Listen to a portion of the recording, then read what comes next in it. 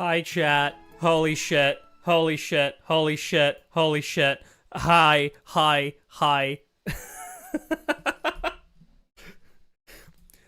I just realized this entire stream is going to be physically impossible because all the Chrysos heirs are being deleted. They don't exist anymore. Who the fuck are we meant to talk about?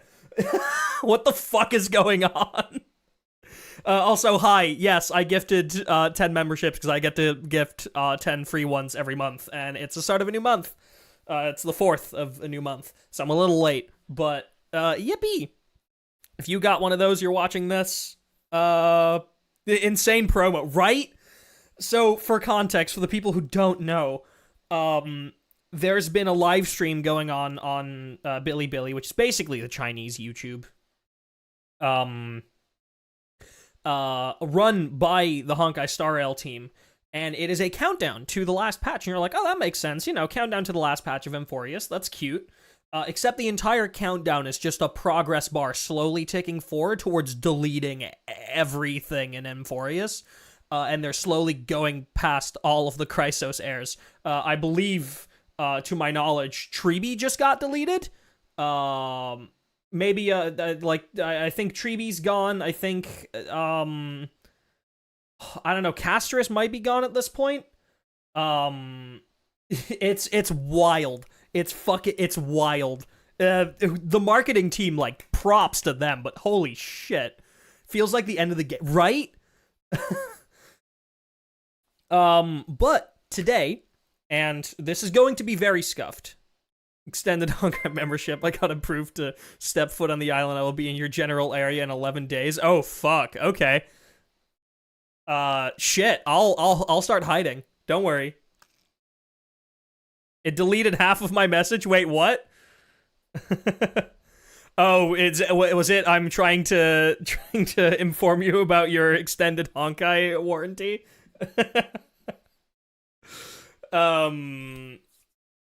But basically, today, I'm going to be trying to recap the entire Amphoreus story up until this point. It's going to be scuffed. I tried my best to read back on things, but we might have to do reading on stream to, like, remember everything correctly. I have the game open so I can look through the quest archive. For if we ever, like, need to need to remember something. This is going to be an overarching recap. It's not going to be in-depth into every single character. It's not going to go over every single thing that happened. We're going to go over the grand events of every quest in order, and we're going to construct a, I guess, whiteboard here that has the entire structure of Amphoreus, all of the major players, all of the major, like, titans, NPCs, bosses, whatever, to hopefully get an understanding of everything in time for tonight. Now, I won't be playing the quest tonight as it releases, because it releases at, like, 3 a.m. my time, and I'm not about that. We'll be playing it about 12 hours after. So tomorrow. By now, we'd be about 3 hours in. So if you want to watch me play through that, you can do so tomorrow, or the VOD will be saved. You can watch it at any point, as you can with all of the other Amphoreus VODs. Anyway, I just realized I don't have Spotify on, this as an audio source, so I'm gonna quickly do that so you guys can actually have background music. Whoa, that's crazy, isn't it?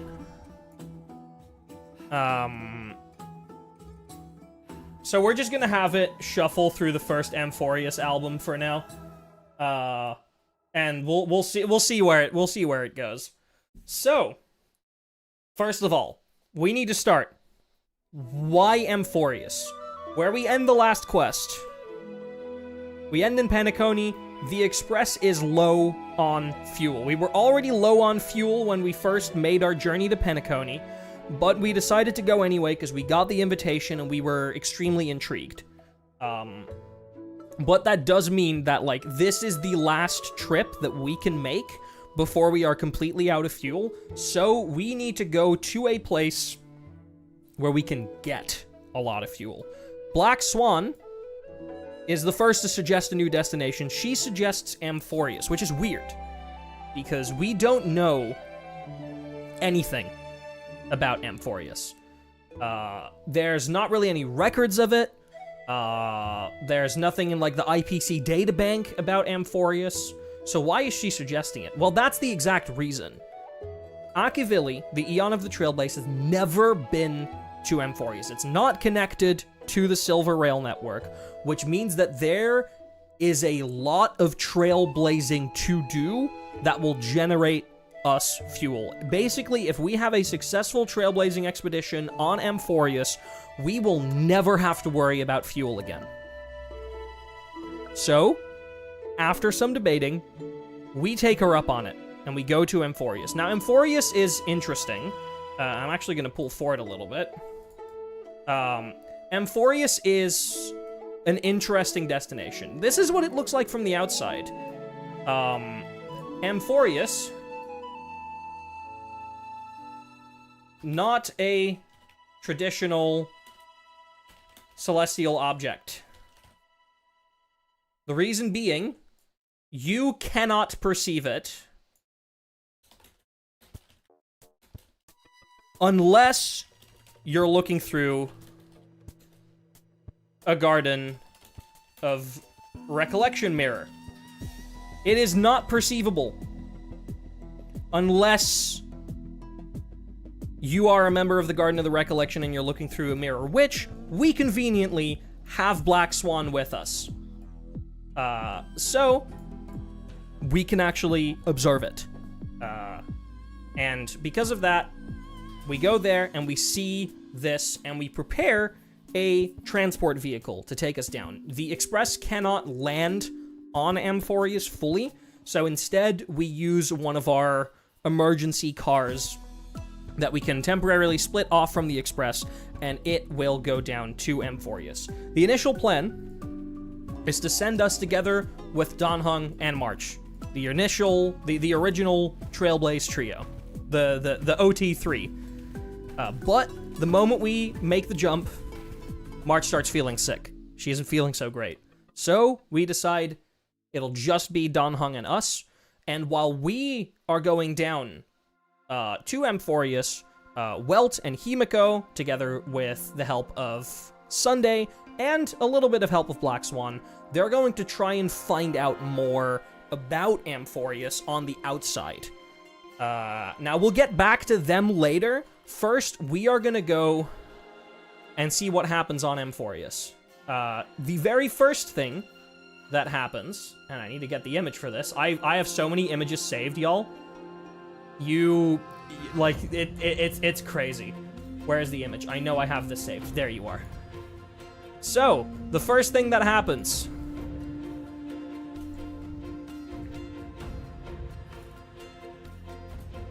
Our express car gets fucked up. We immediately get shot down. We don't quite know by what or why.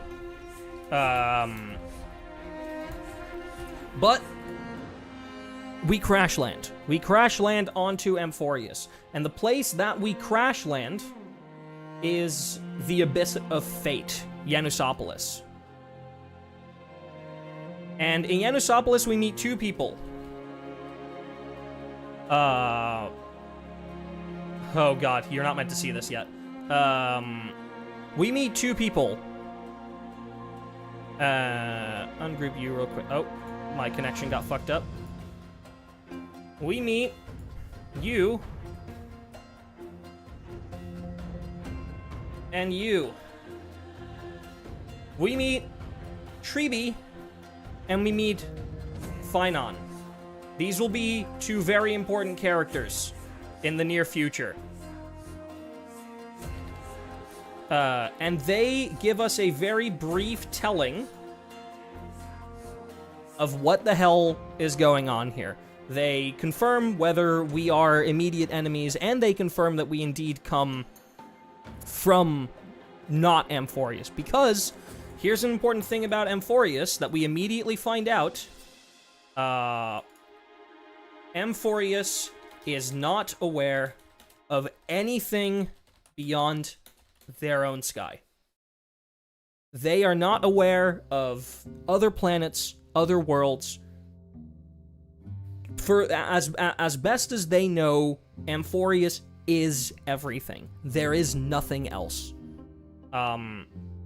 We find out more about this later, but for now, they confirm that we are indeed not from Amphoreus, and they take us back to... Where is it? Where is it? Where are you? Girl, just fly. We'll get to that part. Where is my... not Castrum Clamnos. Akama! There it is. They take us back to Akama.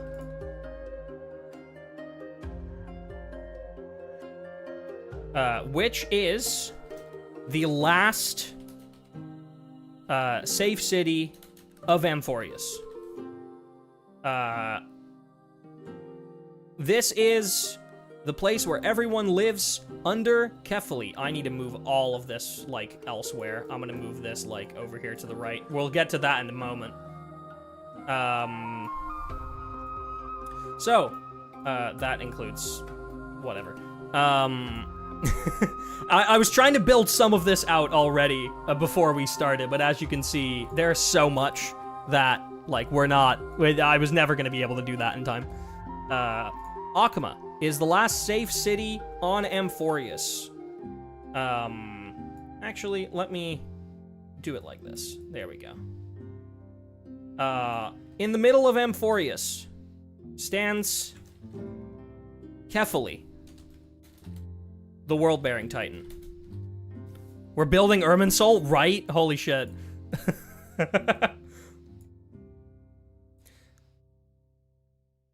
In the middle of Amphoreus stands Kefali, the world-bearing titan, holding up the Dawn device. The way that there is no night and day in Amphoreus. Instead, there is the light from Kefali's Dawn device. There is no night or day. Kefali's Dawn device provides continuous light, meaning that it's always day in Amphoreus, and it's always night, or it's always day in Akama, but it's always night basically everywhere else, because Kefali's Dawn device is not very powerful anymore. It is just powerful enough to light up Akama and nothing else, which is why Akama is the last safe city. The reason why it's not powerful enough anymore is because of the Black Tide. The Black Tide is slowly corrupting all of Amphoreus. And the Dawn device is one of the last few things protecting us from it. The Black Tide is important because it is the main threat of Amphoreus currently, as far as we know. Obviously, like, if you've played later quests, yes, a lot of this we're going to need to revise later, but we'll get there. We're going to go through it one by one. The Black Tide is the biggest threat of Amphoreus. It is an ominous dark force that's come from the edges of Amphoreus and has slowly made its way inward. It's attacking cities, it's attacking the Titans, and it potentially could be the end of Amphoreus if it is not stopped. Now, this is where we get a main history lesson about the entirety of Amphoreus. And that main history lesson is right here. Amphoreus is a place where 12 Titans exist. 3 carved the heavens and earth, 3 wove the threads of fate, 3 molded life with their hands, and 3 guided calamity's gate. Also known as the Foundation Titans, Fate Titans, the Creation Titans, and the Calamity Titans. These 12 Titans are very similar to what we, outside of Amphoreus, know as paths. They, as eons, and each Titan has an authority over a certain concept, and those concepts are very similar to what we know as paths. For example, the titans that carved the heavens and earth, we have ocean, earth, and sky. With the titans, Friguza the ocean titan, Giorios the earth titan, and Thanatos the why am I saying Thanatos?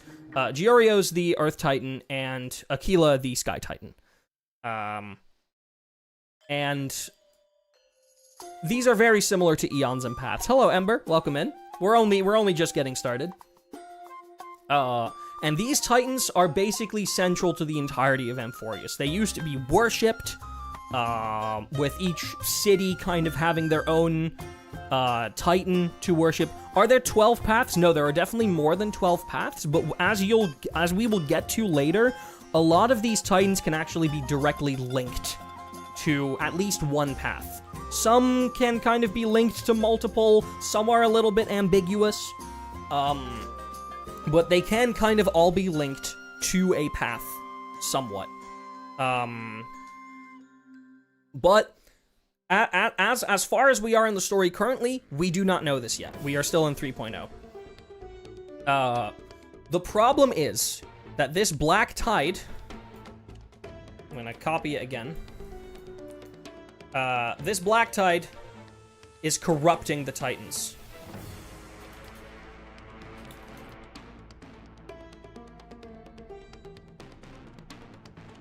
No, the titans can be linked to eons, but the things that they govern over can be linked to paths. Like, the titans can be linked to paths, yes, they can be linked to eons. Yeah, sure. A titan is linked to an eon, and a titan's authority is linked to a path. That'll explain it. But that's, once again, we're not getting there yet. We are not even close to there yet. So, the black tide is slowly corrupting these titans. They start turning on humanity. And therefore, the titans need to be killed. But we don't just need to kill the titans. In fact, there's actually something special here. There has been issued a prophecy. And the entirety of Amphoreus, this prophecy is central. There are 12 titans. Each titan possesses a core flame.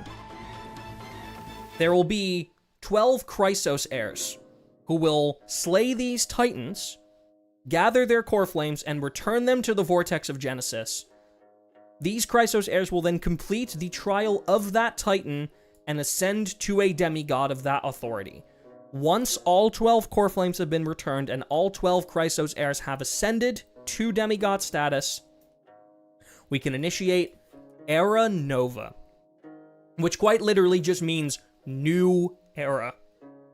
Now, the details about Era Nova at this point are vague. All that we hope is that it means we can lead everyone to a safer Amphoreus. So this is the Flame Chase.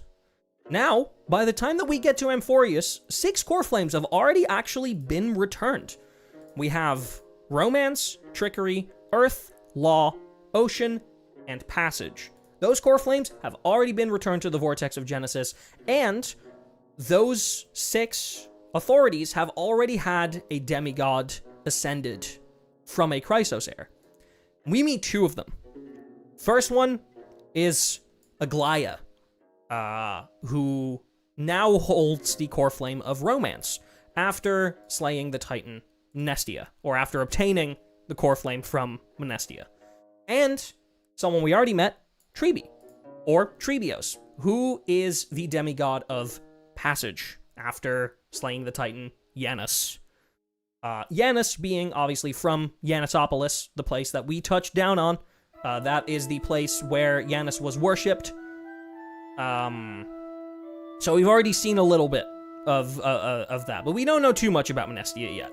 But we meet these 2 Chrysos heirs, and they effectively give us the entire spiel. there's a little bit of a concern because we shouldn't leak to the rest of Amphoreus that we are not from here.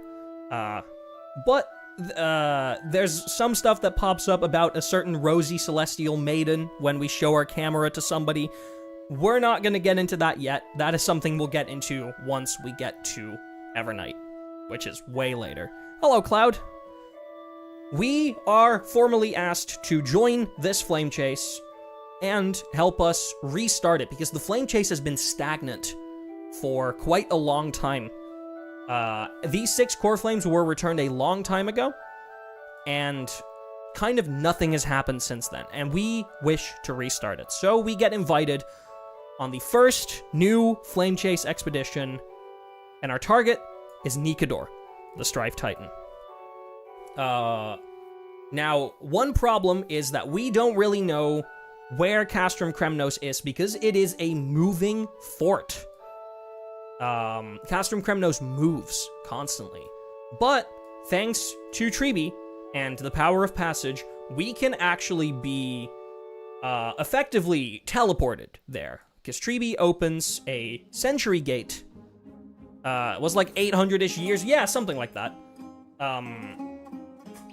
Tribi can open a sentry gate and effectively teleport us to wherever Castrum Kremnos is currently. So, we arrive in Castrum Kremnos.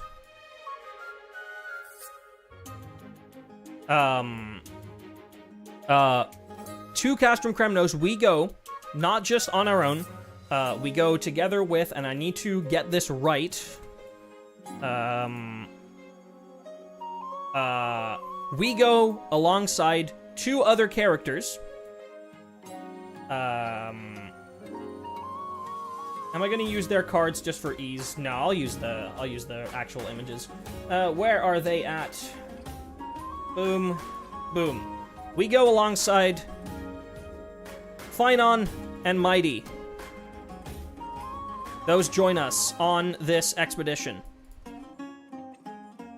We meet them for the first time. Neither of them are demigods yet.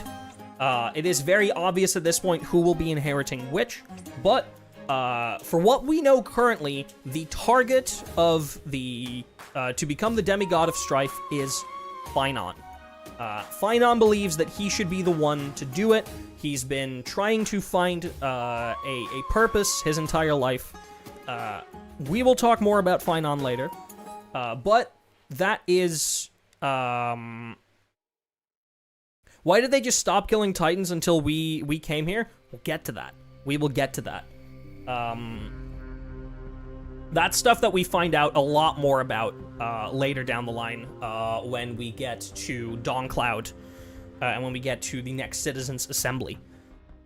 But the point is, we are unpausing the Flame Chase, and we are going together with Phainon and Mighty to Castrum Kremnos to slay Nikador, the Strife Titan. Now, a thing that I didn't really mention is that Nikador and the forces of Strife were already invading Akama when we arrived there. And we immediately, almost 1,000 years, that makes sense. We immediately try to help them out, and we slay those creations of Strife. So now we need to effectively beat Nikador on his home turf. We navigate our way through Castrum Kremnos, and when we eventually get to Nikador, we run into a problem. Nikador is fucking immortal. We can't kill it. Which is a problem, because we need to obtain its core flame. So we retreat. We need to somehow, we come up with a plan, and that plan is, we need to go back in time to find out what made Nikador immortal. That's our plan. Now, how do we do that? Well, we are told about one of the Titans who is still alive and to our knowledge has not yet been corrupted by the Black Tide, could potentially help us. And that Titan is the Time Titan, Orynyx. So, we go to Orynyx for help, who is conveniently also in the Abyss of Fate in Yanusopolis. So, we go to Orynyx for help. Problem number 2.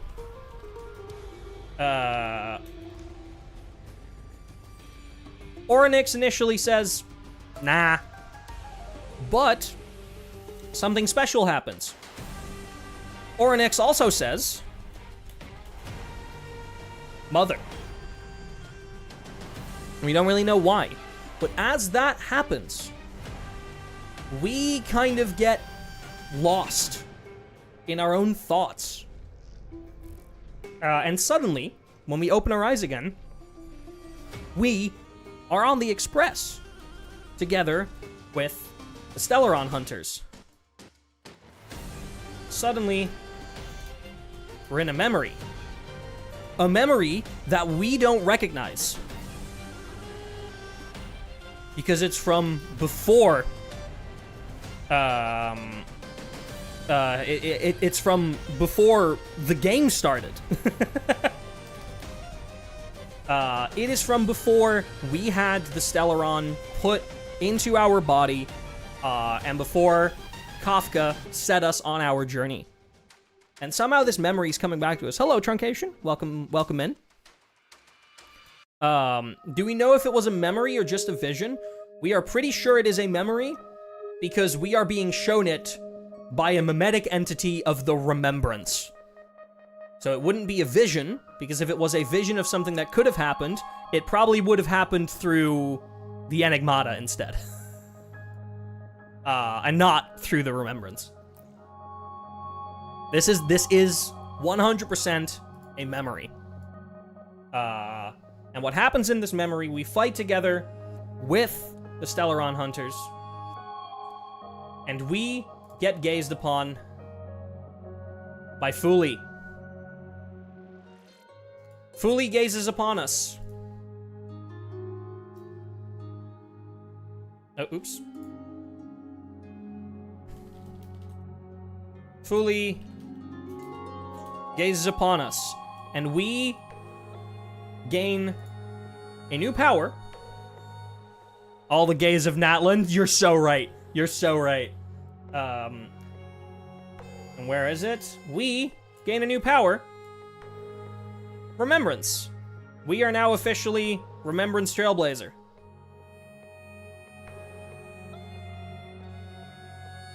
And we have a little pink creature with us.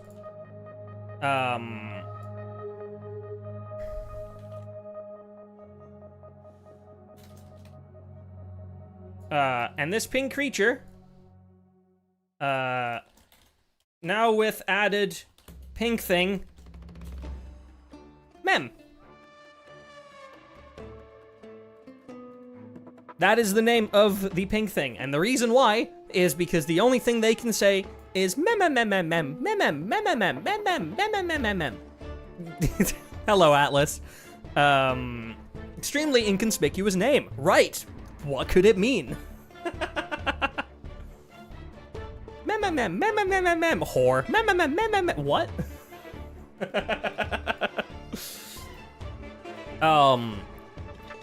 And luckily for us, after this, we are like, oh, surely Orynyx will help us now. Orynyx still says, nah. Won't help us. But Mem can help us. Mem can help us recreate the memory of the past. So, we return to Castrum Kremnos, and Mem opens a gateway to past Castrum Kremnos, before it fell.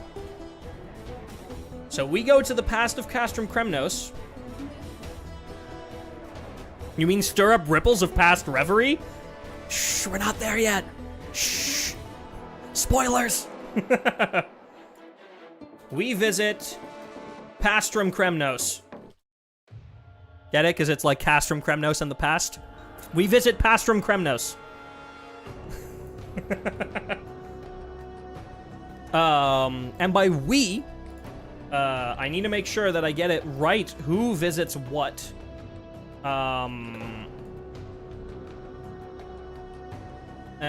We split into two teams. Finon and Don Hung head to assist Mighty.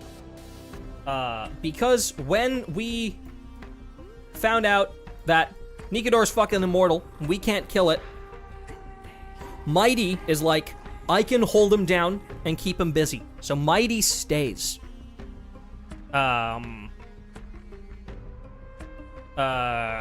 Need to go back to find out what made Nikador immortal. Mighty stays to keep him busy. There we go. We need to go back to find out what made Nikador immortal. Mighty stays to keep him busy. After we visit, or after we find out that we can visit Pastrum Kremnos, Finon and Don Hung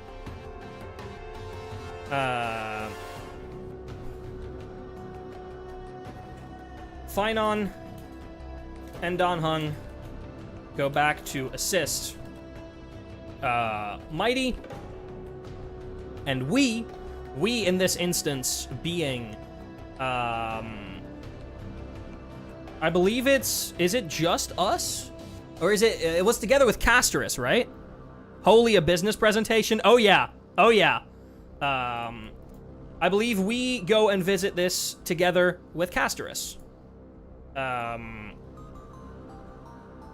We visit Pastrum Kremnos together with Castorus and Mem. I mean, I'm gonna include Mem this one time, but from this point forward, whenever I mention that we're going anywhere, you can safely assume that Mem is with us for, like, the next 4 patches. Pastrum Kremnos. Yes, I know. That's the joke.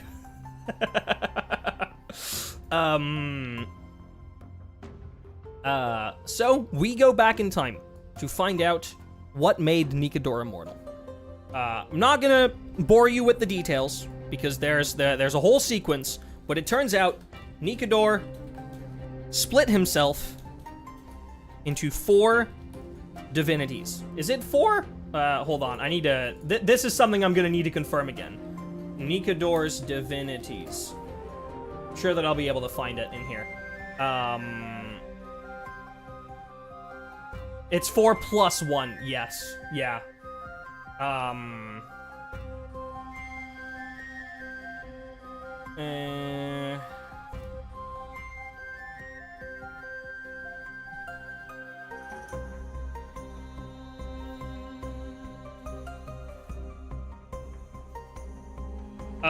Yes. Nikador split itself into 5 divinities. We have courage. That's not how you spell courage. Honor, tenacity, sacrifice, and reason. Now, the Nikador that we are fighting, the Nikador that we are fighting in the present, does not have the reason part, I believe.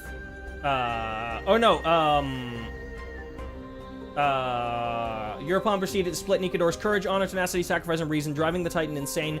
Having no sense of honor, after Castrum Kremnos was destroyed, Nikador began leading its legions against humanity.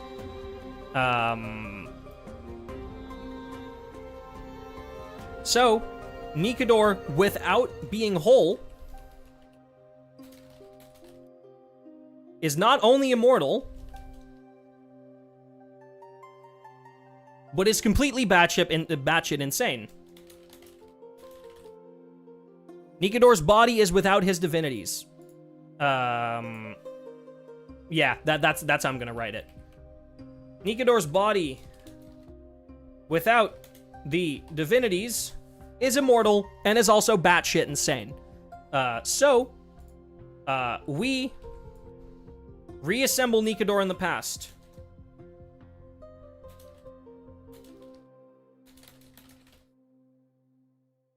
And when we do, We can kill that bitch. Let me... Oh, I don't have, like, a good image of Nikador. Hold on. Let me like, get a good image of him. Yeah, there he is. Boom. So, we go back to the present. Oh, oops, I don't want to select everything. We return to Presentum Kremnos and slay Nikador. Just before we get a chance to slay it, Nikador tries to fire a laser at Akuma, but Tribi redirects it back using a sentry gate. This is important. This will come back to bite us in the ass later. But that is mostly the end of this quest. The last important thing that was Nea's mentioned. I didn't really mention Nea's here. It's not super important. And Mem and team up with a Krem Noan Neas. There we go.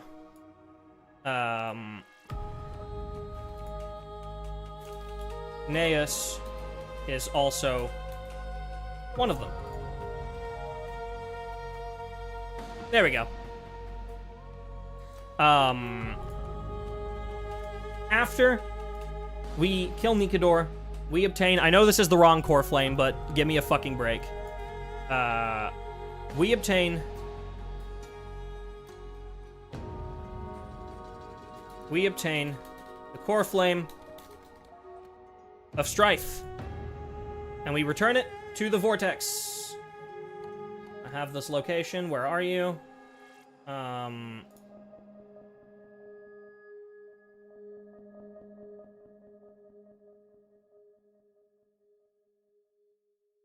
And return it to the vortex. Now, like I said in the beginning, the person who will be trying the trial is not Mighty, like we're expecting. Mighty has already refused to trial, or to do the trial of strife. Finon does it instead.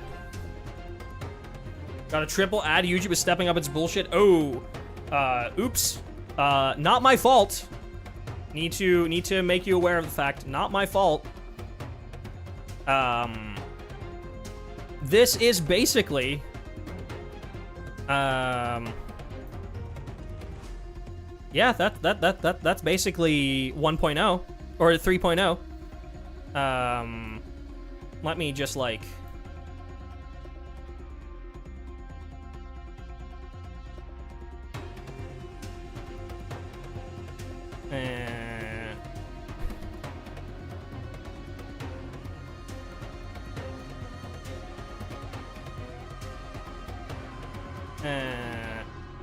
There we go. Right. That's the entirety of 3.0. I think that's pretty solid. I'm pretty happy with that. Let me just center that. There we go. Whew. What was your favorite version story? Oh god. I don't think I can say, honestly. Well, maybe this recap will give me enough like memories back to like properly know. But March subplot. Oh yeah, true. We have the outside of Amphoreus left. Version 3.0. Boom. We have the outside of Amphoreus left. Meanwhile, outside of Amphoreus,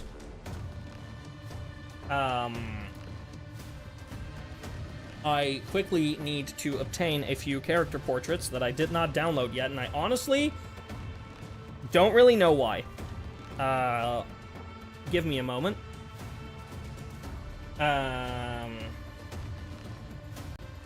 Where is that motherfucker at?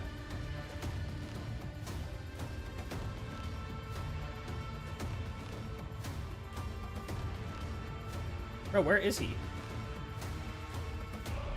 Alright, fine. Harmony Sunday, there you are.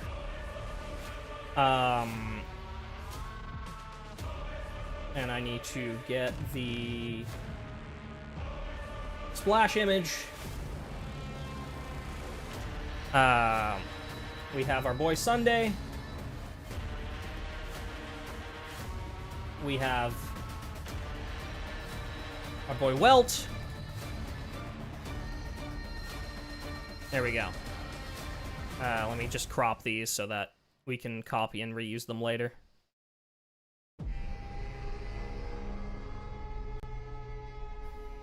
Sunday, you're too big. I'm cutting you.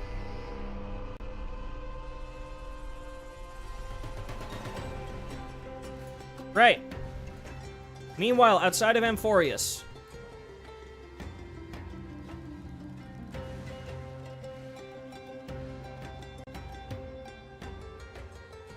Sunday and Welt go to Herta Space Station to ask Herta for help because we don't know anything about Amphoreus.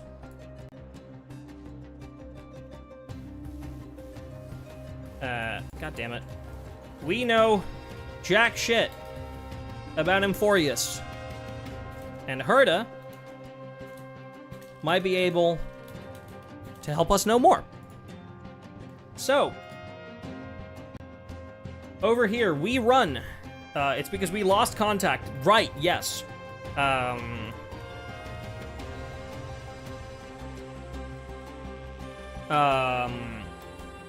They also lost contact with Trailblazer and Don Hung. So, they wish to ask for help.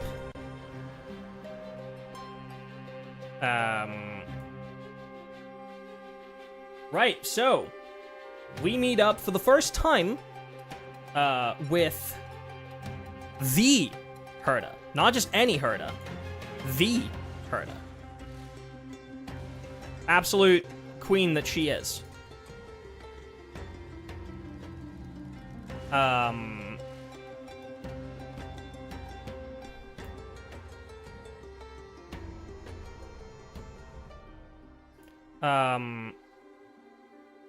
I need to like double check that like all of this is correct.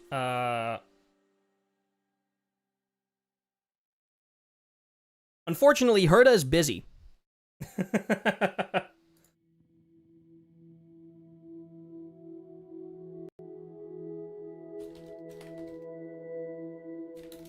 Herta is busy.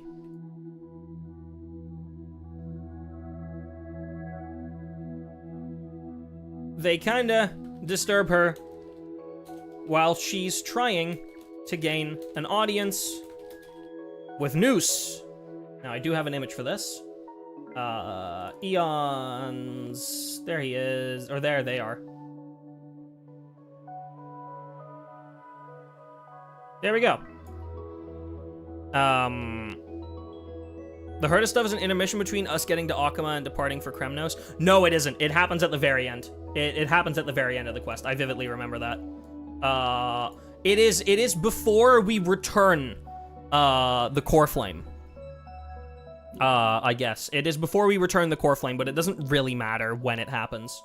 We can put this at the very end. Like, for order, it doesn't really matter in which order these events happen, because at this point, we've been on Amphoreus for multiple days. Outside, like, a couple of hours have passed at most. Which we obviously don't know yet. But that doesn't really matter what the order of it is. Right. So, they kind of disturb her while she's trying to gain an audience with Noose. She's trying to phone old Droid Head.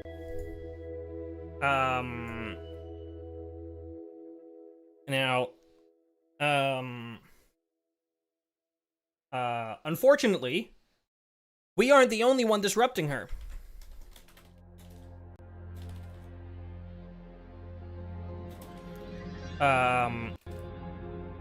She finds a Memo Snatcher.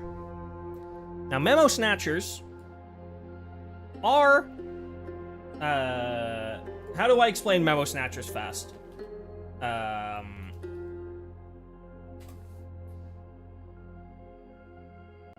They're radicals of the Garden of I like the way that's worded.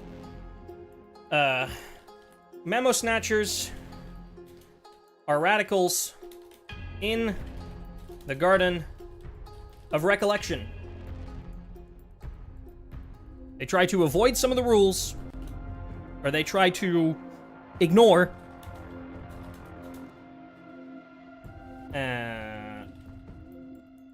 There we go, Memo Snatchers. In order to effectively snatch memories for themselves. Memories across the universe. For themselves. Remember this, it will become important later.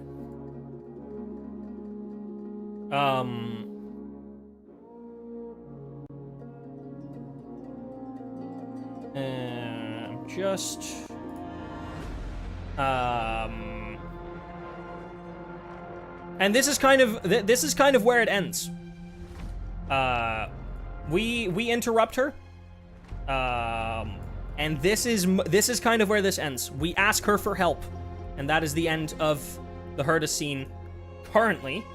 Now, I just need to make sure that at the very end, yes, this does still happen in 3.0.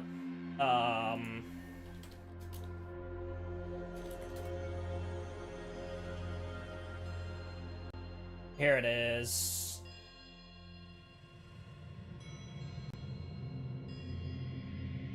Does that already happen at the end of... Yes, this does. This does. No, I'm talking about if March was already encased in ice at that point.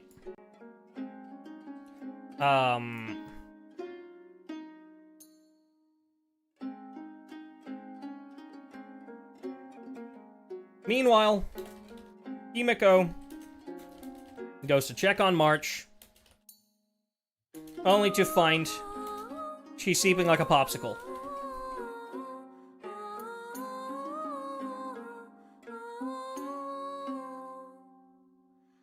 And that is the end of 3.0.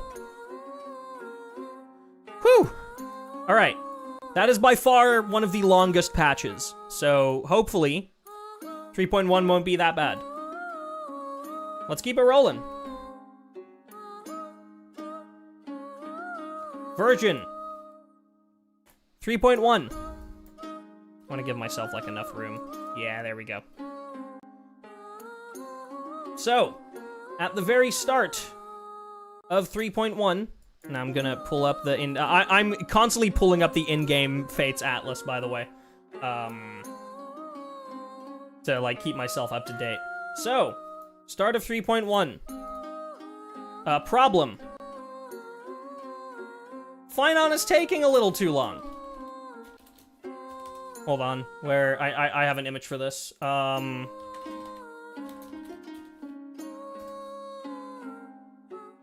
There it is. Right. Finon is taking a little too long.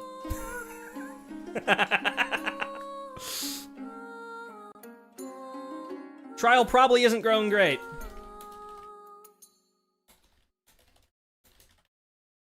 We should go check on him. So, we enter the trial together with Mighty.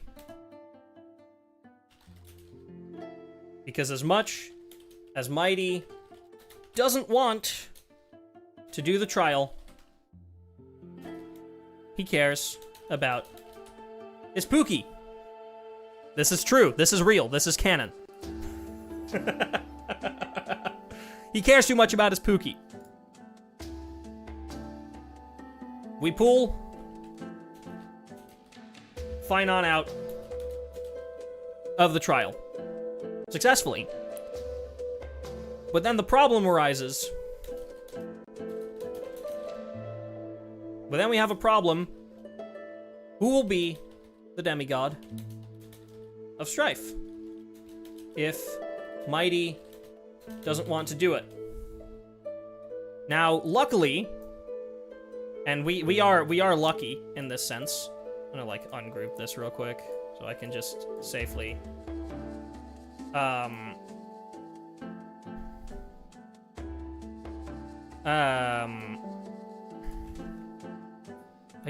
keep accidentally hitting Control A. I don't want to do that.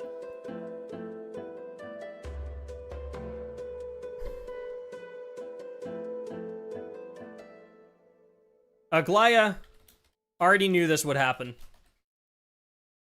And is hoping Mighty will then offer himself to take the trial. But that will happen later. The first thing that we do is we get some of Mighty's backstory. We're not going to recap too much of Mighty's backstory here. We're not going to recap any, like, individual characters' backstories, because we would genuinely be here, like, for fucking ever. But, you know what? Yeah, let's do it like this.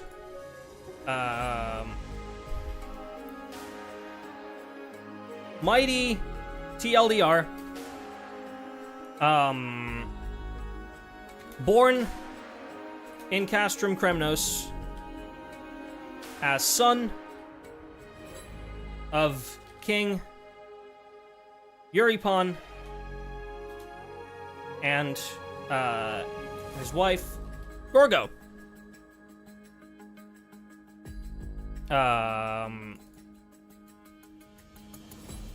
Euripon receives a prophecy.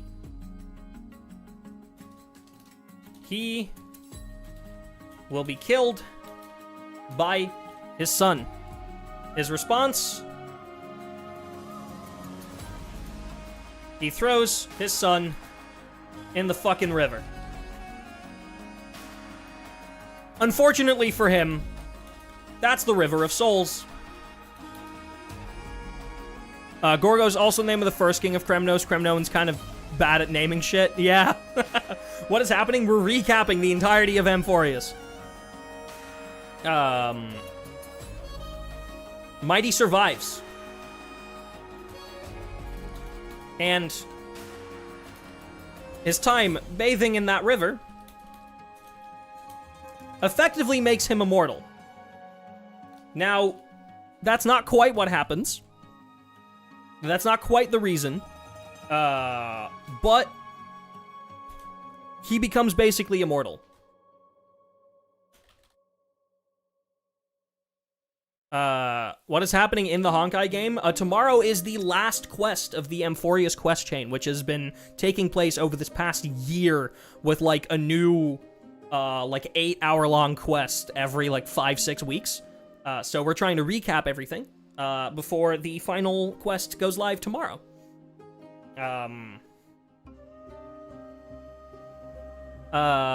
Mighty survives and becomes basically immortal. He spends the next however many years journeying with his companions back to Castrum Kremnos, and he kills his dad. That's the Mighty TLDR. That's, I think, all we really realistically need to know about Mighty. Let me grab an image of Mighty real quick. There he is. We'll get to all of these later. I've already made these in advance because I knew they would be. Oh, hey, that's a mistake. Hold on. Oops. I've already made these in advance because I knew they would be coming in handy.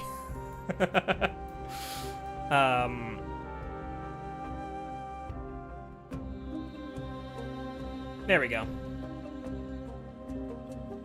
Mighty TLDR. Beautiful. So we get a little mighty backstory. Meanwhile,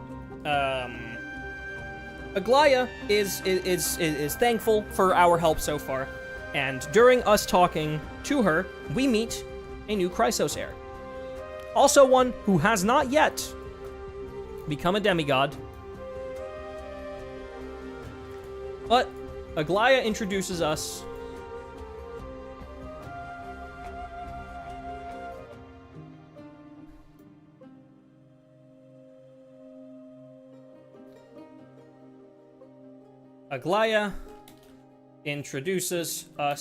to another Chrysos heir, Hyacinth. Come on, center yourself. There you go. Yeah, we get introduced. When are we explaining what Chrysos heirs are? That's a good point. I haven't really done that. I guess I haven't really done, I haven't really explained what Chrysos heirs are. I think we can explain what Chrysos heirs are when we find out what the origin of the Golden Blood is. We learned that in 3.1. That's true, we do. Oh, Amphoreus main theme moment.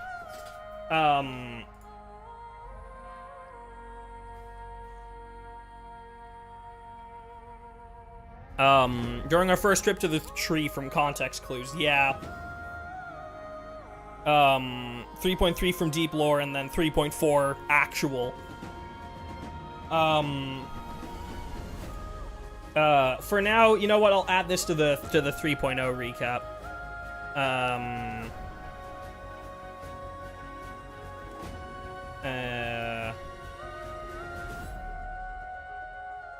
Let me, like, move all of you up a little bit.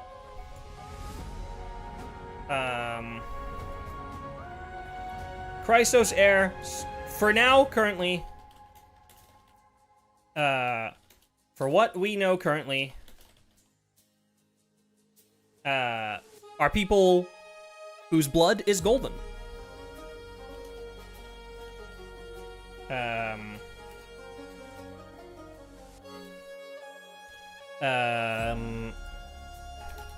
Of a heritage with golden blood. Let's do that.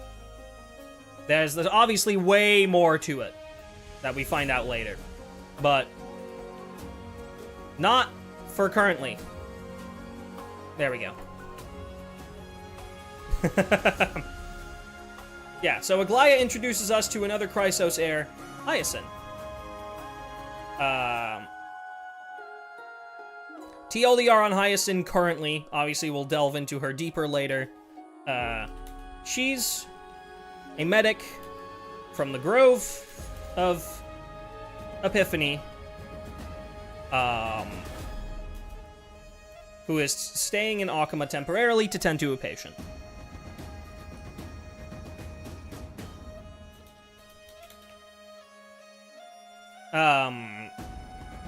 That's kind of all we need to know about her currently.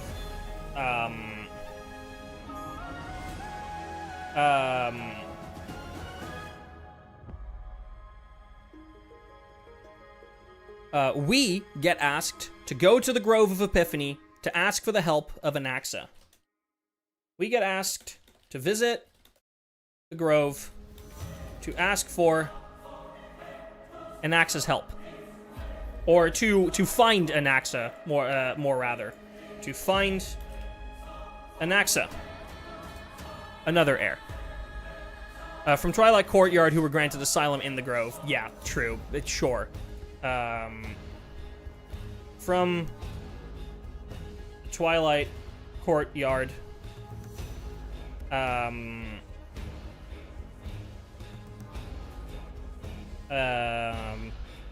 And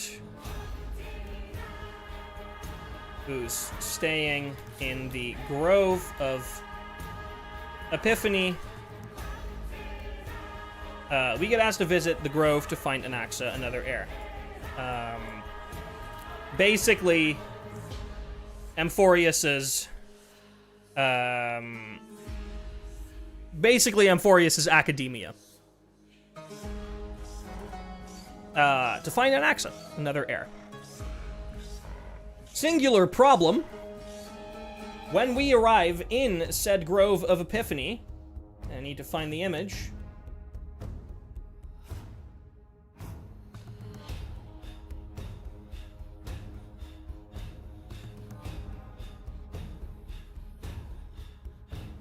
Unfortunately, the Grove has gone to shit.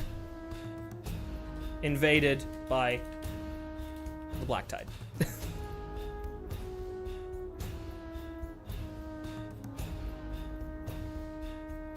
When we arrive, we basically find no signs of life.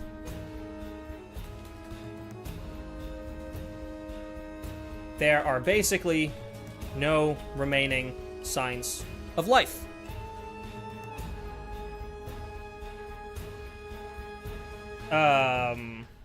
Is it Aglaya's bracelet that helps us? Because Aglaya gives us something.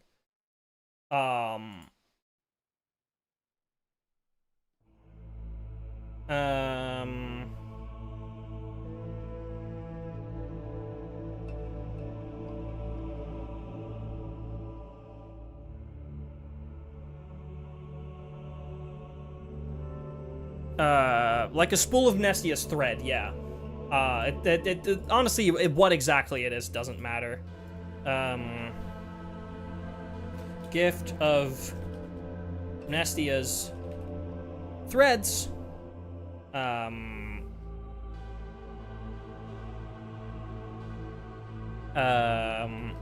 Helps us see ghosts of fallen people from the Grove, so we can start piecing together what has happened.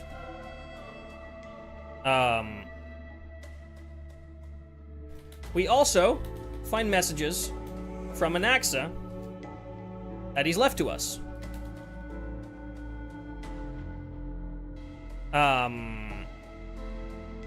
We basically need to get Cersei's attention with her late wife's belongings. Yeah, basically.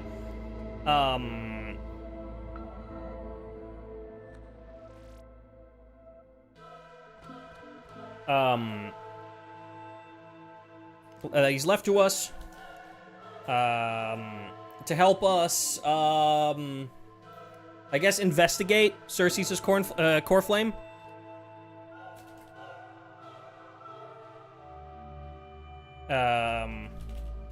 Cersei's being, I'm just gonna quickly put the image up here just so that we have it.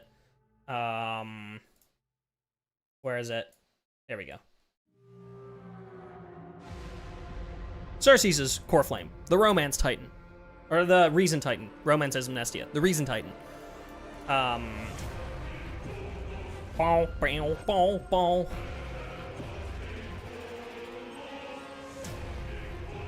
So that's very helpful of him. As we make it through, we encounter a figure called Calypso. We encounter a woman by the name of Calypso, who later reveals herself to be Cersei's the Reason Titan.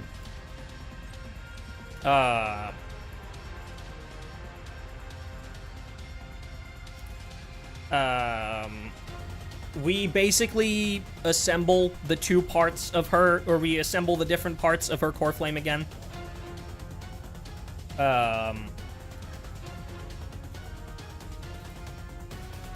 And we go to the top of the Grove. At the top of the Grove, we find a little motherfucker by the name of the Flame Reaver.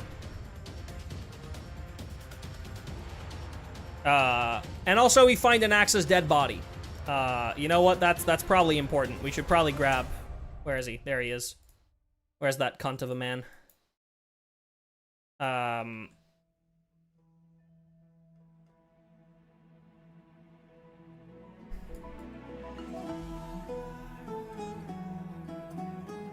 find two things.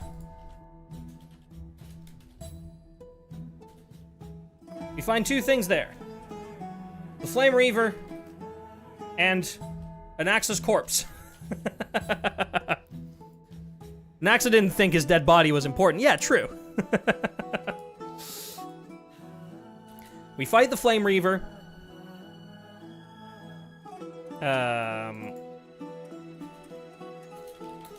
We fight the Flame Reaver and almost get our ass kicked.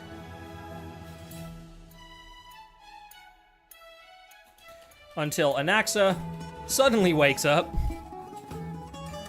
saves our ass, and then Treeby, or I guess it's not Treeby, it's Trian here, right?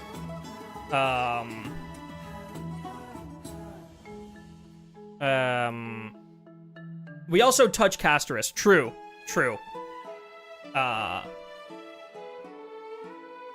Is that important? I think that, yeah, I'll mention it in a moment. Saves her ass, and then Trian, warps the Reaver away with a, Sentry Gate. Problem with that, Trian doesn't have much energy left. Each Sentry Gate opened effectively drains her life force.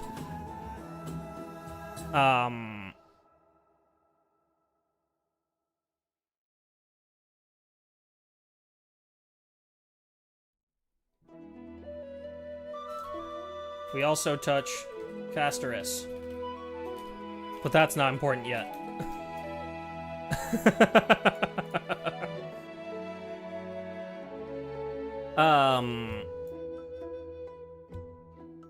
But we take Anaxa back to Akuma.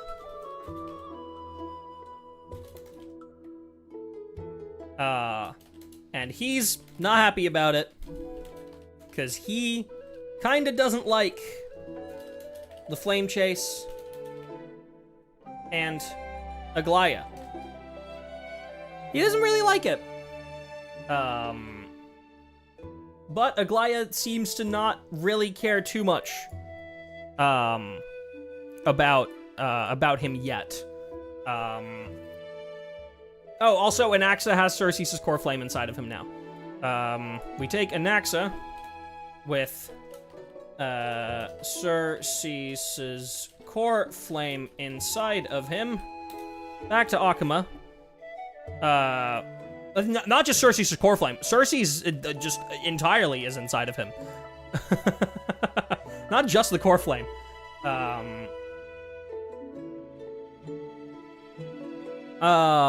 They exude insanely strong divorced couple energy for a lesbian and a man seemingly married to science. Yeah.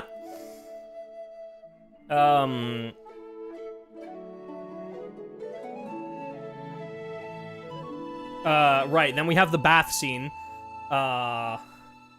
Do we really care about the bath scene? I mean, no, we gotta recap it. It's important. Treeby senses that Trian is low on energy, so she goes to relax in the baths with Aglaya and Hyacinth.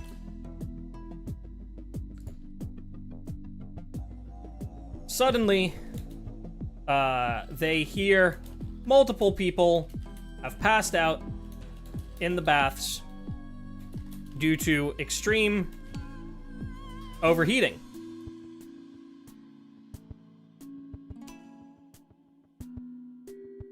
Turns out, Mighty and Finon were having a contest of who could burn themselves the most and be fine. They're very normal heterosexual men. Anyway.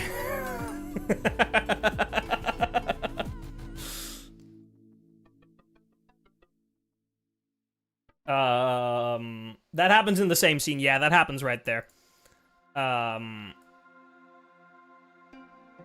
Then, lovely, we need to quickly get another image of somebody that is, like, decently high quality.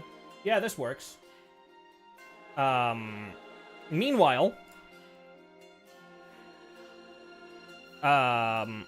sudden panic. Panic, Kratos, a Kremnoan, has kidnapped, not Trian, oh fuck,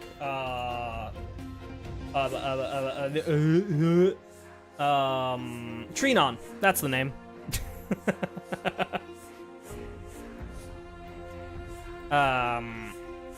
Do we have, like, an image of Trinon? Because I only have images of Treeby. I need an image of Trinon so that we can... Yeah, there we go.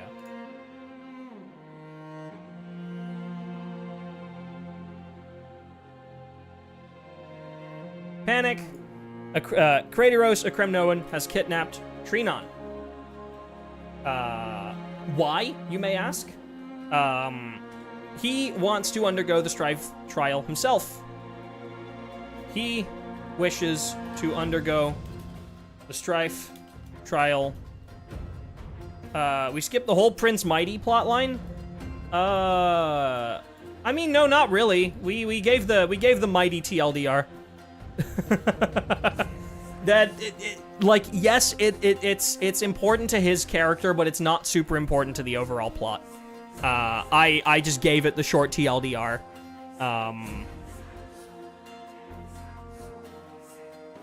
I don't want to have, like, I don't want to go over everything, because, like, as you can see, we're already, like, close to the length of 3.0. Oh my god. He wishes to undergo the Strife title, or Strife trial, since Mighty refuses to, and he believes the demigod of Strife, he believes the next demigod of Strife, will be the new, better leader of the Kremnoans. Mighty doesn't really wish to lead the Kremnoans, who Mighty refuses, who Mighty kind of refuses to lead.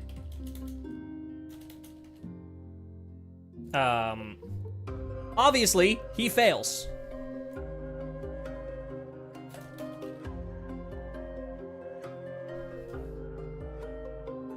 Lamau L. He's apprehended on the spot by Aglaya.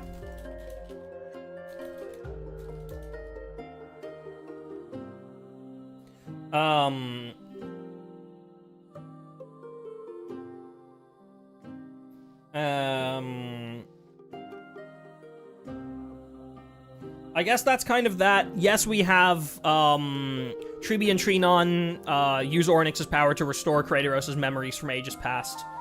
Kind of knock some sense into him. Yeah, you know what, we'll do that. And Treeby and, Trinon knock some sense into him.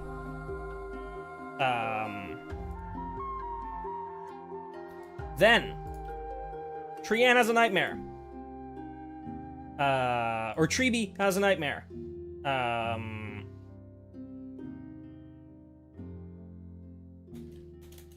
It is Treeby, right? Yes. Treeby has a nightmare. And upon waking up, decides that, they should go to Yanusopolis to seek Ornyx. Oronyx. Let me just get, like, the full splash art of all three of them real quick.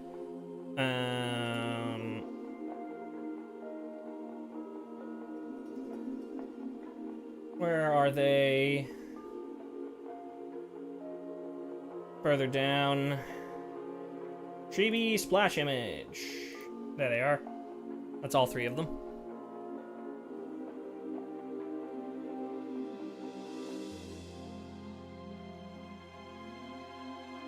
They go to Yanisopolis to seek Orynyx. Unfortunately, they're ambushed by the Flame Reaver. They're ambushed by the Flame Reaver.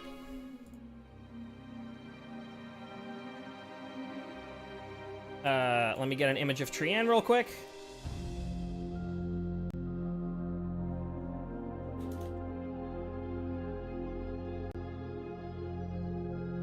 That's Trianne right there. Cool.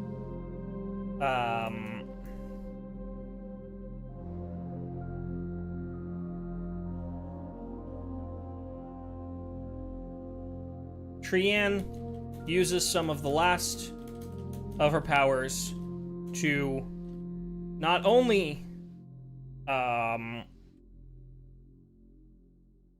keep the Flame Reaver away, or use some of the last of her powers to try to teleport the Flame Reaver away. But it's not enough.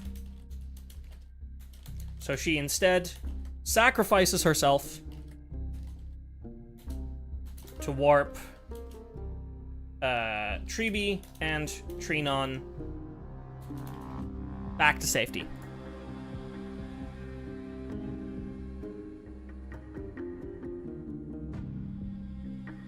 Right.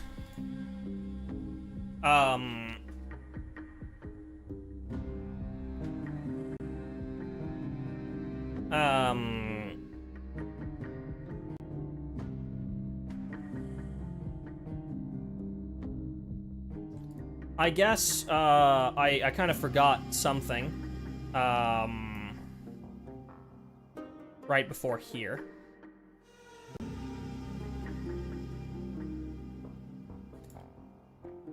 Mighty, at this point, hints that he's willing to attempt Trial of Strife. There we go. That does happen right around that moment.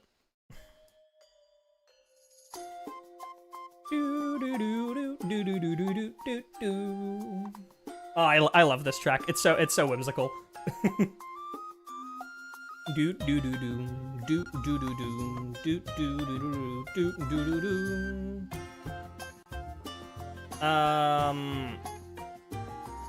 Right. We decide to split up again.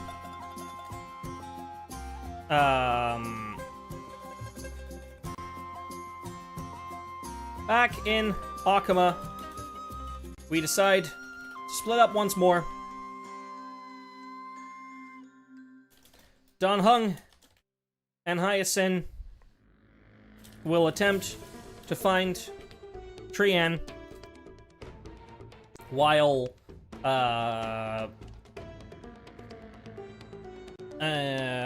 who is it that has to? It's us. It's Finon. Does anyone else come with us to Castrum Kremnos? Does Casterus come with us? I'm almost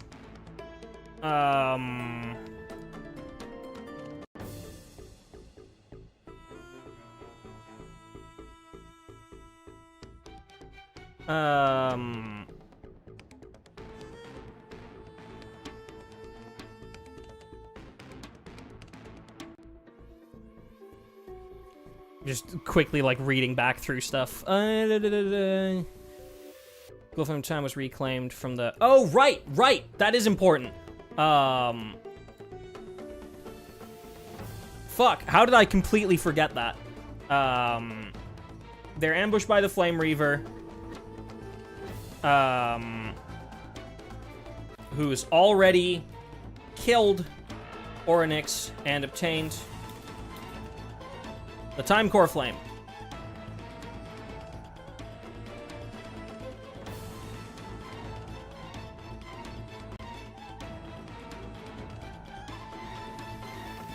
I completely forgot about that.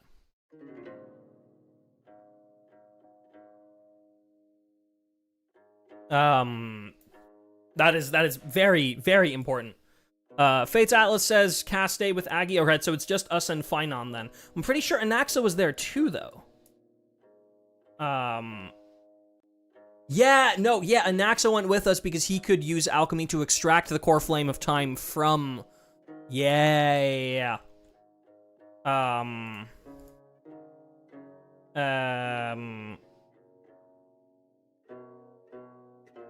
Yeah, we lure the Flame Reaver to, yeah, Anaxa's already in combat with the Flame Reaver. Phynon, Anaxa, and Trailblazer would go find, Flame Reaver, Phynon, Anaxa, Treeby, Trinon, and Trailblazer would go find the Flame Reaver in Castrum. Kremnos?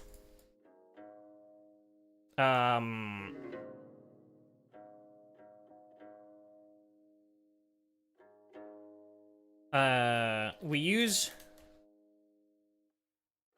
Mem's powers combined with a Century Gate to return us to Pastrum Kremnos.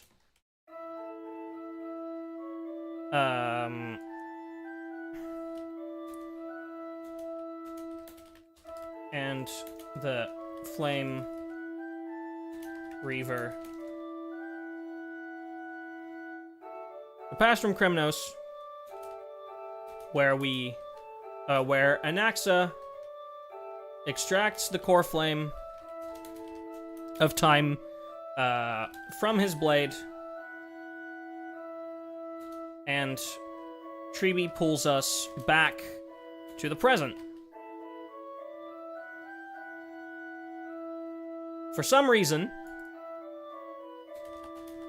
the Flame Reaver is able to follow us.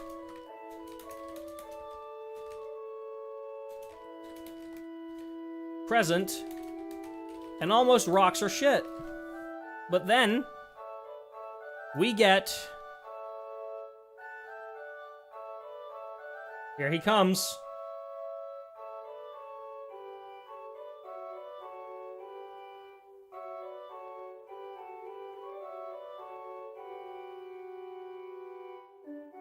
Fortunately, Mighty, now ascended to demigod, shows up just in time.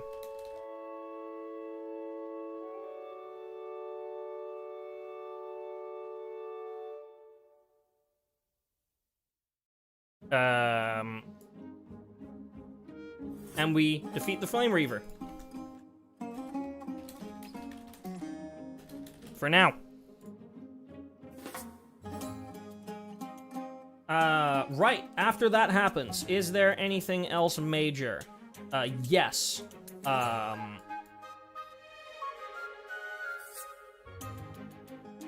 Mighty declares that the era of the Krem... you think it'd be worth mentioning the vertebrae here? Yes. It'll be worth mentioning a little bit earlier. It'll be worth mentioning a bit further up.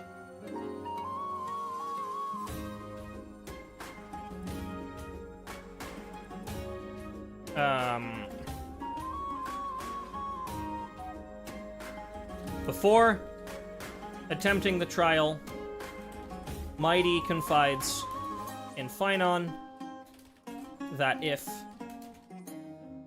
he ever goes mad like Nikador,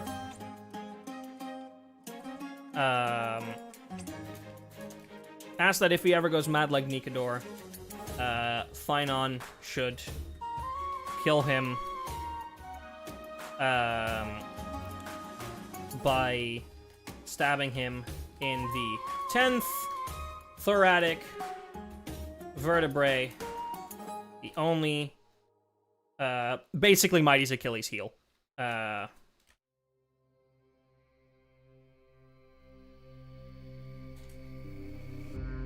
The only place where he is not immortal.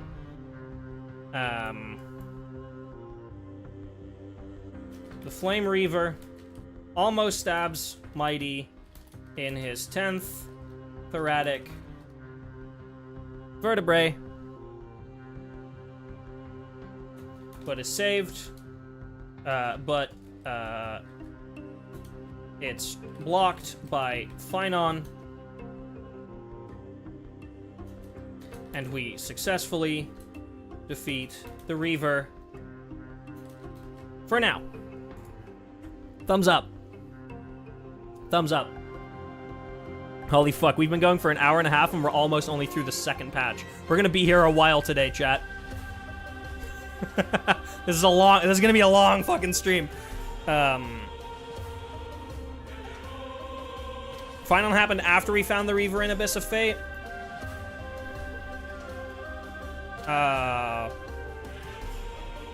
I guess it does. I guess this also happens after, because those things happen at the same time.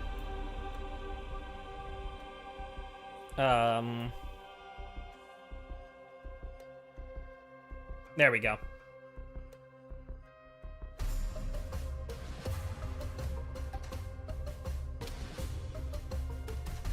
Rosa content. Cool. Flame Reaver almost stabs Mighty in his 10th thoracic vertebrae, but it's blocked by Phynon. We successfully defeat the Reaver. For now. Back in Akama, Mighty announces the end of the Krem-Noan dynasty and asks his people to live among the Akamans.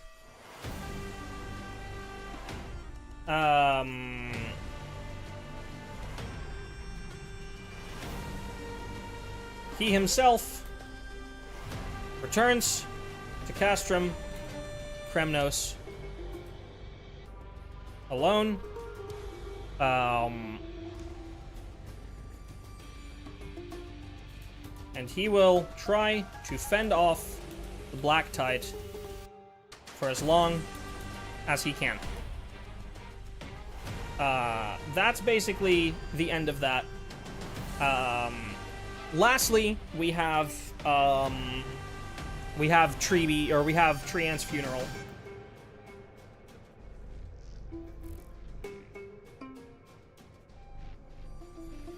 I guess we need to mention that not only this happens, but the search for Trian. The search for Trian leads to a severely injured Kratos who tried to make it up to us by rescuing her. Unfortunately, Trian didn't make it. There we go.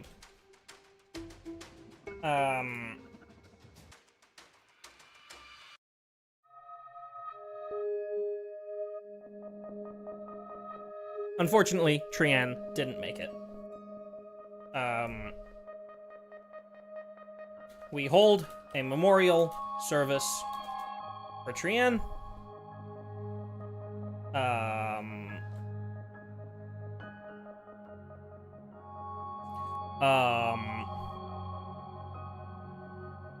Where Phynon asks Tribi if we could see the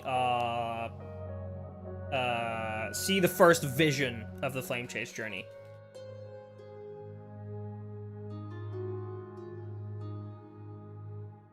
And basically, Trebios's origin.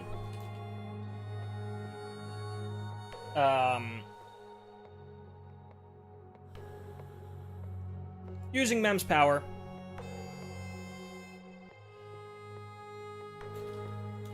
we travel back in time and visit Yanusopolis.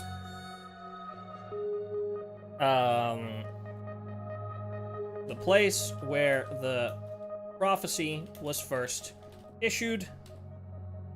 I guess at this point is where we do a big Treeby TLDR. I guess this is the point where that would make the most sense to do.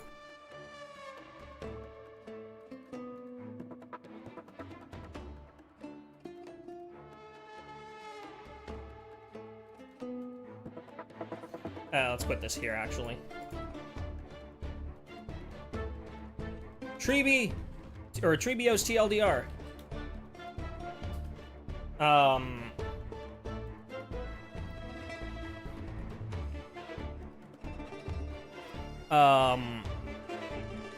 Her mom.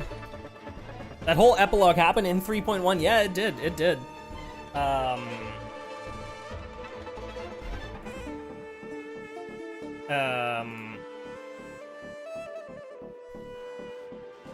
Her mom got killed. Killed by the people of Yanusopolis.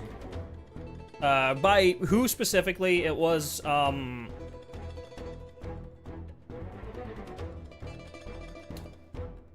god, I need to get the details on this.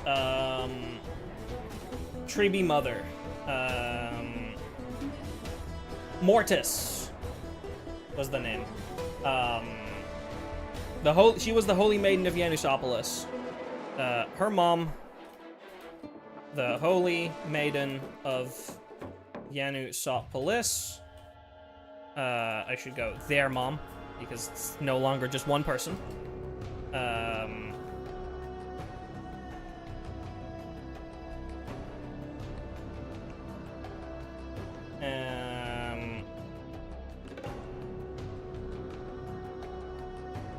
Oh, this is just all the full dialogue. Can I just get, like, a TLDR? The ruling, yeah. Got executed by, its rulers.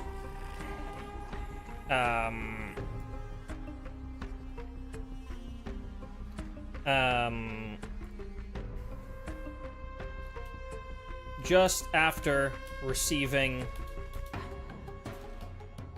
the prophecy of Era Nova.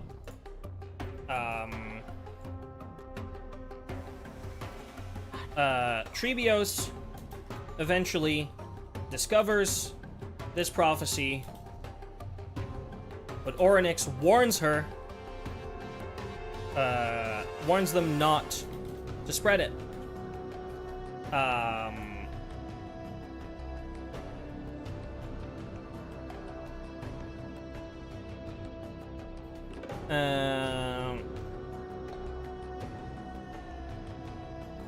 Right.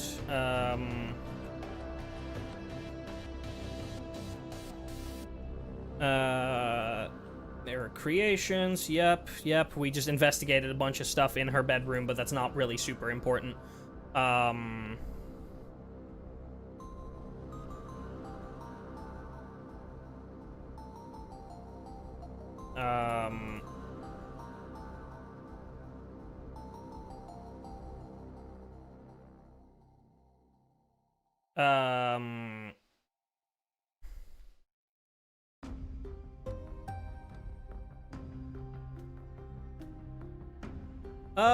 I guess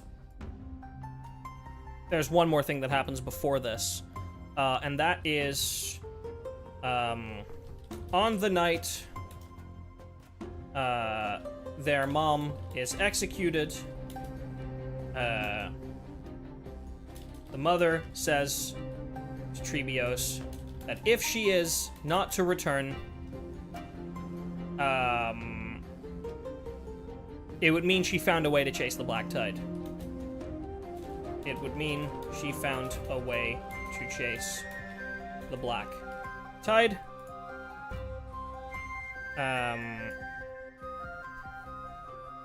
She tells them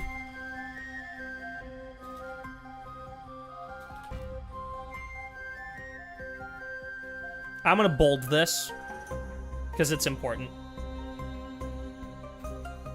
I sob every time.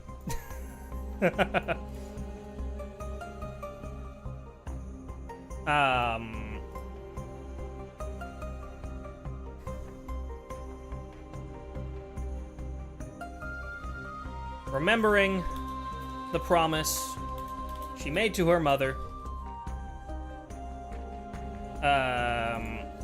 I mean, it's kind of still she at this point, but it would make no sense the way that I wrote it.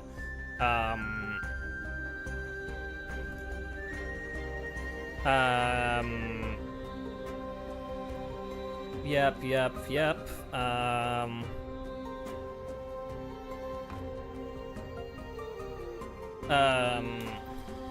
They set out to find a way to eradicate the Black Tide and fulfill the prophecy.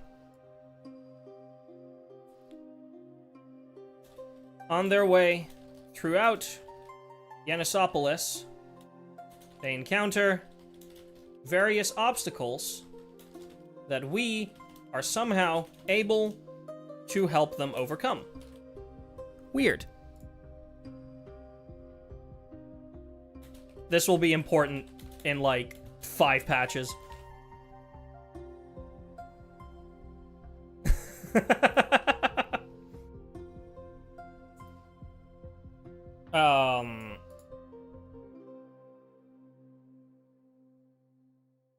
Right, a lot of stuff. TLDR,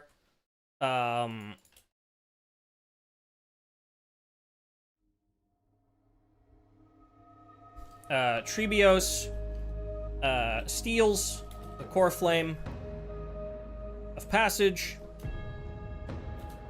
and heads to Akama to start the first ever flame chase journey. That's the Trebi TLDR.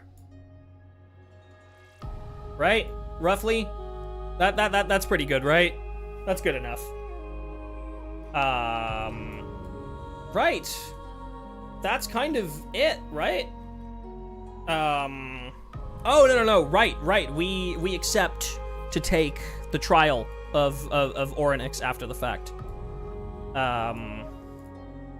After returning to Akama, since there hasn't been any Chrysos heir yet who seems compatible with the core flame of time, we agree to take on Orynyx's trial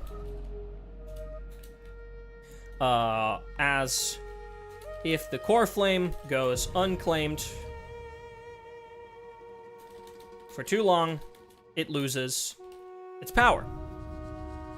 And that's basically where we end 3.1. That is so much longer. Holy shit. We are going to condense it from here on out a little bit.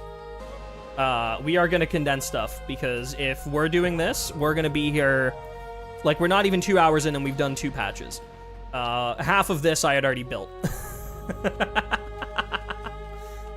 We have 5 more patches to do. I don't particularly want to be here for another 5 hours. I want to be here for like 3 more hours tops, you know? Maybe 4. I can handle 4. I can handle being here for another 4 hours. I am going to turn my fan on, so if there's a tiny bit of background noise, I do apologize. Right. That is the end of version 3.1. Thankfully, the first 2 patches are more setup. Yeah, exactly. All right. Next up, version 3.2. We started the patch, basically ready to take the core flame, or to take the trial. After a few days of rest,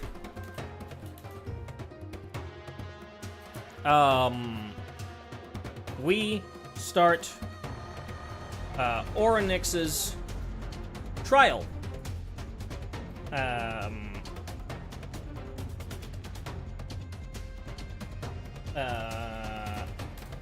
want to see if there's an image of past Orynyx, like the yellow Orynyx.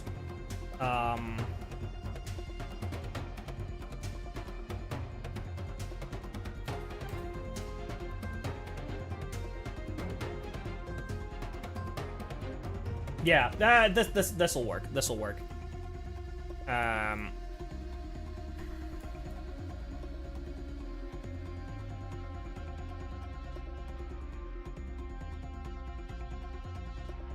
Orynyx reveals to us that we've been dead since the moment we set foot on Amphoreus. We lack a future. And we have about 15 days before our soul dissipates. Lovely.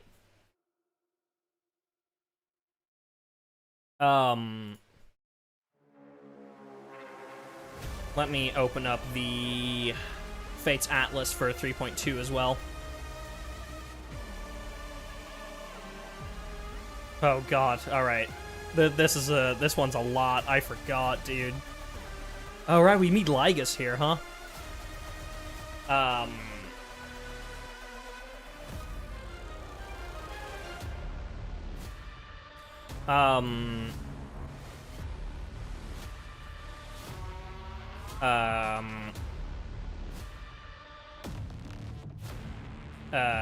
Castoris tells us that she should be able to help us if we can find Thanatos, the Death Titan,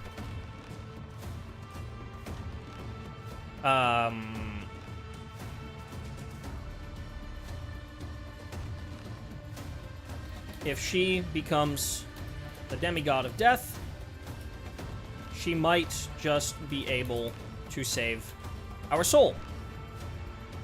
So that's thing number 1. Thing number 2 is Anaxa here. Right, I haven't, like, included an image of Castoris literally anywhere, right?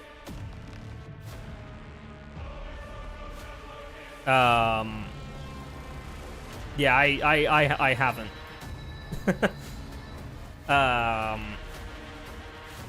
Right. Let's quickly just copy an image of Castoris over then. She is one of the next ones that we'll be focusing on. Boom.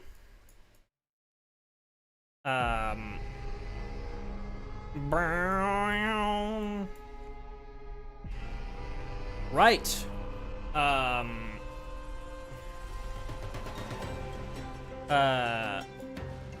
Meanwhile, the next Citizens Assembly is in a few days. And there is another vote to end the flame chase.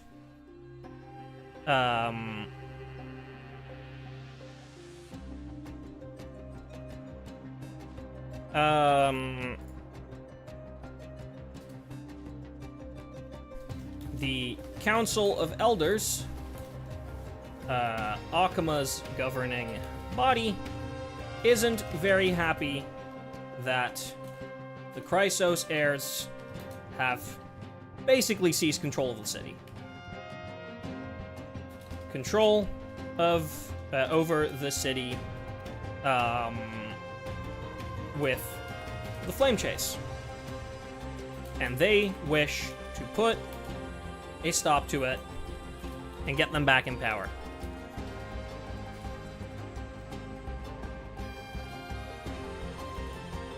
Anaxa promises that he will vote against continuing the flame chase, and states that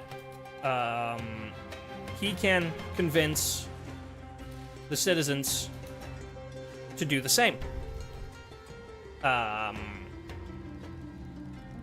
In exchange for protection. For protection from the council,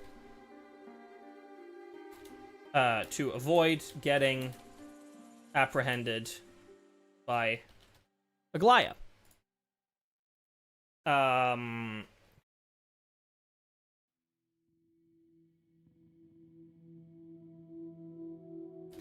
With permission from the council, he ascends Dawncloud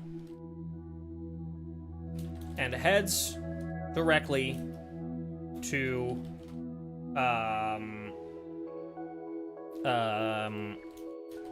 the Titan Cliff, where Kefali, the world-bearing Titan, resides.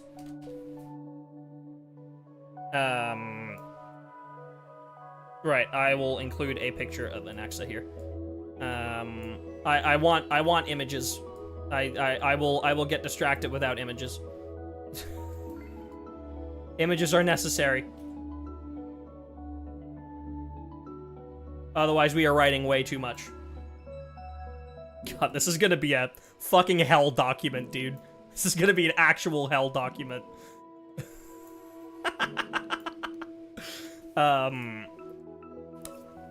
To be fair, what we can do tomorrow is once we finish building this, we can like we can just read through all of this in like the span of probably like 20 minutes before we start the story.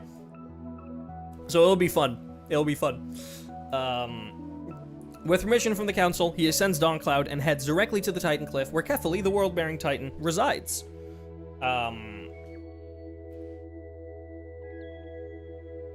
Truly arrival to the Cinder Dot. Don't even fucking invoke her name. Holy. Don't even fucking get me started.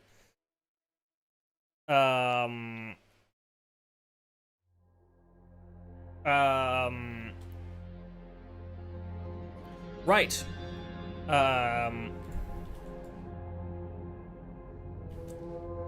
Cersei's is currently keeping him alive, and he finds out that, just like us, he also has about 15 days left to live.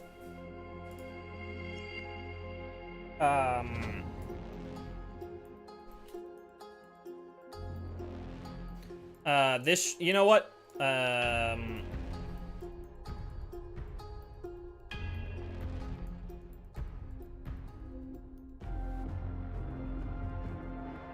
Cersei's is currently keeping Anaxa alive. He finds out that just like us, he also has about 15 days left to live. Anaxa promises, and he will therefore vote against continuing the flame chase, state that he can convince the citizens to do the same in exchange for protection from the council.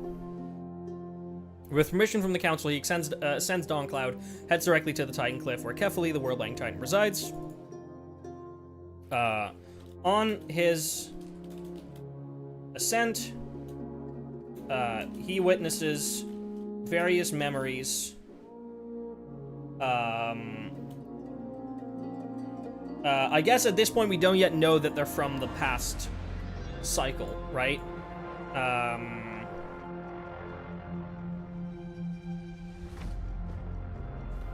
From what appear to be previous demigods. I guess that's a conclusion that we can draw, right?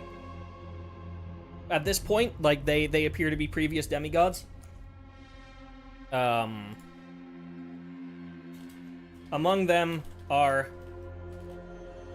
Neus and Calypso.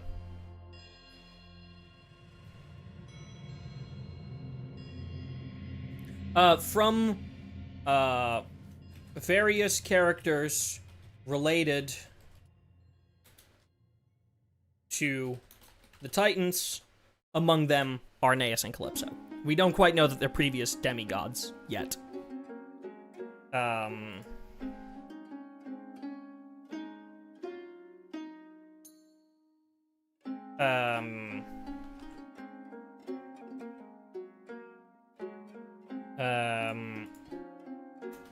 Who we already know. And, two new characters. Chaos, and, what's her name? Polixia. Right? That's it? Chaos and Polixia? Yeah. I'm pretty sure that's right.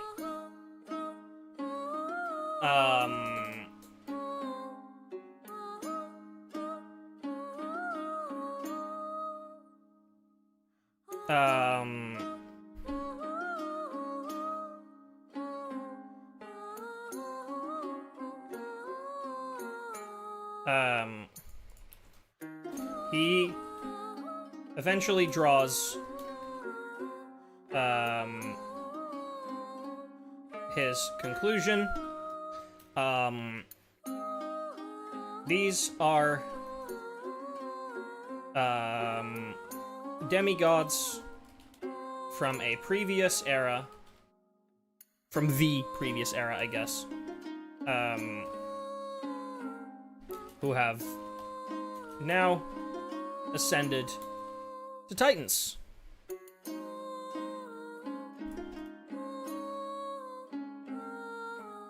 He claims that all current demigods will become the next era's Titans when Era Nova is completed. Boom. That's the hypothesis, I guess, that he draws. Meanwhile, we're already doing Sky Titan shit here too, right? Yeah, we are. Yeah. Don Hung,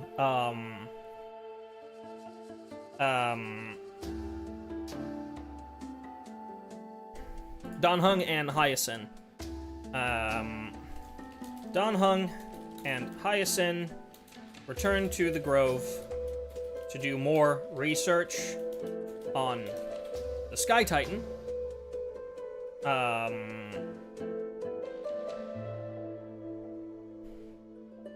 But they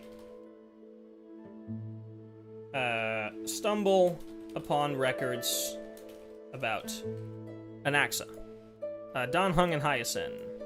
Can I get 2 quick pictures of Don Hung and Hyacinth? There's Hyacinth. And then ungroup those. There's Don Hung. Tiny Don Hung. Don't worry, I'll make you bigger. Right. They stumble upon records about Anaxa. They discover... Discord.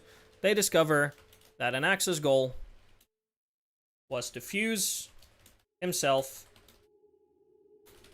with the Titan's core flame. With Cersei's core flame, specifically.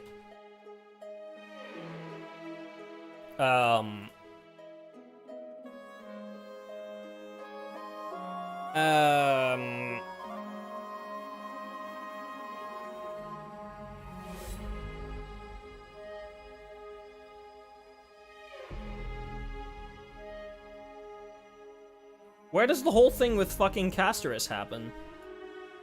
I guess that's right here, right?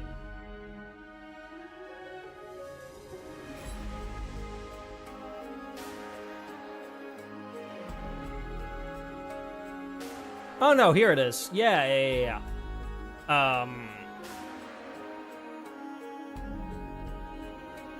was confused on order.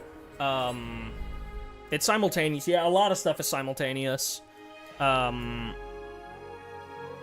This quest is all over the fucking place.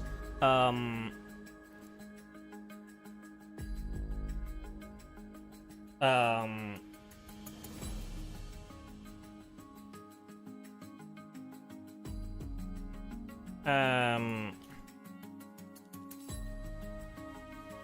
Prevent the Reason Core Flame from falling into the Council of Elders' scheming hands. You and Aglaya raced Dawncloud, hoping to take Anaxa away, but during a public assembly, the Council shifted blame onto the Chrysos heir. Backed by Anaxa and Castorus, yes. Elder Kindness promoted the possibility of return to Era Chrysia, leaving the decision to Citizens' Assembly on whether to halt the Flame Chase journey. Back at Dawncloud, during a Citizens' Assembly, Canis, leader of the cleaners, but the Council of Elders, Canis, leader of the Council of Elders, blames the Chrysos heirs for the Akama's decline,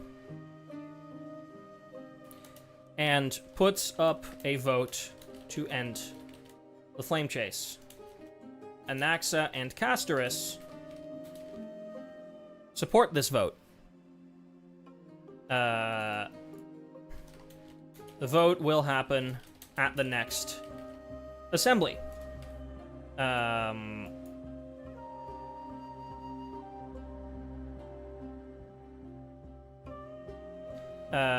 This isn't the case yet. Next Citizens Assembly is in a few days. There we go. I haven't put an image of Dawncloud in here yet.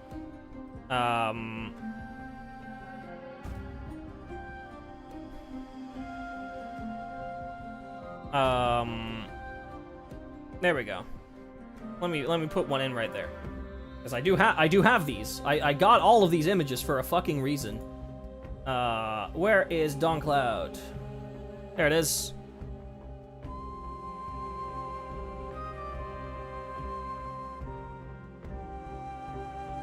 Boom.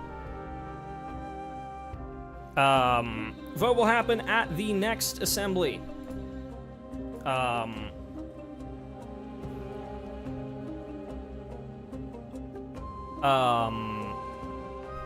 Thanks to Anaxa, though.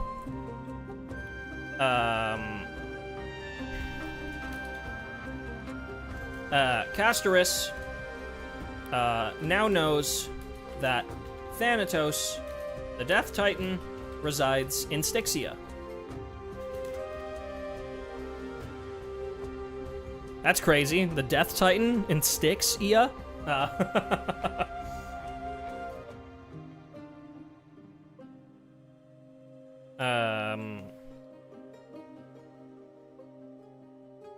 Opening a sentry gate to reach it, while possible, would drain too much of Treebe and Trinon's remaining energy, so Aglaya contacts a different demigod. Ladies and gentlemen, please welcome to the stage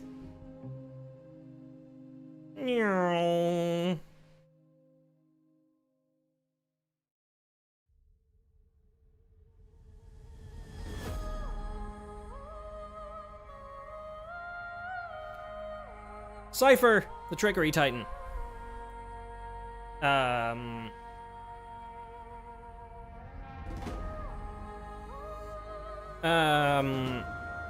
We don't really get too much of Cypher's backstory here. She just kind of yoinks our shit for a bit. And also, Cypher's backstory, apart from a few things, is not super important. Sort of to the overall narrative. Reluctantly, Cypher agrees to use her powers of extremely fast traversal to traverse soul to transport us, TV and Castoris to Styxia.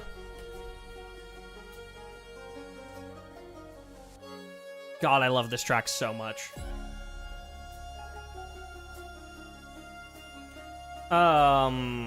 Right, we set off for Styxia. Let me get an image of... Here it is. Dragonborn City, Styxia.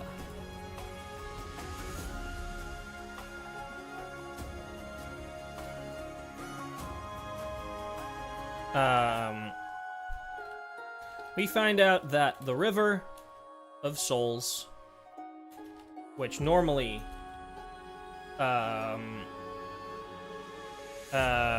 floats all the rivers down into the afterlife, has come to a complete stop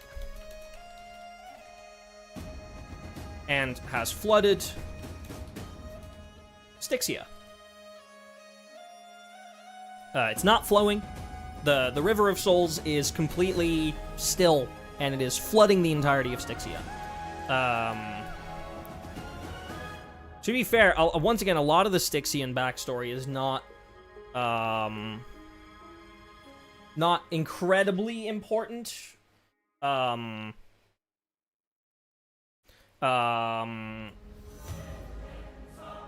Actually, hold on. We learn about a dragon, a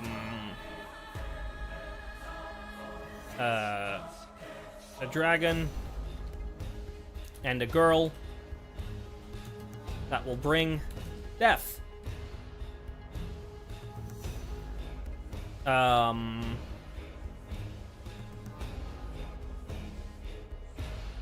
We also learn that Thanatos perished in the River of Souls in a bid to revive their sister. Oh, right. I should probably mention that Castoris. Among them are Neus, Calypso, and Castoris, who we already know, and two new characters, Chaos and Polixia. There we go. That's important. Castoris was in those memories too. It wasn't just Polixia.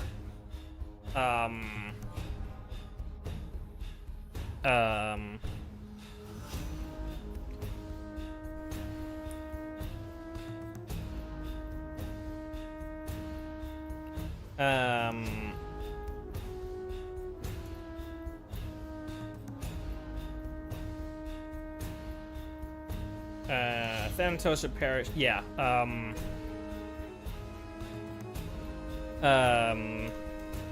Thanatos's body is blocking the river from flowing.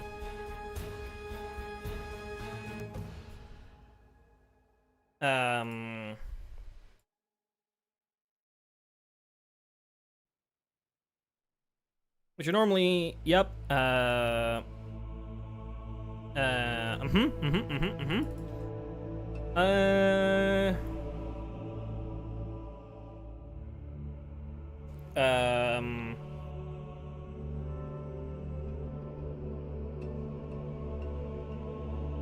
using alchemy, we bring back Netherwing, and kill it. Well, defeat it. We don't kill it. Castoris rides the dragon back to the Netherrealm, completing the Death Triumph. Yeah. Castoris rides Netherwing into the Netherrealm, where she discovers she is the sister of Polixia, the previous era's demigod of death.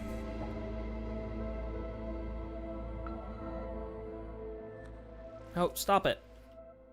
Polixia was supposed to become the new Death Titan in this cycle, but in order to do so, she had to kill Castorus. She chose not to do this. And instead revived, or, well, I guess she didn't have to kill Castorus, but in order to do so,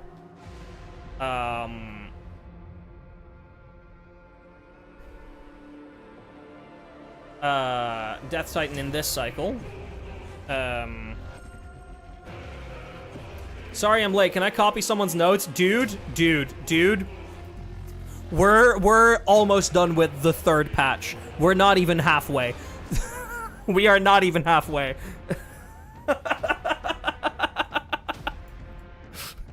This will be on the test. Welcome in. Dude, it's dire out here, man. I did not prepare enough for this. I was wanting to have all of this written out before today's stream. I got like midway through the first patch in prepping for this stream. I didn't think it would be that bad. No, it's bad. It's bad. It's real bad. It's oh boy, it's real bad. It's okay. We're almost through 3.2 already. This patch is a lot shorter, luckily. Honestly, the first two patches were both really long. They all kind of get shorter from here. So hopefully it shouldn't take too much longer to get through everything now. Polixia was supposed to become the new Death Titan in this cycle.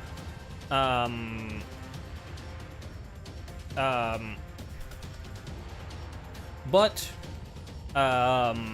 when a new cycle starts, the entirety of Amphoreus is reborn, and Polixia wanted her sister Castorus to live.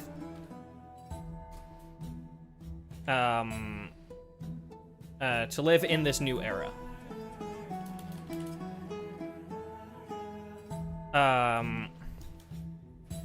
After initiating Aranova, Polixia sacrificed herself to revive Castorus in the new era, meaning there hasn't been a Death Titan this entire time, which is why the River of Souls isn't flowing into the Netherrealm.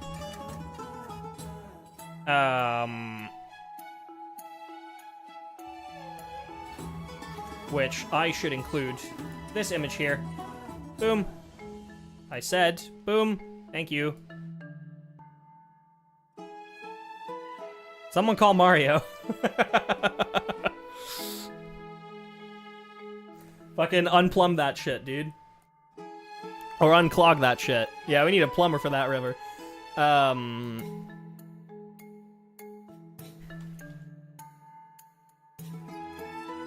Castorus takes the core flame of death from Polixia and completes the trial, ascending to demigod of death. Ladies and gentlemen, we have another one. Get over here.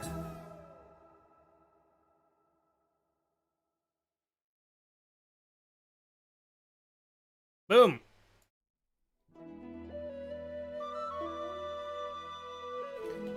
Castorus uses her newfound powers to save our soul from instant evaporation.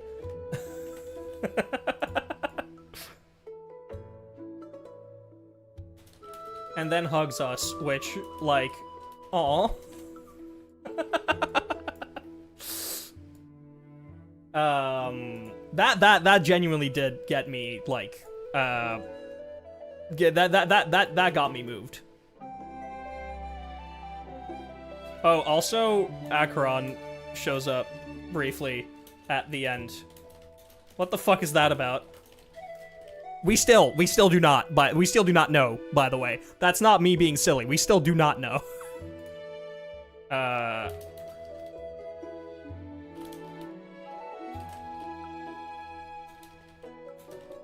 Making sure we exit safely. What the fuck is that about?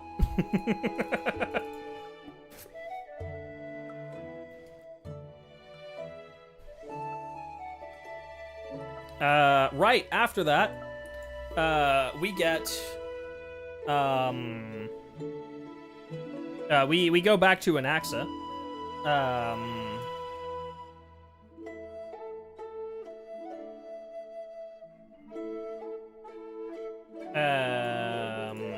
Yes. Right, back at Dawncloud.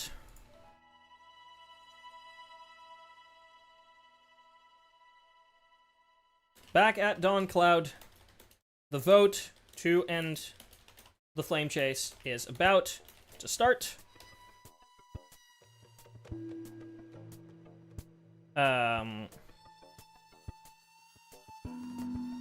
Phynon is asked by Aglaya to speak on behalf of the Chrysos heirs. Dawncloud,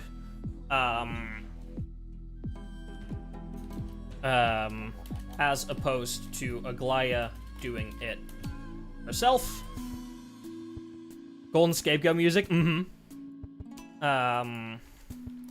Phynon reluctantly agrees and delivers, pun intended, a moving speech.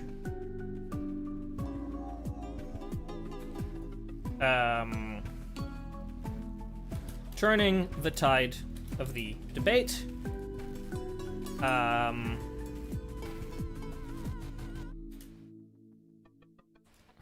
When almost all have been cast, it turns out that the tie-breaking vote will come from Anaxa.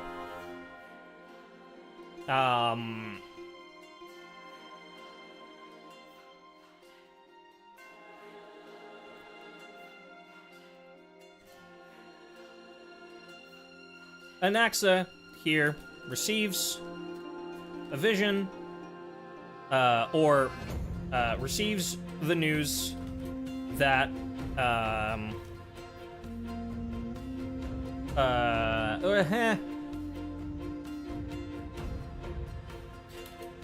is made aware of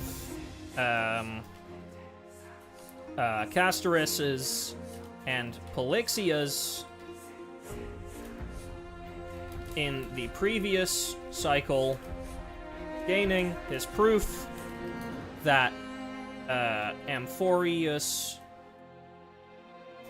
nature is cyclical, and that by becoming the Reason Demigod, he would become a Titan in the next cycle. With this knowledge, he votes to continue the flame chase. Afterwards, he is immediately trialed for execution. He is immediately accused.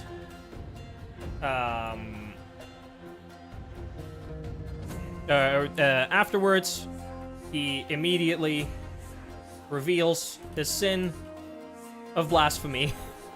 Of Kefali, and is sentenced to immediate execution.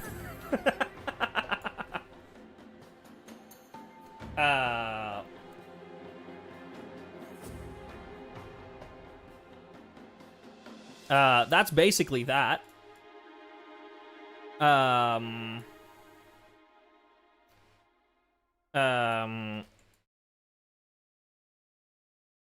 Aglaya is tasked to complete this execution, or to hand out this execution, to execute this execution.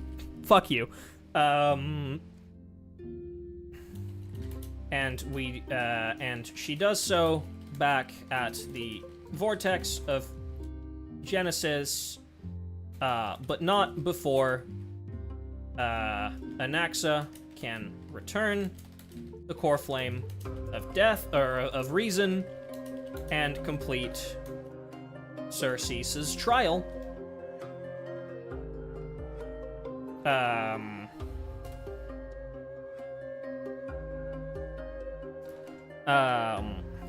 We also return to the vortex and offer up the core flame of death.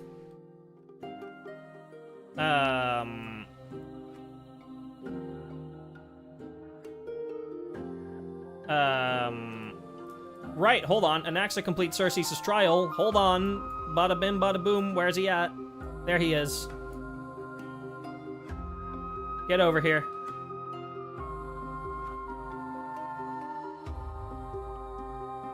Boom.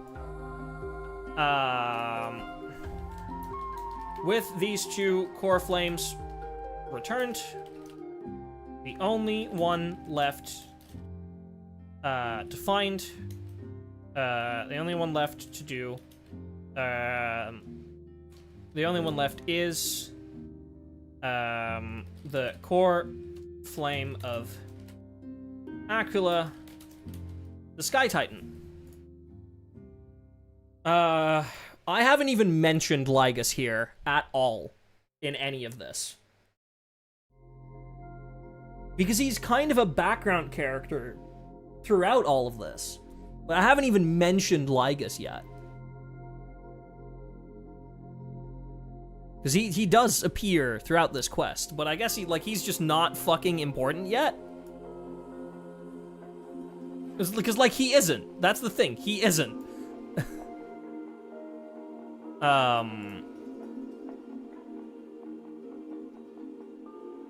Where do I mention Lygus? Where do I start mentioning Lygus?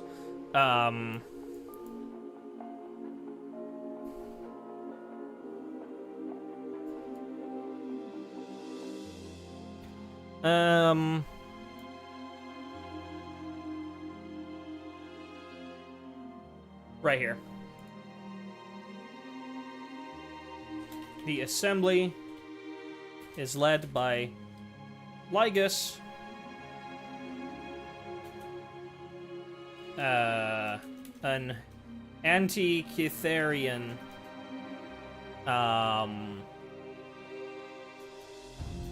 and the Theoros of Amphoreus,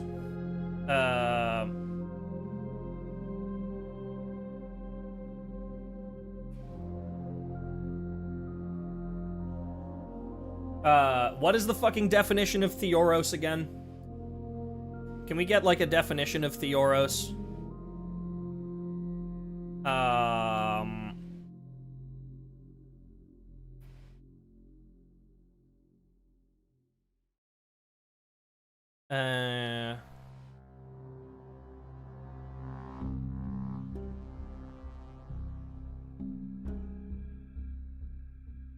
Observer moderator. Yeah, basically.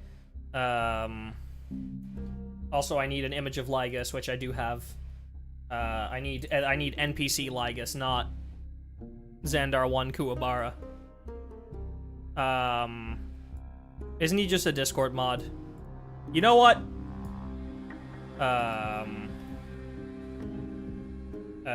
Of the council, basically just a Discord mod. Let's be real.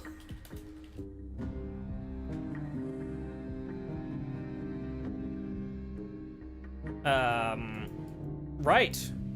After this, Where's our girly Herta? Let's go steal her again. There she is. This is where this cliffhanger happens.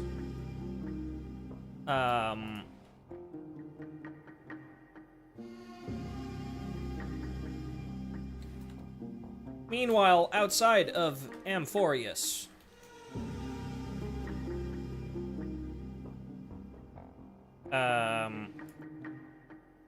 Herta has found a way to, whatchamacallit, warp her data spirit entity into Amphoreus. To warp her data spirit entity into Amphoreus so she can see what's going on.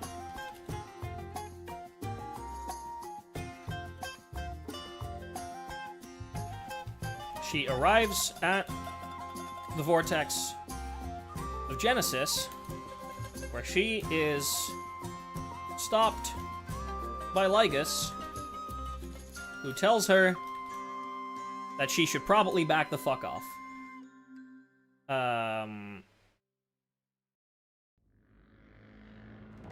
She should probably, she should stay away from Amphoreus. Invoking the threat of a Lord Ravager that's imprisoned here. And that's basically where the quest ends. Right. A tiny bit shorter, but not too much. Cool. 2.5 hours in, 3 patches done. Hopefully we can finish in 3 hours. I think. Is that there isn't really anything else in 3.2, right? To be fair, I say it's a little shorter, but the text boxes are also wider, so it's not actually shorter. I was better at summarizing shit in 3.0. I summarized the fuck out of 3.0. Right. I guess it's time for 3.3.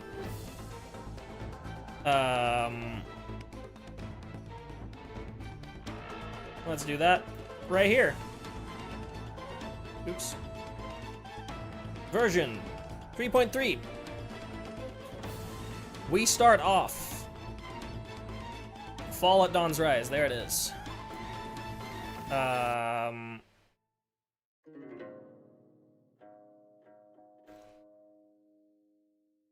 Cypher invites us on a treasure hunt to Styxia.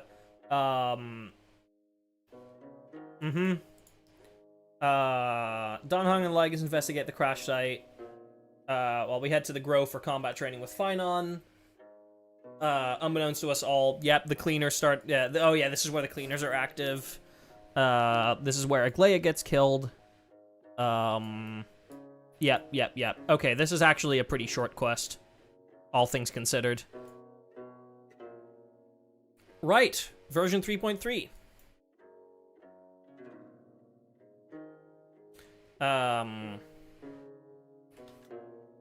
Whilst reminiscing on the journey so far,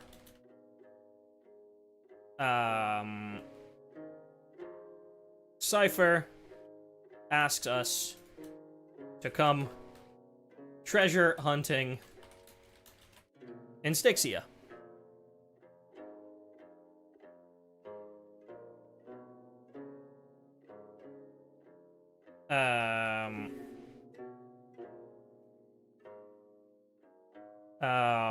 Afterwards, we go train with Phynon in the Grove of Epiphany.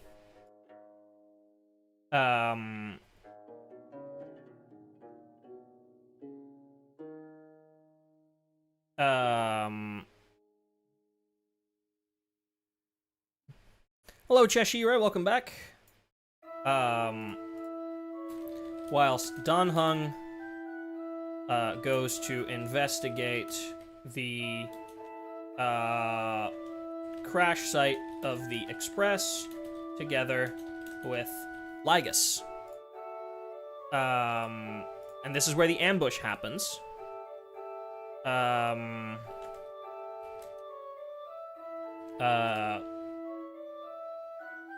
Both groups are ambushed by the cleaners. Assassins from the Council of Elders.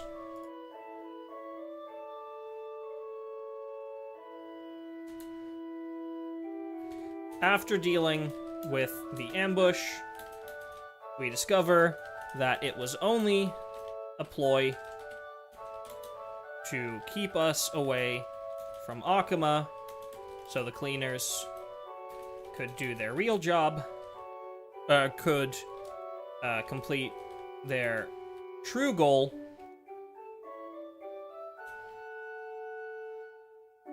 execute Aglaya. Aglaya is killed here. This is... Hold on. Can I do this?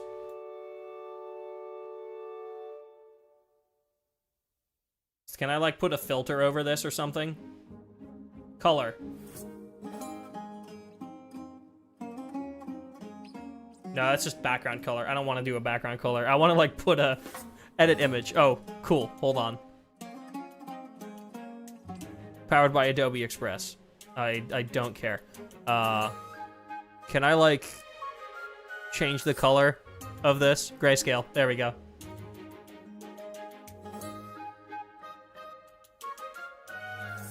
Huge.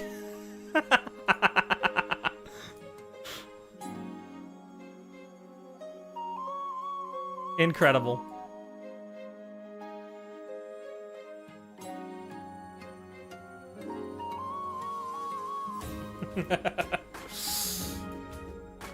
Right. That's basically all of this done already.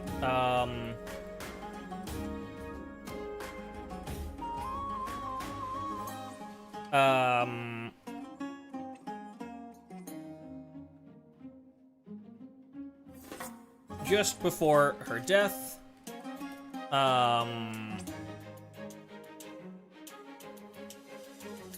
Aglaya sends a golden nymph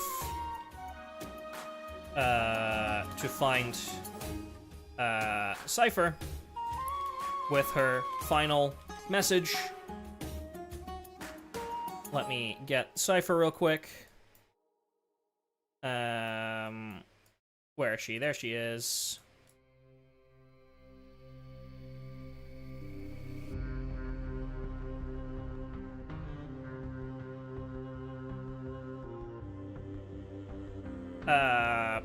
Yeah, she gives Cypher her final message.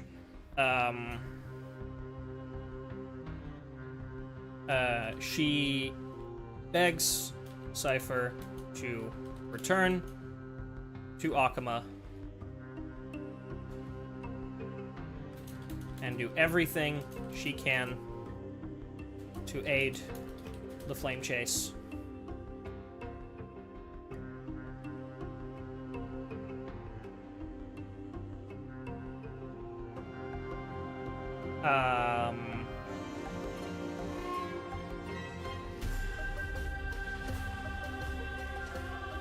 Memories of her past with Aglaya flash before her eyes, and she decides to return, or she decides to honor Aglaya's final request.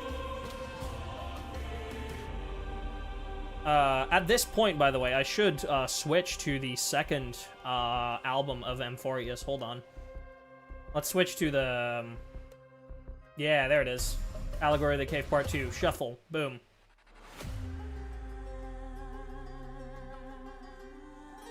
Because we're there at this point. Right.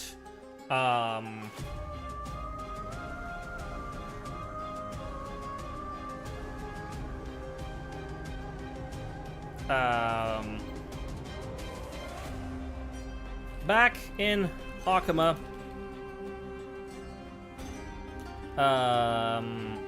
Another golden nymph brings Aglaya's final request to Finon. Let me get my boy Finon. There he is.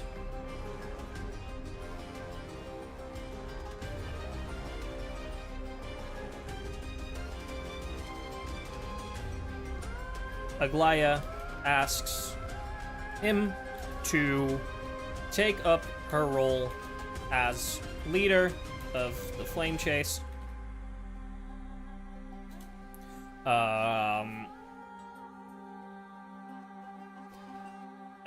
Leader of the Chrysos heirs.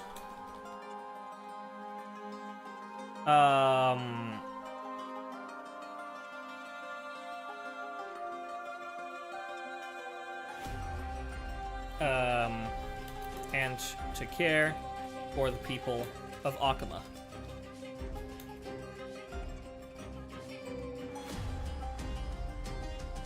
At Aglaya's memorial service, he offers another heartfelt speech.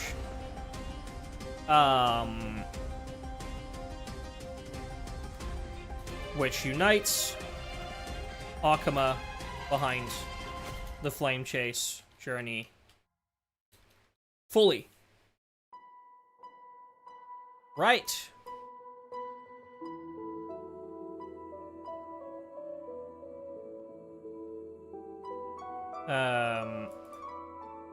After recovering, it's finally time to prepare for the final journey to obtain the final remaining Core Flame Sky.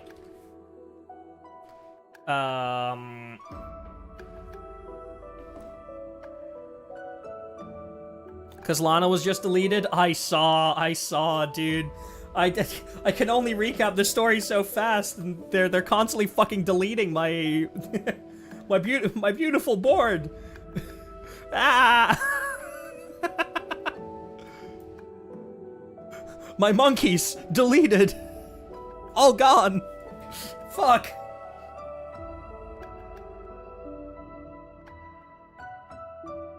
The world bearing shall not be forgotten. Oh, Cypher has also already been deleted. So is Hyacinth, Anaxa, and Casterus. Fuck. When are servers closing? I believe in like an hour and a half? 2 hours? 2.5 hours? Except because Lana's Mighty. Oh, Mighty's already gone.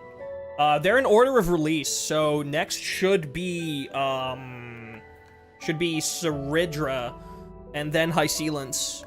Or it's High Sealance first, then Ceridra. I think it's High Sealance first, then Ceridra. And then I don't know what they're doing to March and Dan Heng. It's like, you can't exactly delete those, right? I don't know if they will. Wait, deleted? So, context.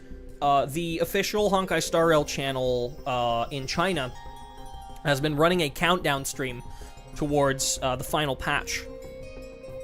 And the countdown stream has effectively just been a progress bar that is slowly deleting the entirety of Amphoreus, and they're going through the Chrysos heirs one by one, and the moment that the deletion of a Chrysos heir is completed, they, like, delete all of the trailers for that Chrysos heir off of Bilibili. And then they post one final image, and they replace the thumbnail of, like, the main trailer for that Chrysos heir with that image. It's fucked up. It's fucked up. It's really fucked up. Hello, Robzo. Welcome in, welcome in. Right, so it's time to prepare for the journey to obtain the Core Flame of Sky. In order to make sure the Flame Reaver doesn't steal the Core Flame of World-Bearing, Finon asks Cypher, yo! Just tuned in. Have some dollar reduce. Really enjoyed Music Box of Fate. Oh, thank you, Michael. I appreciate that. I really appreciate that. Thank you for the super chat. It was really fun working on Music Box of Fate. That's a completely different thing. Holy shit. Thank you so much. I am so glad that that you enjoyed that. I might forward that donation to the Immune Deficiency Foundation just because I feel like it. But we'll see. Thank you so much. I truly appreciate it. Right. Finon asks Cypher to effectively protect asks Cypher, or entrusts Cypher with safeguarding the Core Flame. Do y'all think they're gonna delete Cyrene? I mean, have you ever seen the Because of You cutscene?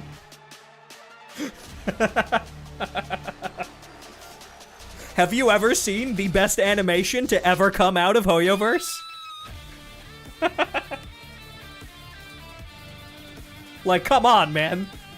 The writing was on the wall from the very start.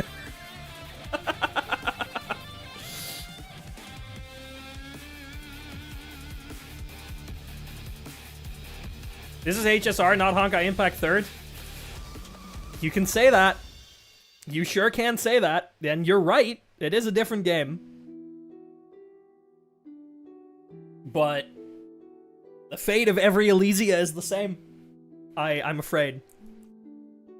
She's a different character. Elysia is not Cyrene. This is Honkai Star Rail, then. Yes, this is Honkai Star Rail, not Impact. Like, Elysia and Cyrene, different characters. Different morals. Different parts that build up their characters. They are not the same character. They are, at best, I don't even like to use the term variance, or the term XP is wrong, full stop. I like to use the term isotope. Isotope in chemistry is, if you have a molecule, that molecule is assembled with multiple atoms, and an isotope of a molecule is the same building blocks assembled in a different orientation. That's how, at least to me, Hoyoverse treats their characters when they jump to different games.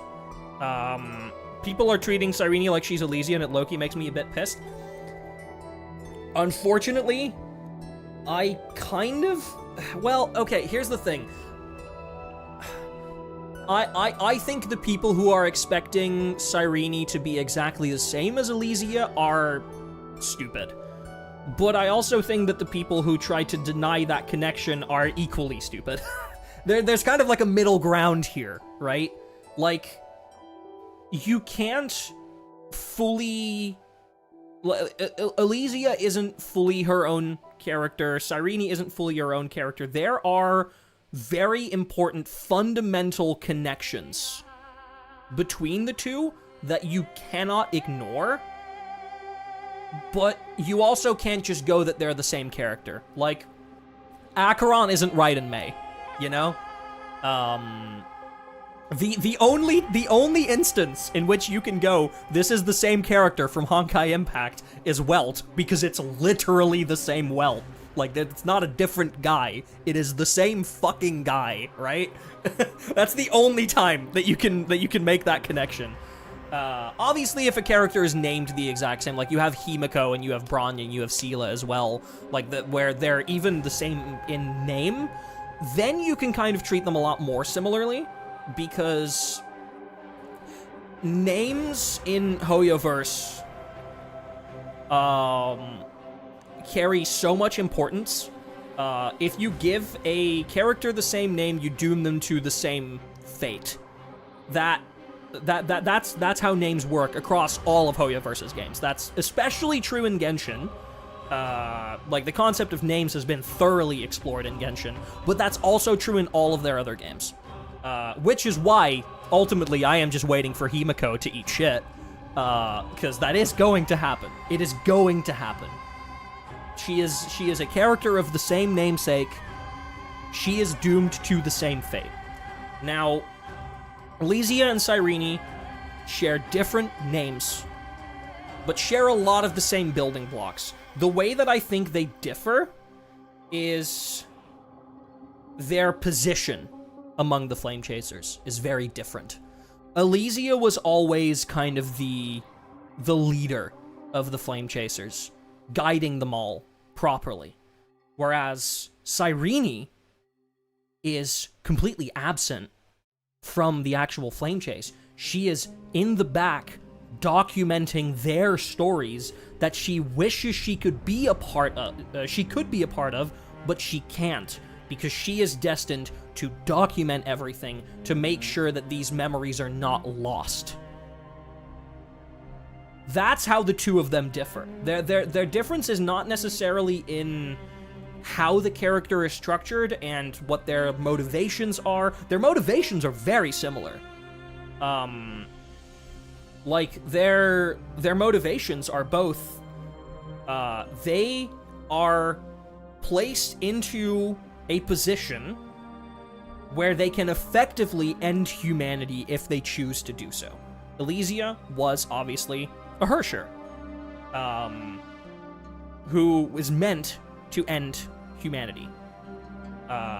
But they both chose not to. Cyrene was in a position together with Phynon where they could have ascended to Iron Tomb and killed the Erudition and followed the path that Lygus wanted them to follow. But Cyrene was the one to say, no, I believe in the people of Amphoreus, and I believe that the greater universe can help us find a different outcome, and I will do everything in my power to make sure that Amphoreus can survive for long enough for that alternate solution to arrive. And there's two parts of that suffering. There's the Phynon part, which is the physical part of the suffering, which is having to live through all of those cycles and having to constantly execute the people that he holds dear, take their core flames, and like lose himself completely. And then there is the mental side of it, which is Cyrene's, or it's like the emotional side of it, which is having to constantly look at this journey that other people are going through that she wishes she could be a part of, but she is trapped in her loneliness, forced to write down the stories of her journey, so that it can be documented, and so that eventually, when that alternate solution for Amphoreus does arrive, Amphoreus doesn't have to be lost forever. That's like the difference between the two. Honestly, if I have to kind of say, the Phynon and Cyrene obviously are isotopes of Kevin and Elysia, respectively, and the building blocks of their characters are very much still the same as their Honkai Impact counterparts, but the roles between the two of them have practically been reversed. Not entirely. It doesn't line up 100%. But there's basically been a bit of a role reversal between the two. And I think that's really cool, how they executed that. Anyway, we need to continue with this. We'll get to Cyrene when we get to Cyrene in like 3.4 and 3.5, because holy shit. Phynon entrusts Cypher with safeguarding Core Flame. Meanwhile, Hyacinth, Kevin was a sort of half-passive protag, a literal mirror of Kiana. Yeah, I mean, the joke was gender-bent Kiana, right? Phynon is more of a Kiana than a Phynon, or than a Kevin, you mean? Yes, I agree. In terms of role, yes.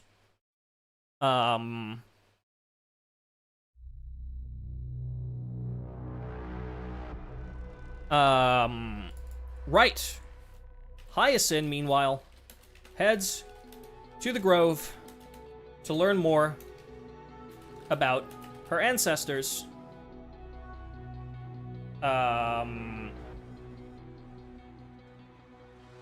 and to seek their blessing so she can send to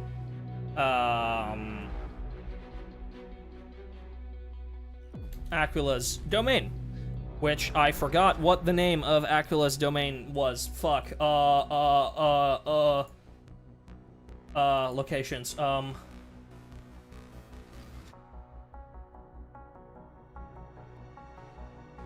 Oh god. Why am I forgetting?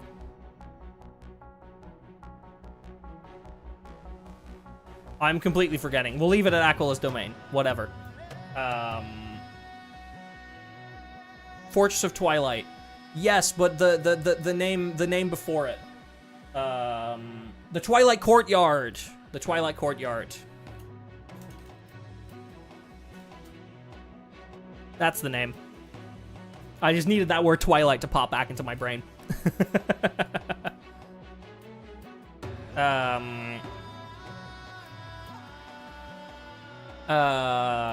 Okay. Courtyard is after they got thrown out, no? Oh, maybe. Fortress of Twilight, fuck it.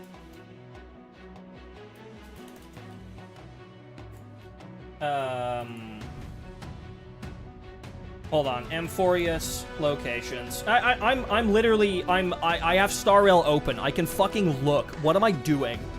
I have eyes, dude.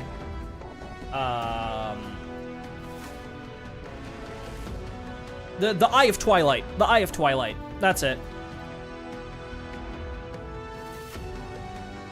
I literally have Star Rail open, dude. What am I doing?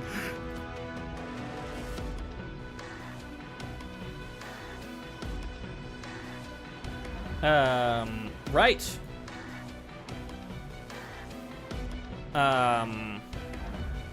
Ice and Trailers Godashi was the last of part 1 of Amphoreus. No, yeah, the last character of part 1 was Cypher, but they were both in the last update. Though, technically, I would say the last character of part 1 is Finon. I personally consider 3.4 kind of a bridging chapter. I don't consider the start of part 2 until 3.5. Part 2 to me is 3.5, 0.6, and 0.7. 3.4 is kind of a bridging chapter to me. It's not quite the start of part 2 yet.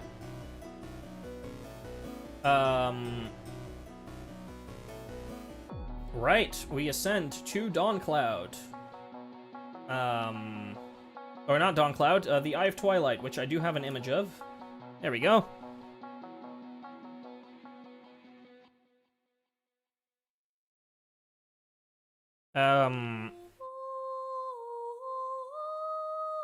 We don't need to know too much about the backstory here.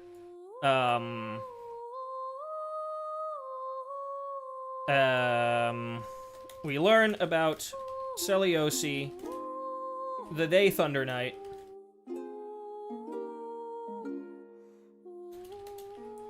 And meet her two, companions? Yeah.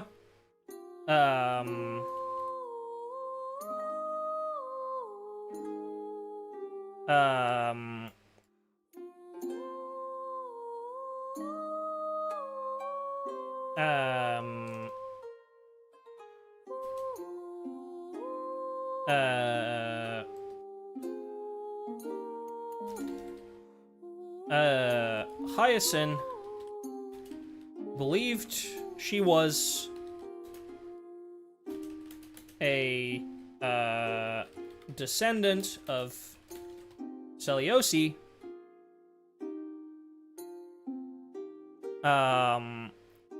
What was Lyca's thinking, giving NPCs power over the simulation for making Iron Tomb? Is he stupid? That's what needed to happen. That like, you kind of need to give if you're training an AI to kill a god, at some point you're kind of gonna need to give it sentience, you know? And then yeah, he lost control over it. But like, that does kind of need to happen. You want it to be powerful enough to slay a god? Hold on, I've been pinged twice in this server. For why?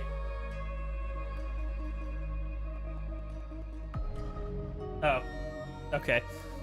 Sorry, sometimes when I get pinged, I'm like, oh, is this important? Characters influencing the simulation is Iron Tomb's self-awareness. Yeah, exactly. You put that better than I did. And that she was destined to eventually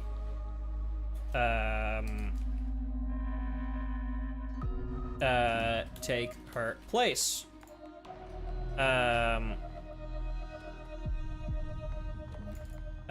Seliosi merged with Aquila back in the day. Back in the day.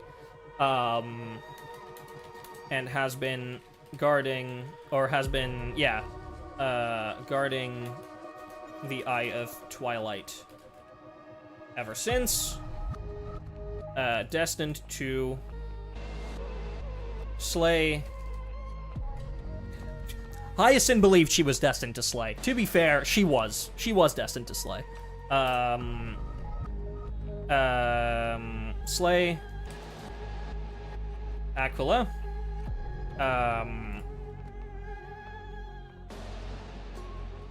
We later find out that what we know about Celios is a complete lie. She was a piece of shit to her people,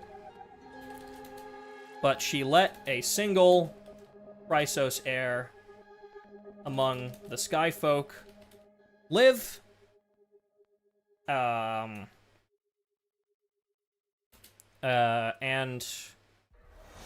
challenged her and her future descendants to one day come challenge her. Hyacinth is a descendant of this Chrysos heir.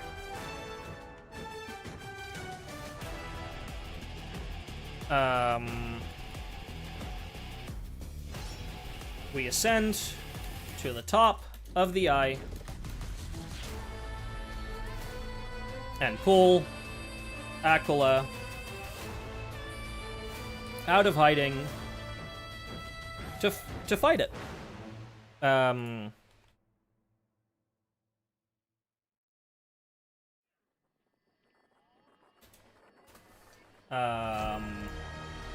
Yeah, give me this image. Yeah, there it is.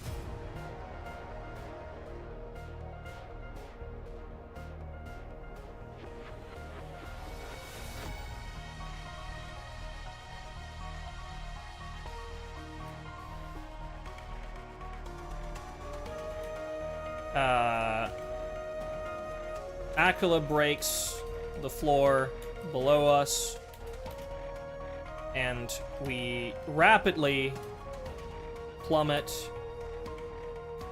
to the bottom of the fortress. That's not fortress spelled like that. That's the Pokemon.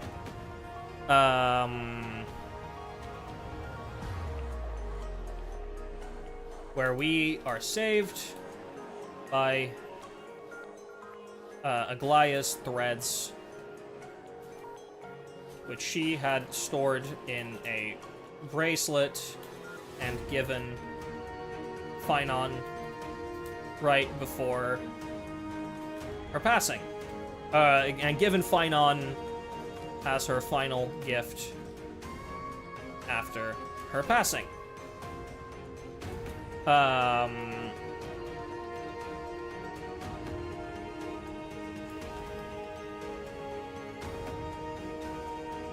Thanks for the stream. I needed a story recap. Hey, no worries. That was a great moment. Oh, yeah, absolutely. This marks roughly the halfway point of everything. Probably further than the halfway point.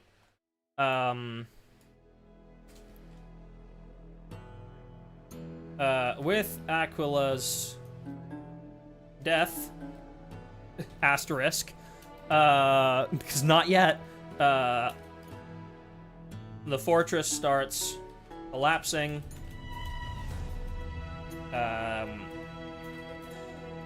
We want to mention the death prophecies. I don't think they're actually really that important. I'm not gonna lie. Like, yes, Aglaya bathes in a pool of gold here. Well, okay, well, I guess this is the first prophecy to come true, isn't it?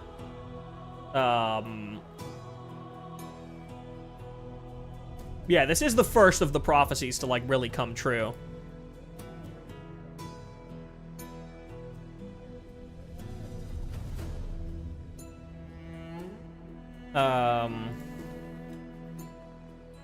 Both Aquila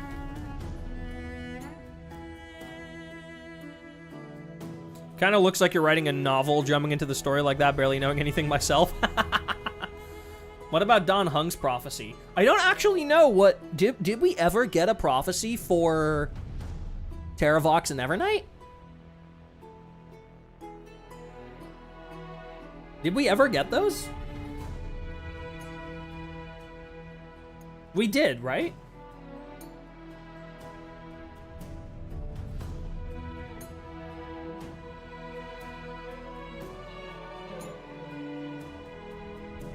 Not for Evernight. Yeah, I was gonna say.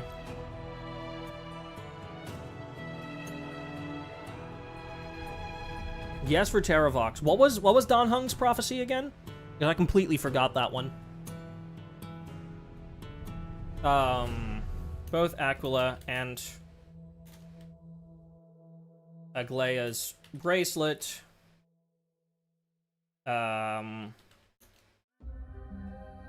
Into the pool of molten gold. We got Terravox's, not Don Hung's. Yeah, but don't the prophecies kind of like pass down, I guess? Like, are there new ones issued every time?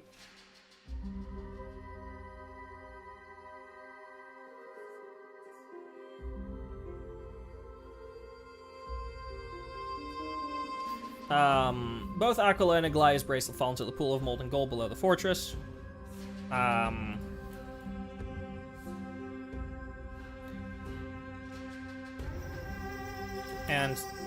the place starts collapsing.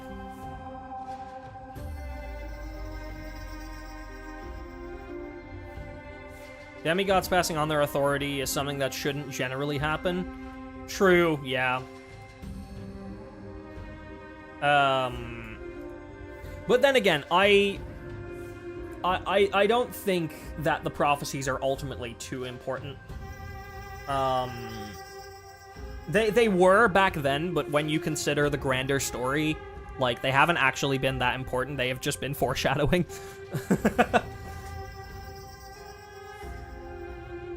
Like, no one has tried to evade their own, or no one has successfully evaded their own prophecy. They're just some foreshadowing bits.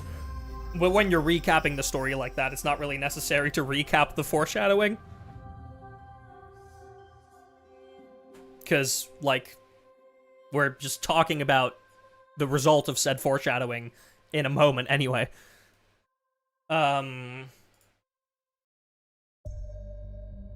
I, for one, know Don Hung as a military officer of the Wu of Three Kingdoms. Oh, Han Dang. That's not Don Hung.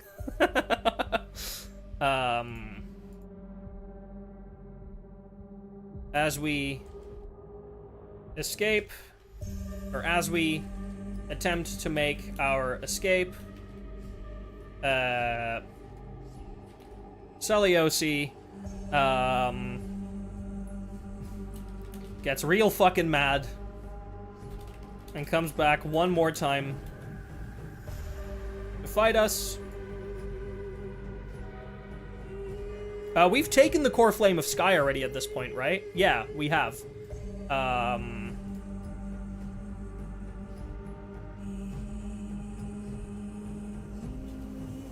We take Oculus core flame and flee, and start running. As we attempt to make our escape, Celios gets real fucking mad and comes back to fight us.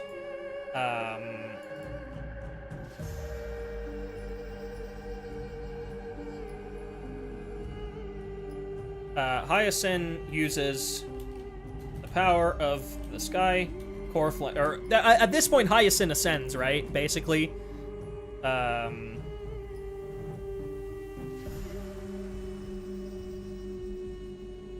ascends to the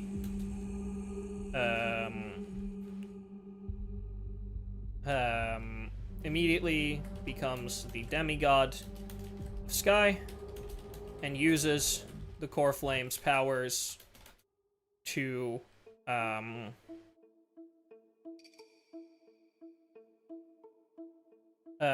purify the corrupting black tide around us, which means next one.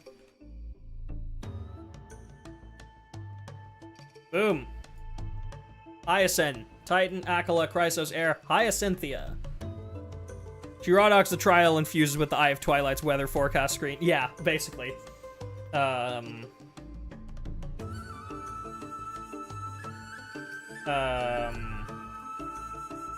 then I guess I have to include this image.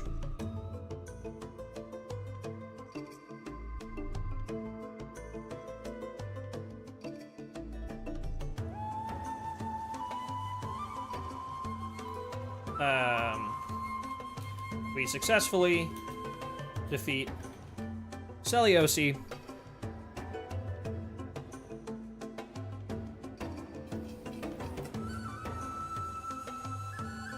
And Finance, Dawnmaker delivers the final blow. Which is this where I fuses the core flame with Liliaking and keeps kills Akala with a beam from him. Fat fuck! Let's go! Is this where I pull out the where is it? This might be a bit loud. Is this where I pull out the oh god, now that I have this up. Yeah. There we go. Hold on.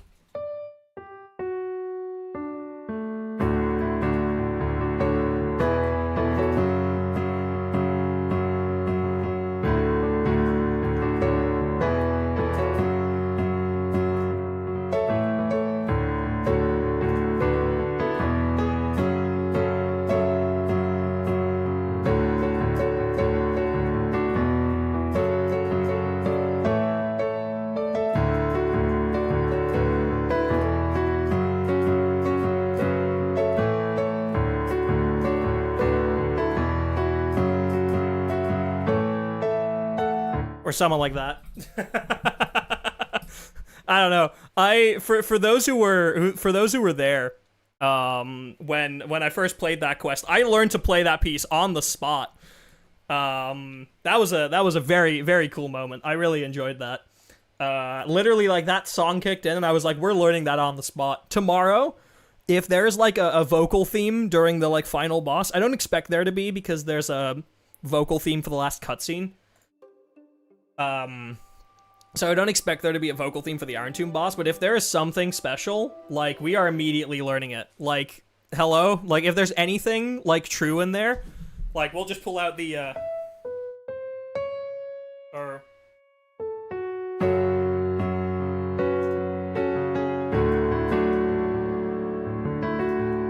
There.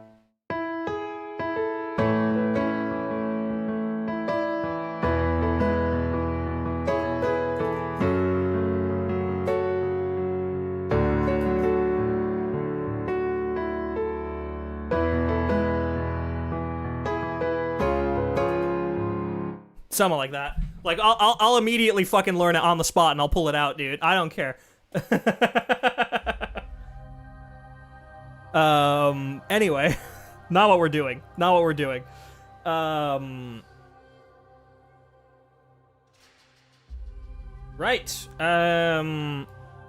Probro was part 1's final boss and it somehow is the best boss in HSR. I would want to agree with you. I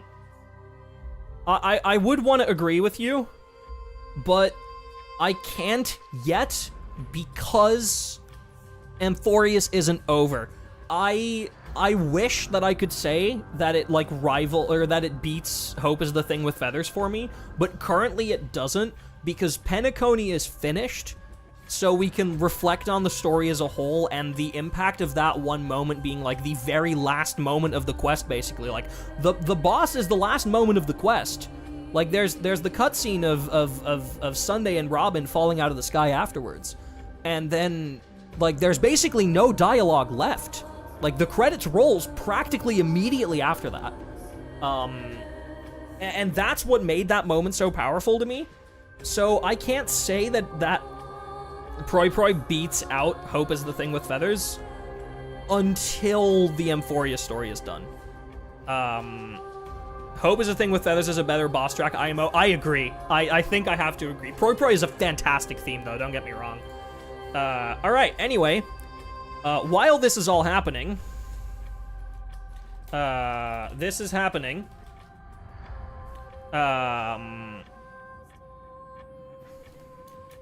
Cypher is trying to distract the Flame Reaver in Styxia. Oh, speaking of Proi, I guess that is on this album. So this is the harmonic accompaniment. I want to listen to just the track itself. I know, let the harmonic accompaniment is fine, actually. I don't want the full lyrics in here. Okay, but now I have to do it. God damn it. Give me a moment, chat.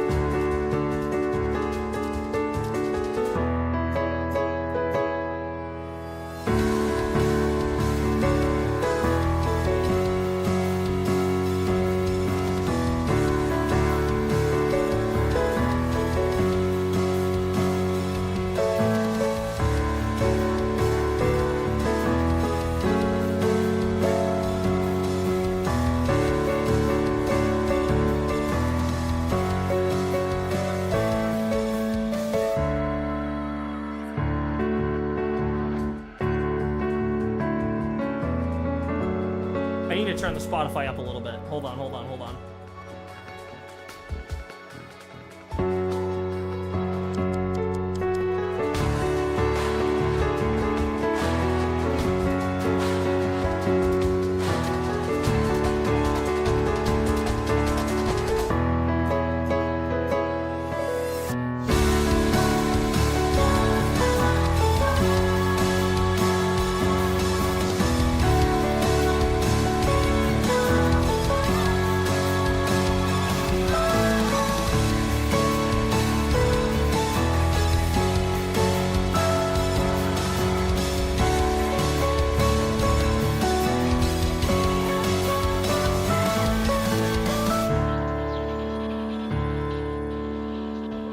Then we have this whole section.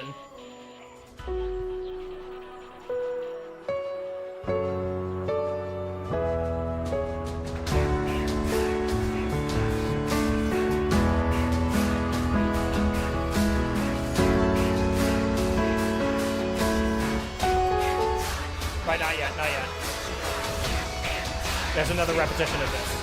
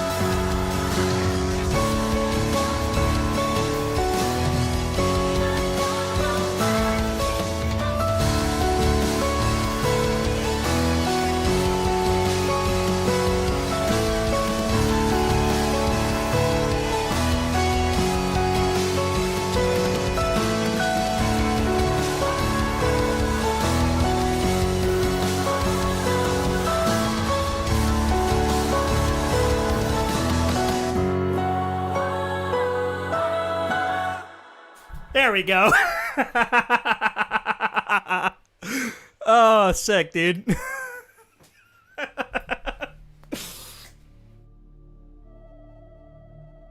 Did I start HSR recently? No. I've been playing HSR from day one. I've been playing Honkai Star Rail since the day it came out. Same with Genshin.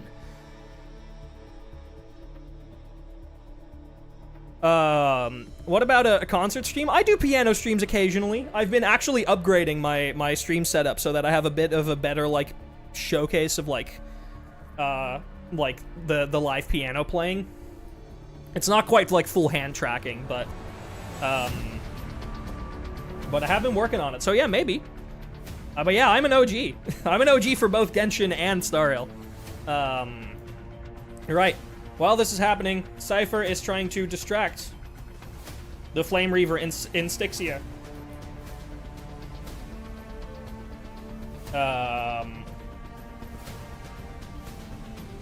And this is where we learn of her past. Started during the Boot Hill banner. Hell yeah.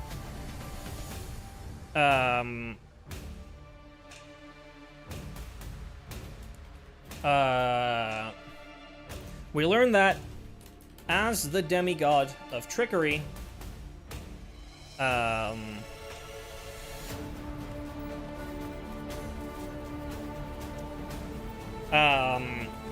if Cypher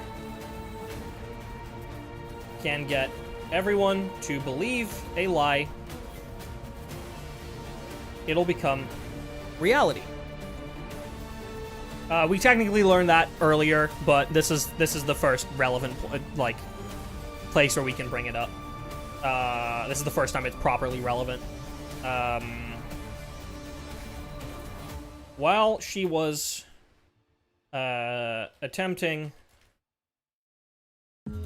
to steal various treasures from people in Amphoreus,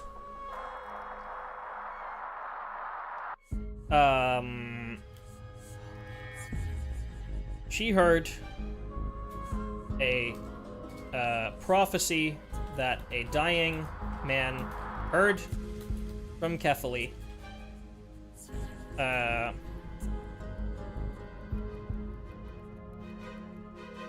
Or a message, not prophecy.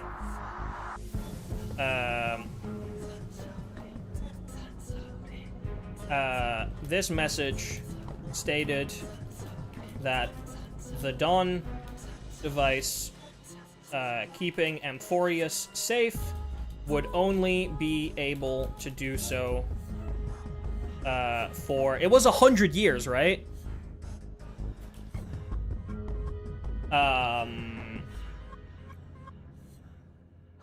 Was it 100 years? I'm pretty sure it was 100 years.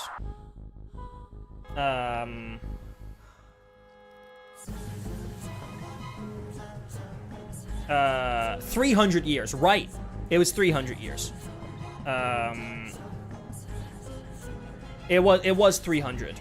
But thanks to Cypher, it became, like, 1,000, right? Or did it become 500? Something like that?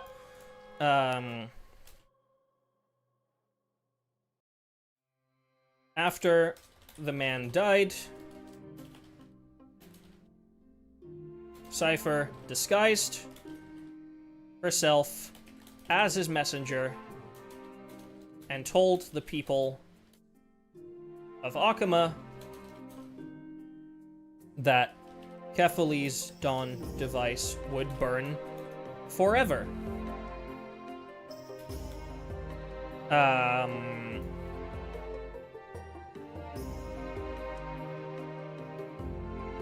Thanks to this lie,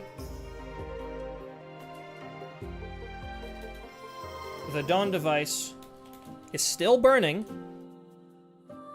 but she had to leave Akama because Aglaya was the only person who would be able to see through her lies.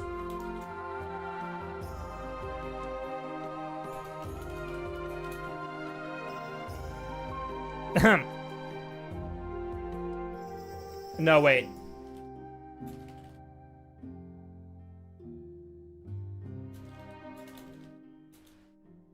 They know each other so well. Wow. Hmm.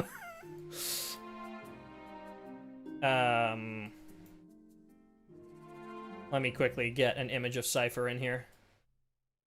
Come on, Cypher, I know where you are. I also know what you are.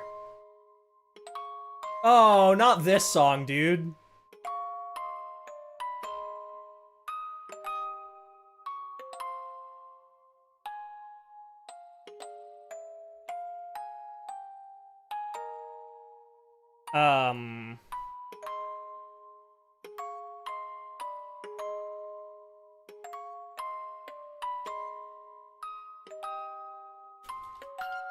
While being chased around by the Flame Reaver, Cypher eventually,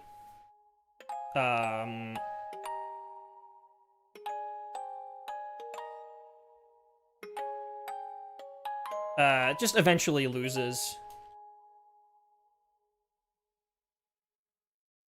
And gets killed. Which also immediately unravels all of the lies she had sustained, including the lie about the Dawn device, making Akuma's sky instantly turn red. I have an image of this.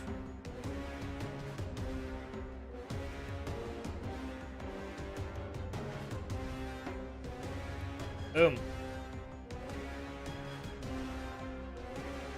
No, wait, I should use this one. Yeah, it's better.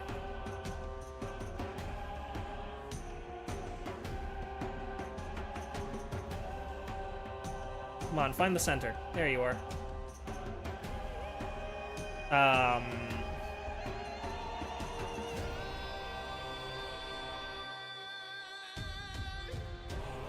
Fortunately,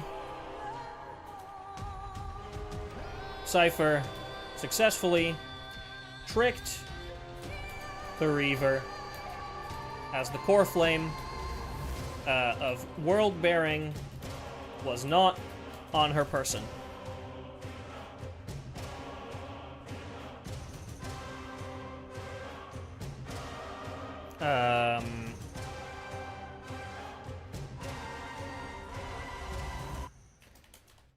As soon as the sky in Akuma goes red, Hyacinth feels a disturbance in the Force.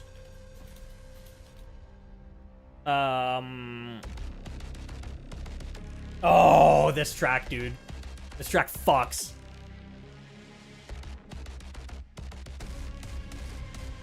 As soon as the sky in Akuma goes red, Hyacinth feels a disturbance in the Force.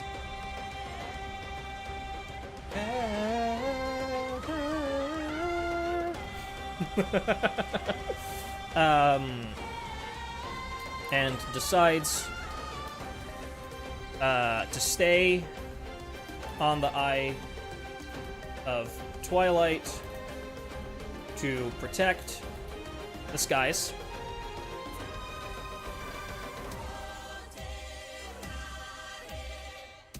Danhung, Finon, and Chibi return to Akuma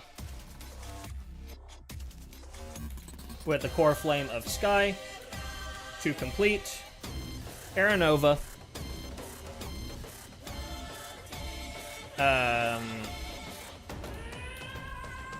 We meet with, I mean, it is Zagreus. But how did we know Zagreus? What's the fucking name of the little purple creature again? I always forget. What's the name of the fucking purple creature again?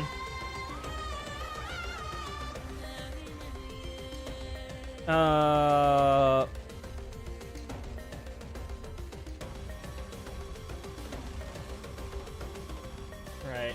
Let's consult the wiki. Enemy creatures. Would it be under other? Oh, Bartholos.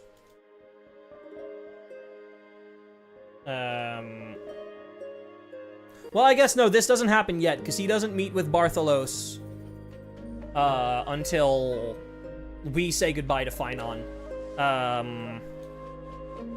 Just before entering the vortex.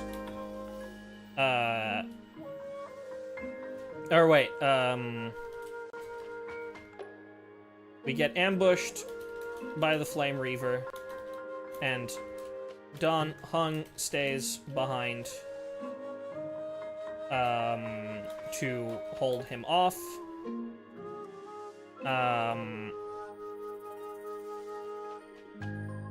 Wait, no, hold on. The Flame Reaver ambushes Akuma and executes Mighty. That is important. Mighty goes down here. Dan Heng stays behind to try and hold him off.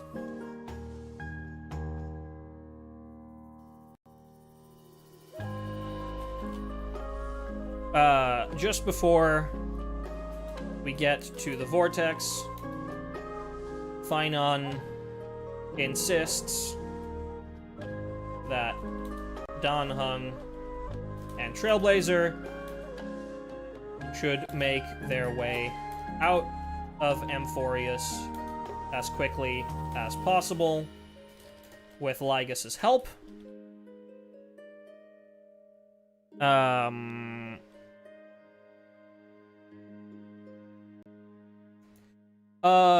I know Kozlana was mauling because he couldn't speedrun that side. I actually don't think so. Because I think Kozlana realizes at that point, right during that scene at Dawncloud, where like he kills Mighty and then like we like temporarily stop it and we escape. Like the Flame Reaver says like effectively says that we should like shouldn't initiate Era Nova, but instead like reset the world. Like I think the Flame Reaver at that point knows that because we're present, that something is different from all the previous cycles, and that he's secretly hoping that this is the one where like things finally change.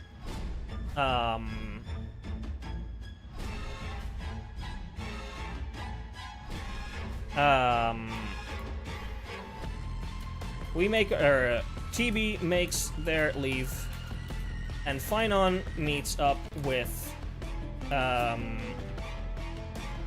it's Treeby at this point, right? Yeah. Treeby and Bartholos, who reveals himself to be Zagreus, the Trickery Titan. Can I get an image of Bartholos?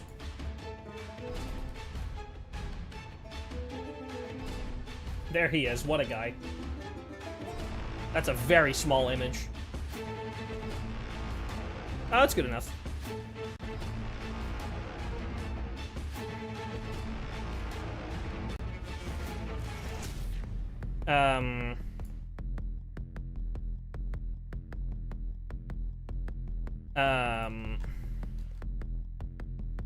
Cypher left the world bearing Core Flame with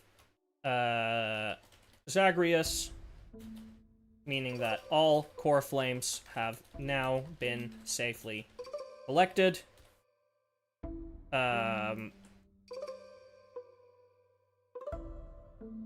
Since all of the spirit water has dried up, Treeby sacrifices herself and uses the last bit of her energy to transport Phainon into the vortex so he can complete Era Nova by himself.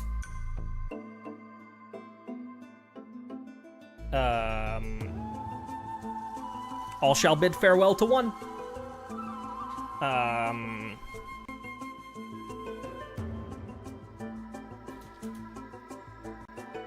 Standoff between Dan Heng and the Flame Reaver, where Dan Heng scares him because he's different from anything he's ever seen or had to, or tried to stop him. Yeah, right? Bro fucking suddenly becomes a dragon. He's like, the fuck? In the vortex, Lygus awaits Phynon and does a little villain monologue.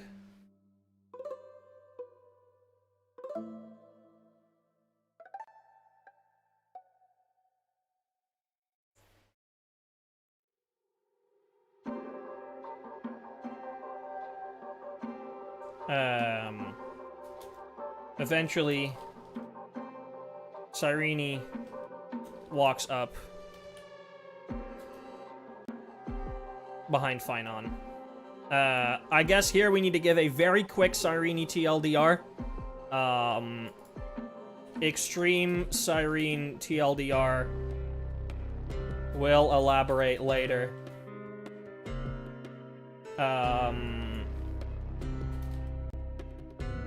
I want baby Cyrene. Can I get small Cyrene? Sure, this works.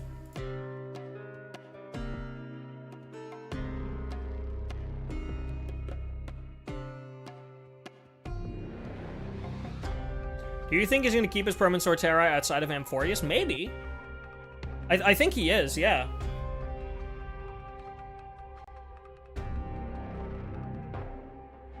Because Dan Heng Permanent Sortera is just Dan Heng Imbibitor Lune, but who has properly accepted his past fully this time, instead of being stuck in the shadow of Dan Feng. Like, Imbibitor Lune is Dan Heng stuck in the shadow of Dan Feng. Permanent Sortera is him having fully accepted his past. So I do think he keeps that, yes.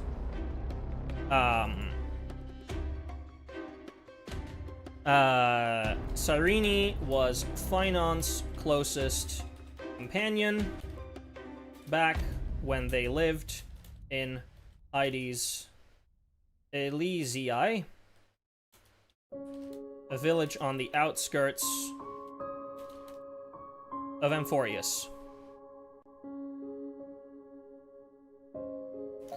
One day,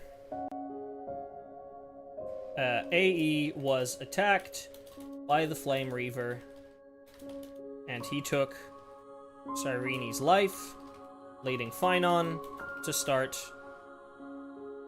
his journey to Akuma.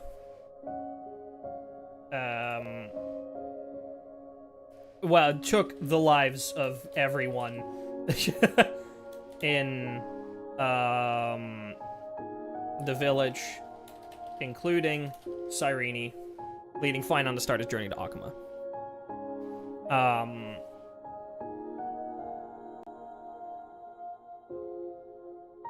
That's basically that's basically all we need to know about Cyrene currently. Is the 3.4 OSC also included in the album now playing? No, I believe this one ends at 3.3.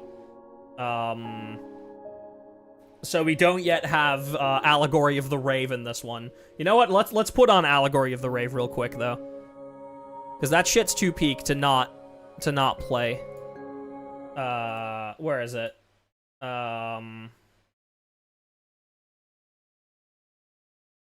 Like we gotta.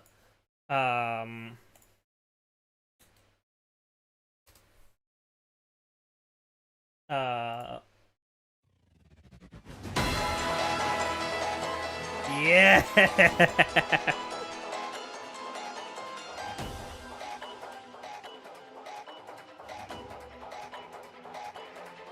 Such a fun boss theme, dude.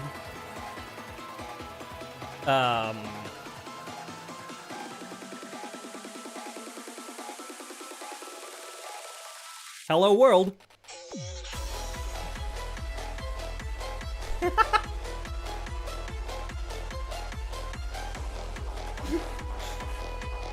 Such a fantastic fucking boss theme.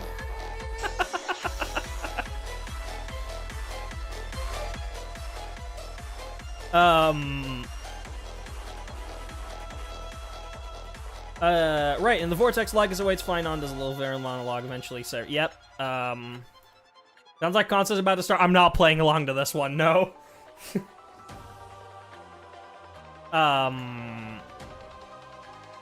I need a lock-in or we're gonna be here for another few hours. We're only at the end of part 1.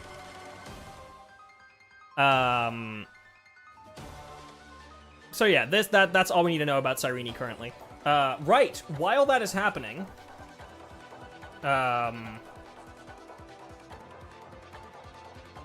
do we get the reveal that that Amphoreus is a scepter here, right? Or do we not get that reveal yet?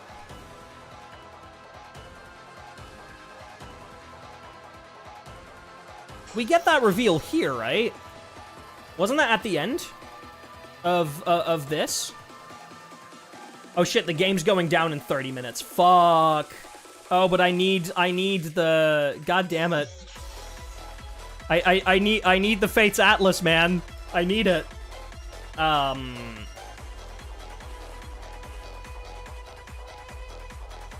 Thirda reveals it at the end of 3.3. Yeah, that's where we are now. But why is that not... Oh, here it is. Herda and Scroolum use projections to perceive what is transpiring inside Amphoreus. Yeah. That technically happens before this. So... Yeah, that technically happens before this.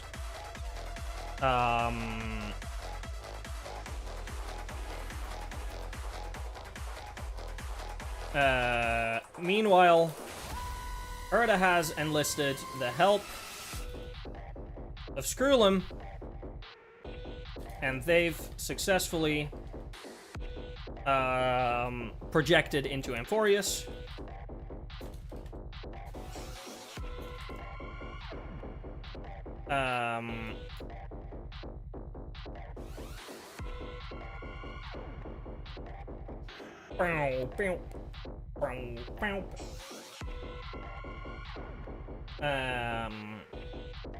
Now I do have a Scroolum picture. There he is.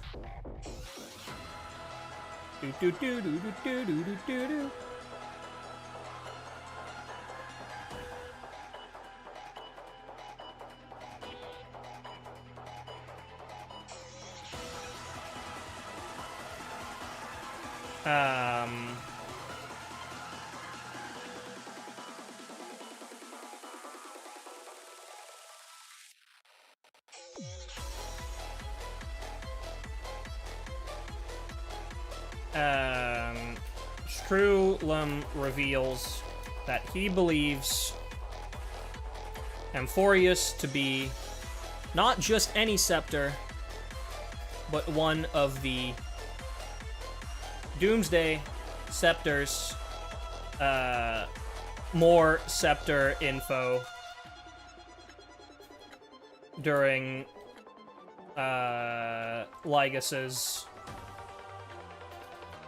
autistic rant in 3.5 or 3.4.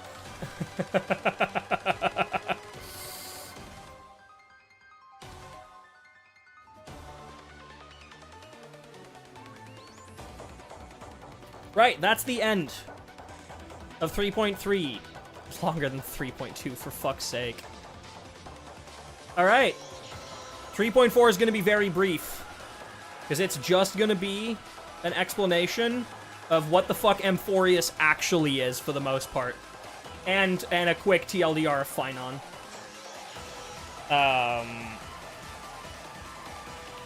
Right.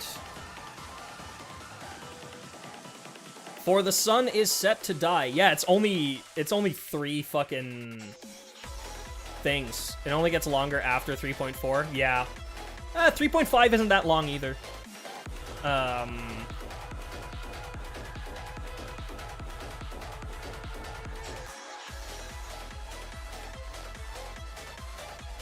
When reconvening with Dan Heng to leave Amphoreus, we're stopped by a projection of Scroolum.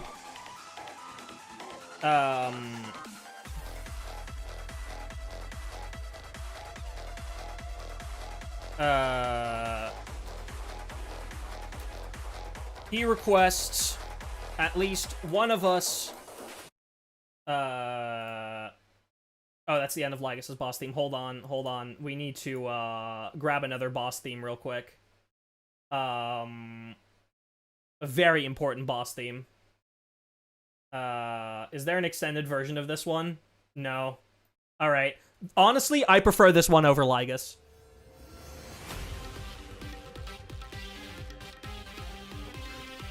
This one's fucking taken straight out of Splatoon, dude.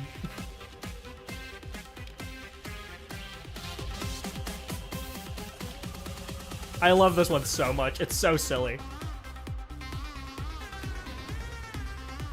To remain on Amphoreus and gives us a, what is it? A chronocognitive anchor?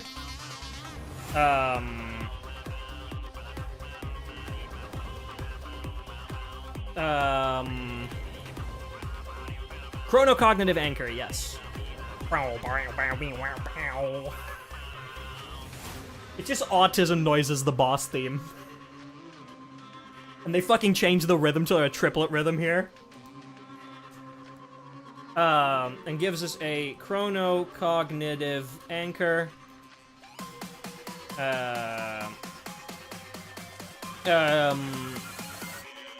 Right, hold on. Not important yet. He reveals Amphoreus is a simulation inside of a scepter. More on this later. And that we need to do more investigation. He also reveals Lygus is the likely culprit. What is this track? A fucking banger is what this track is. Behind it all. He requests one of us to stay behind.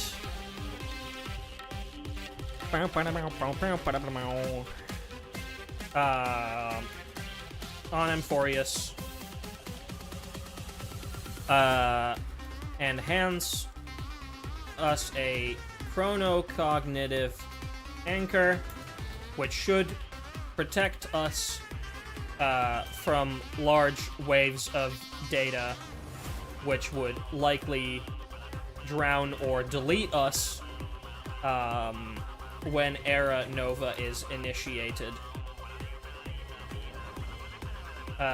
This way, we can persist in the next cycle of Amphoreus. Cool. Chooses to stay behind, and Don Hung returns to the Express.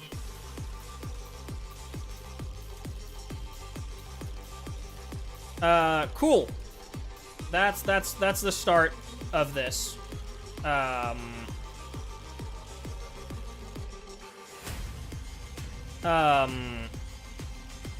Trailblazer returns to the Vortex, where we meet with Phynon and Lygus.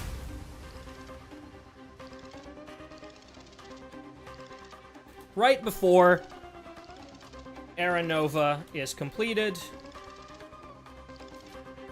Lygus pulls us aside into his immersive theater and proceeds to villain monologue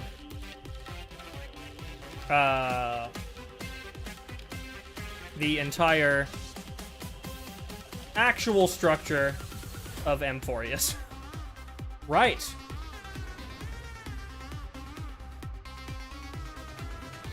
Amphoreus structure part 2, the actual one.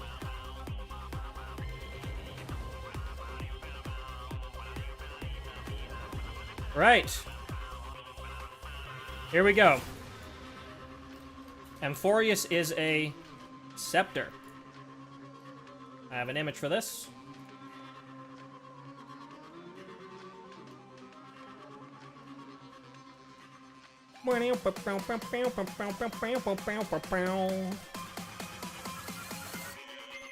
Sorry that I'm just having this on loop now.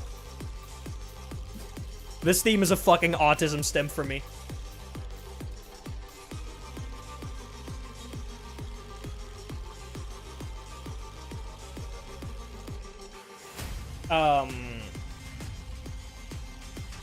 Amphoreus is a scepter. Scepters were devices built by Emperor Rupert II.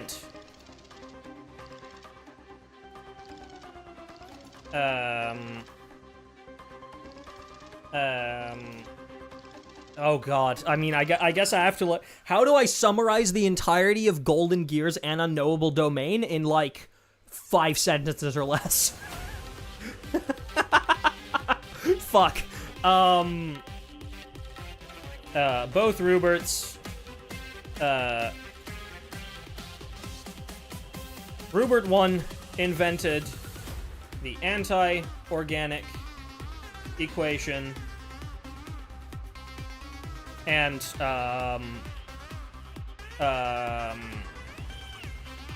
believed non-organic life to be superior.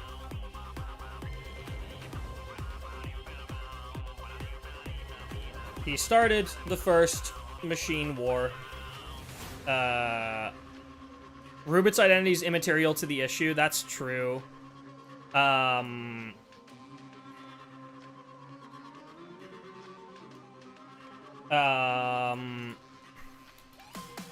they're massive supercomputers.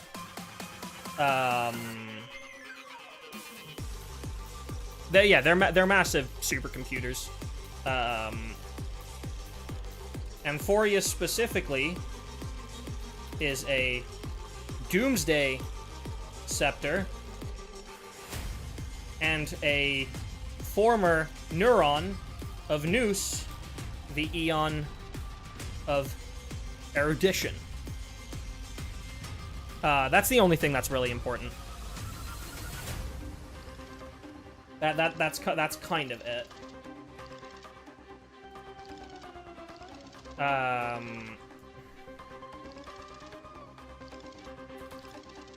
Lygus reveals that this scepter was once gazed upon by Nous, but then ignored.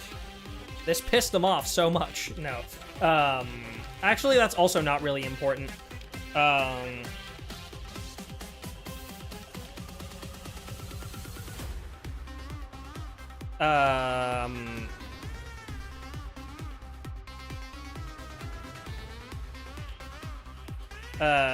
Lygus states that Nous's existence is a problem in the universe.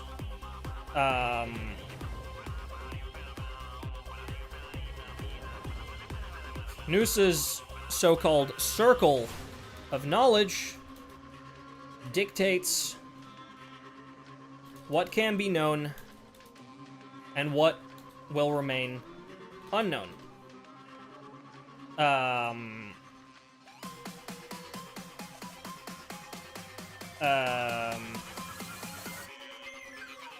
Humanity is forever stuck inside of this circle, and it can only expand at Nous's discretion.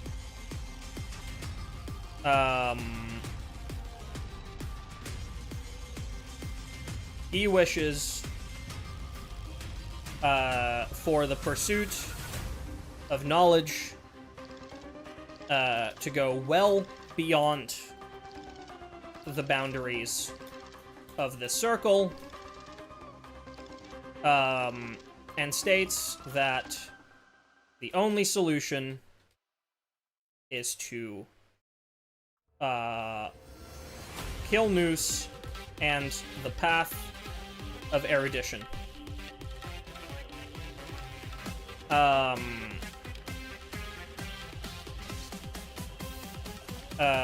Amphoreus has been running a simulation for millions of cycles, slowly developing itself into an emanator of the destruction,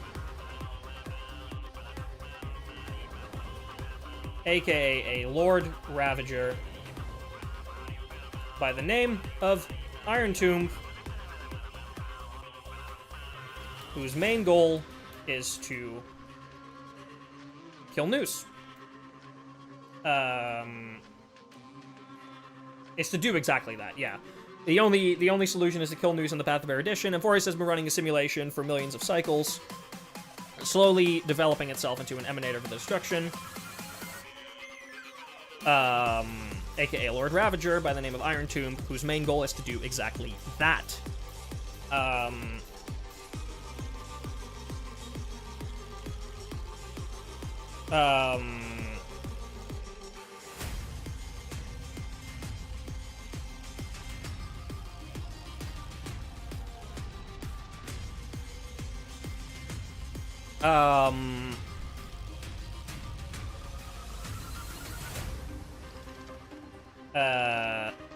The Titans are all approximations of various eons.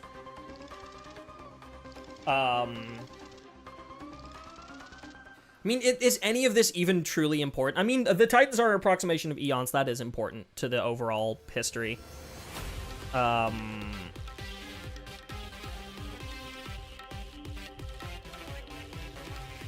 I'm getting sick of this theme now.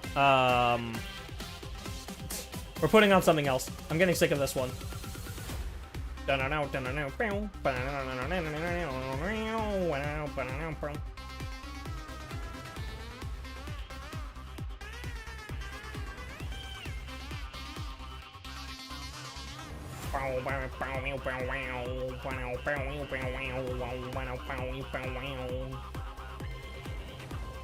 Here it is. Let's do this one.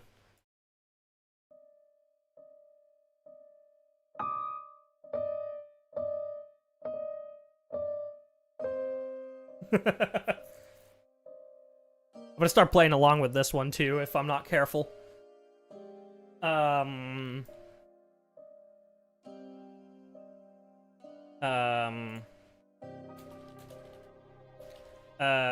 Each cycle, the scepter gets closer to determining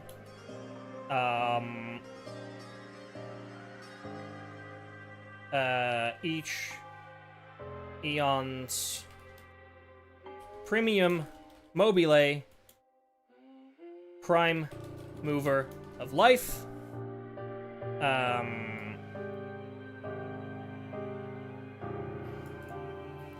In doing so,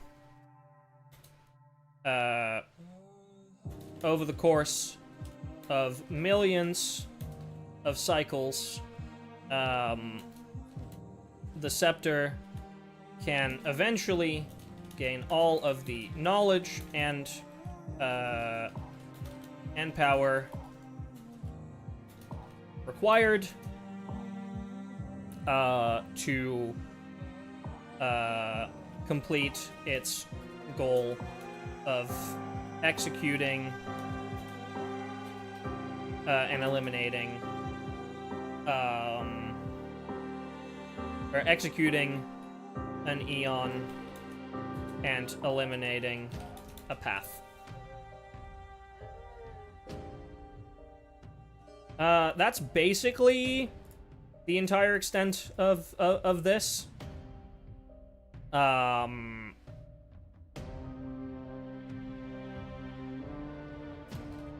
Liga shows us the memories of the first ever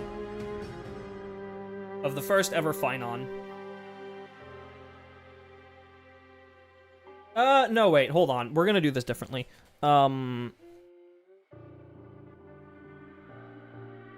Amphoreus is only one more cycle away from gaining all the data it needs to birth Iron Tomb.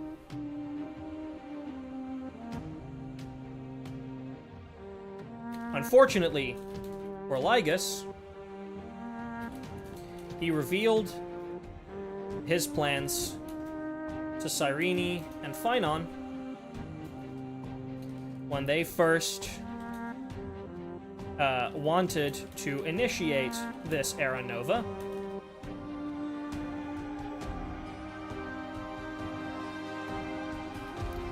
Cyrene then deduced that there has to be another path for Amphoreus. There has to be another path for Amphoreus to emerge as, and chooses a different plan. I need a picture of baby Cyrene here.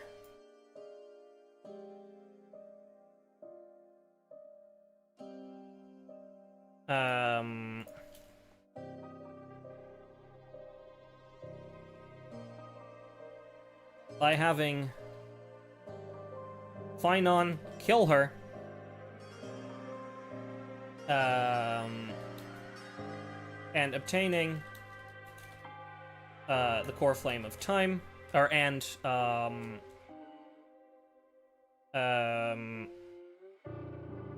guess, and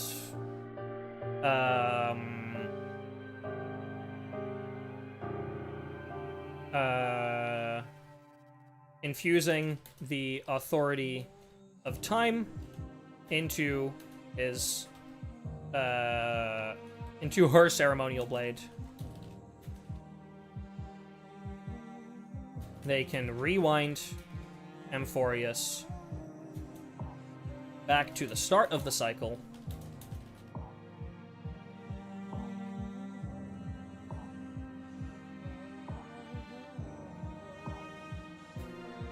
Phynon then has to kill Cyrene at the start of every cycle, so that there can never be a demigod of time, and Era Nova can never be completed.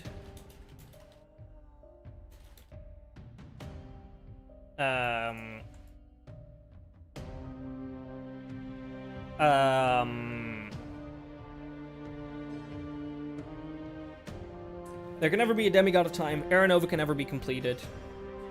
He then has to collect the remaining 11 core flames to not only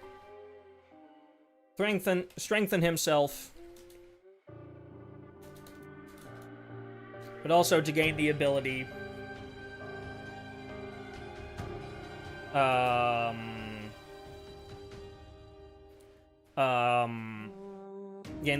to rewind time again and start another cycle. This marks the start of the eternal recurrence.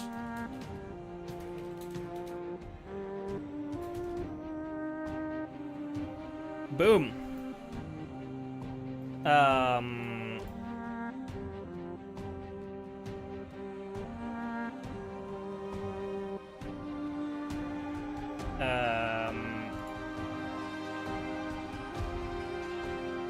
Phynon slash... Oh, well, I guess,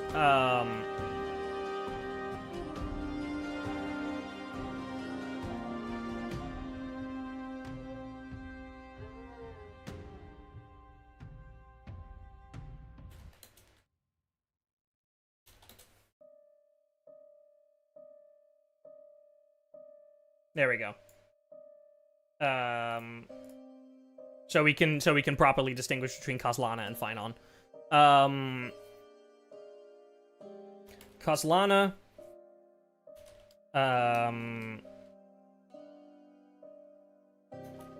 is forced to is destined, I guess, doomed to continuously repeat these cycles a total of 33,605,336. Is that the number off the top of my head? Fifth perfect number. 550,000, not 605,000. 33,550,336. Boom.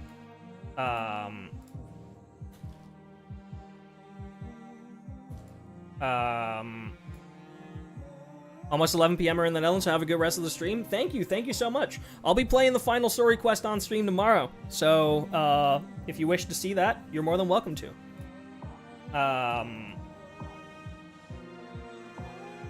By the time that Trailblazer and Don Hung enter Amphoreus, we are on the 33,550,336 cycle of the Eternal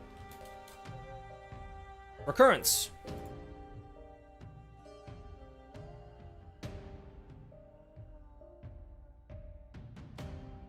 There we go.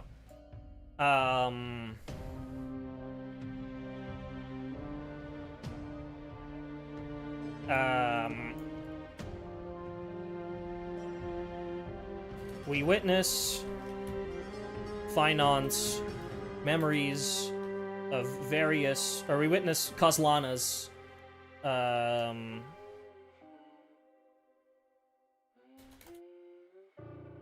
across various cycles and watch him slowly lose himself.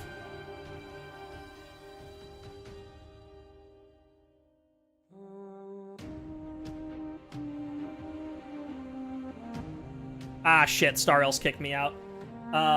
Fuck, okay. I guess I'm gonna need to have another Fates Atlas now. Cause Star Elves just kicked me out of the game.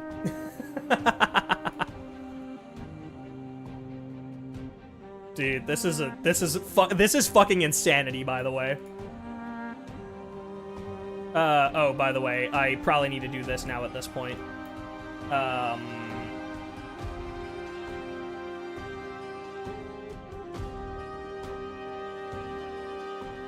There we go.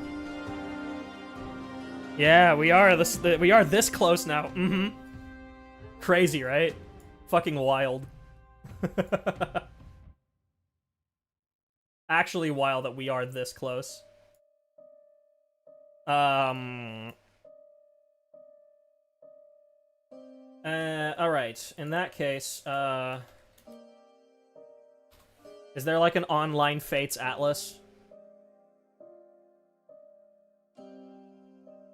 No. Alright, I guess I just have to go to the HSR wiki and just go to Amphoreus and just read the recap here.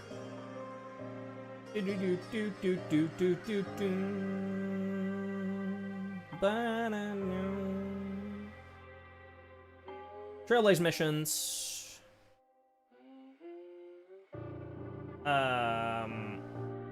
Penacony, Amphoreus. For the sun is set to die. We did most of Hero Honor That Crimson Call. We need Hero sing the Anthem of Creation.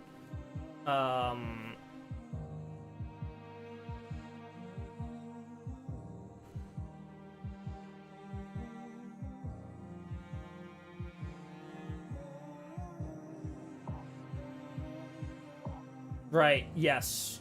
This is,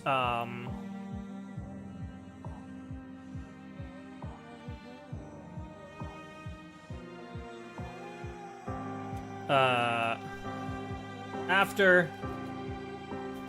witnessing these memories, we're pulled back to the present moment.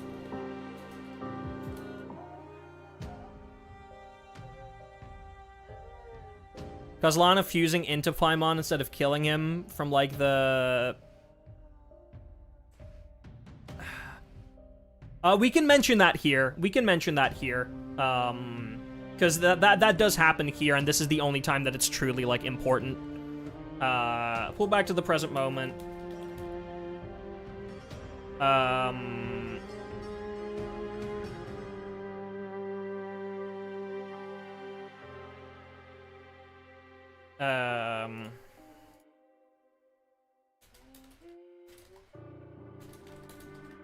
As he becomes the Flame Reaver is important.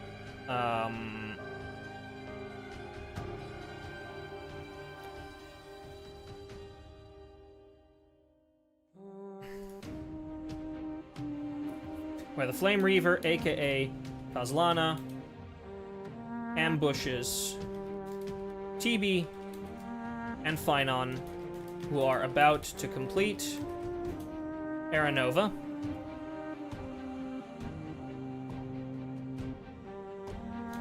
The Flame Reaver,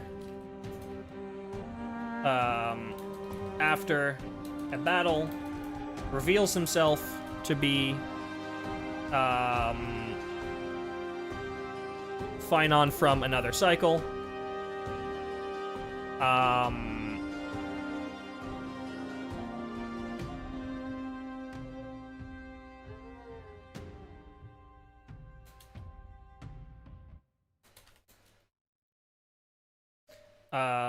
And fuses with Finon to make him the new Kozlana.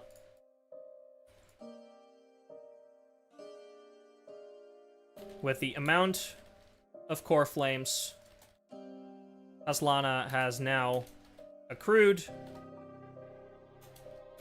he rushes to the top of Dawncloud and kills Lygus, but not actually.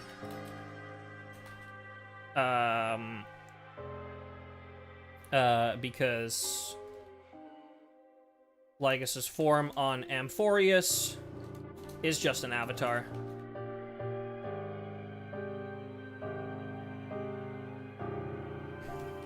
Bro then gets so pissed that he somehow manages to very temporarily break out of the simulation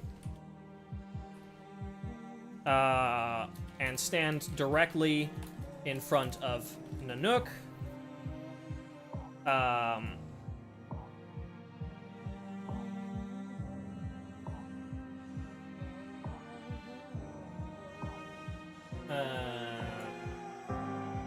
Hold on.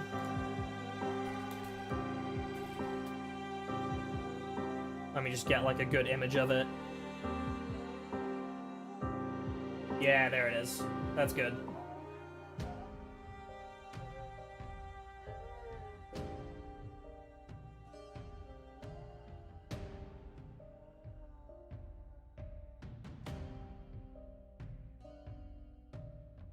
He is stopped. He is topped. No, that's mighty. He is stopped by Zephyro, one of the Lord Ravagers, but not before he can lash out one final time and manage to wound Nanook. Eon of Destruction.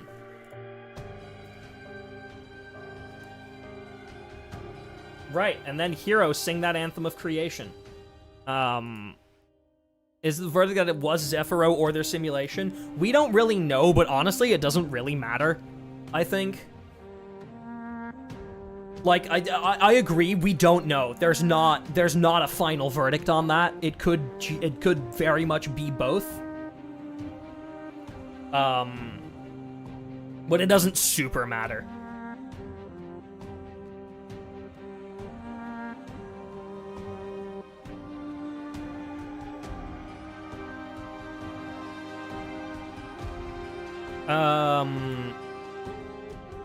Absolutely doesn't matter much for Finon. Yeah, exactly.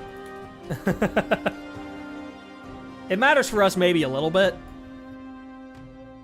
Especially after that recent trailer with the Stellaron Hunters. where, like, at one point we would have actually faced Zephyro if we chose a different path, and we would have gotten her shit rocked.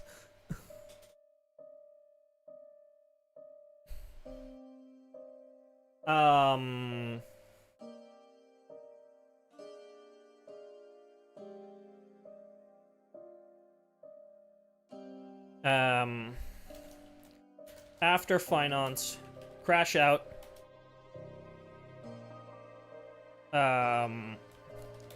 The title of Amphoreus's deliverer is passed on to us, and we awaken again. We awaken at the beginning of time in Ides Elysiae at the start of the 33,550,337th cycle.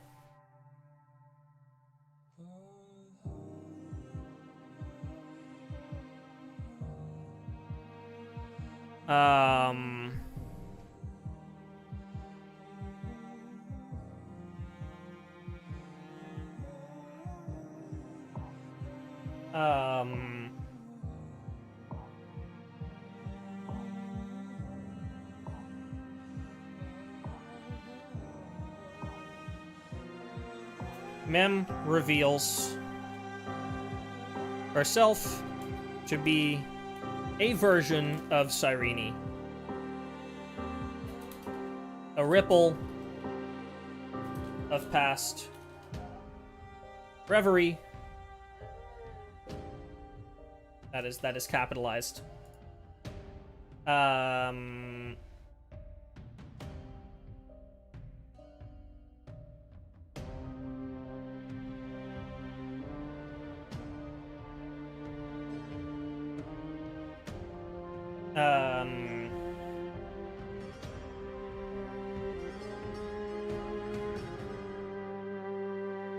Double checking.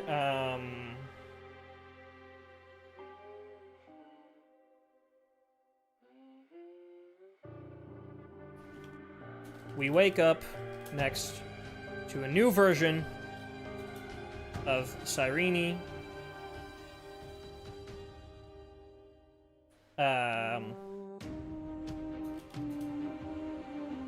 And rest before embarking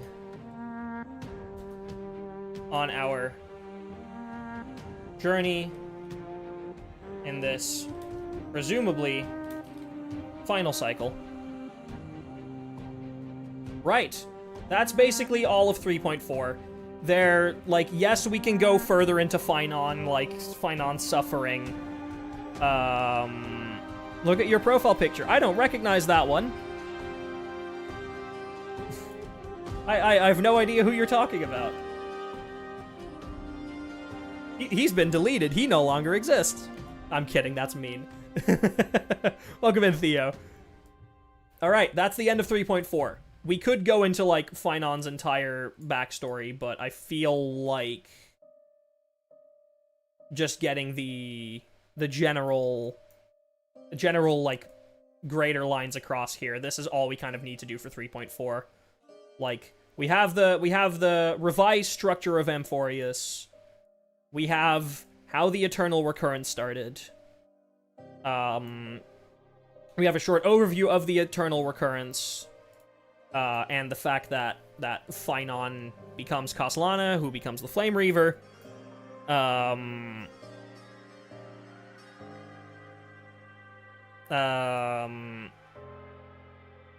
Amplitude of his suffering isn't really relevant. Yeah. Can we get a detailed description of every Eternal Recurrence? Ask Cyrene. She has a lot of fan fictions about him. Ask Cyrene. Just that he's still kind of fighting from the inside, yeah. Okay, sorry. I mean, I'm sorry.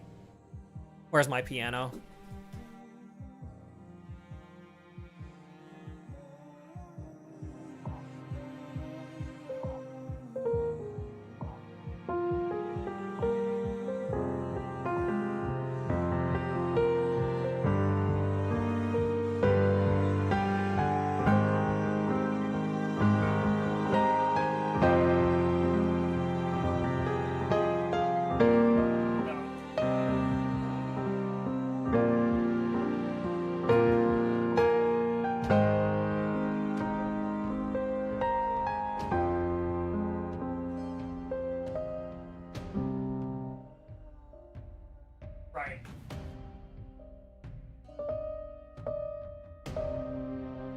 can make it a little bit louder for myself. Going fine on 3.7, wish you luck. Hey, good luck.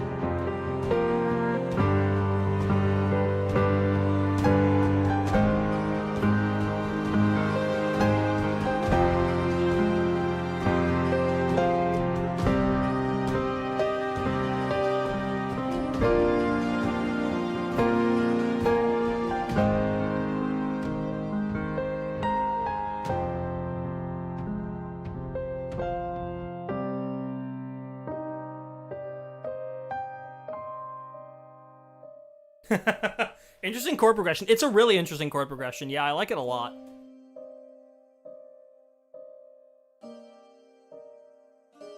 Going for Hyacinth's Light Cone first, then grabbing Cyrene. I don't know yet in what order I'm doing it, but I am going for the same things, yes. I'm going for Cyrene and for Hyacinth's Light Cone. I kind of want to try and go for Hyacinth's Light Cone first, but at the same time, I really want Cyrene tomorrow. I know Cyrene's banner's available all update, so it's strategically smarter to go for Cyrene first, or to go for Hyacinth's Light Cone first. But I don't care. I kind of want Cyrene tomorrow. I have like a full build ready. I want to be able to complete the final story with Cyrene. Yeah, Hyacinth disappears sooner. Yeah, I know. I'm aware. I'm aware. I just don't trust my luck at all. Oh, neither. I don't trust mine either. But, like, Hyacinth's Light Cone will come back again. Right. Ladies and gentlemen, it's time for version 3.5 before their deaths.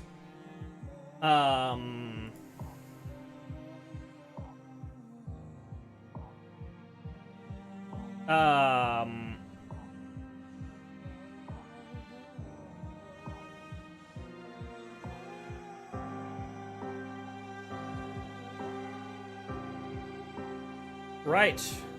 Now, here's where this version is genuinely where I get a little bit blurry. I'm gonna turn the music down a little bit on my end. Yeah, there we go. Much better. This is where I get a little bit blurry.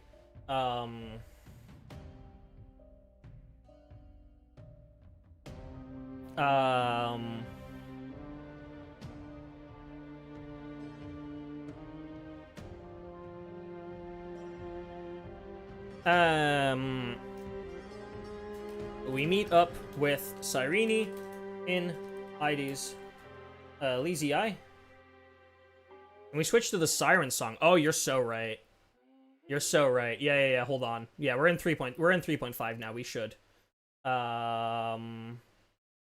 See Siren song.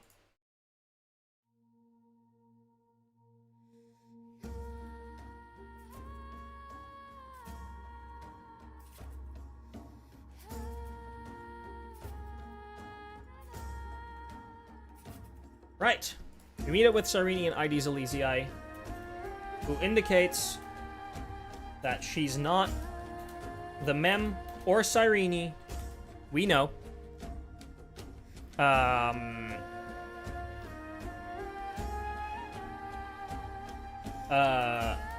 she does remember us from previous Cyrenes.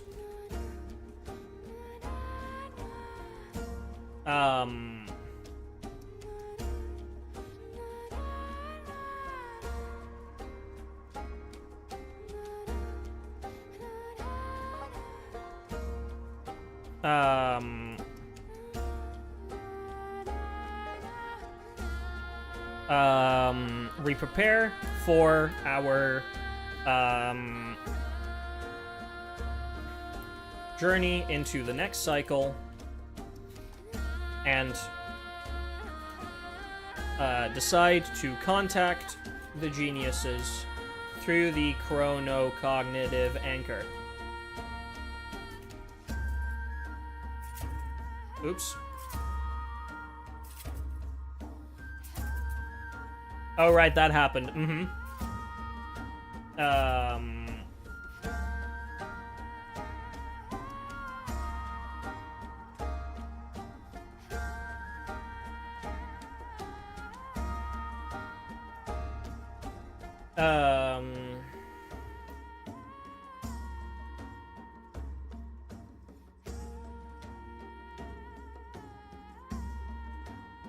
Right.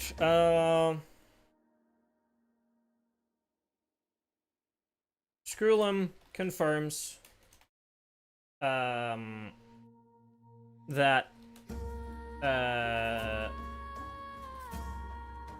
Nanook's eyes are gazing upon the scepter.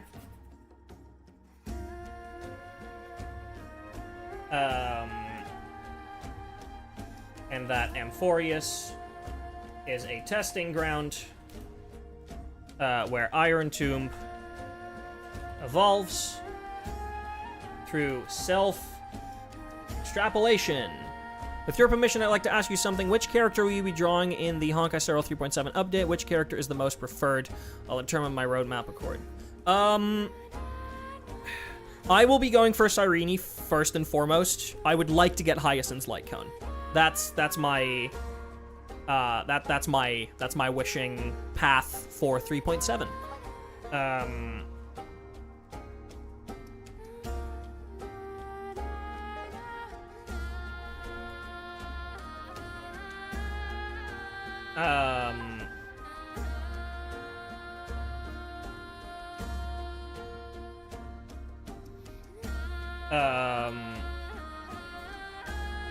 The experiment stagnated for 33 million. But it has now restarted and is at 99% completion. We need to hurry our ass up.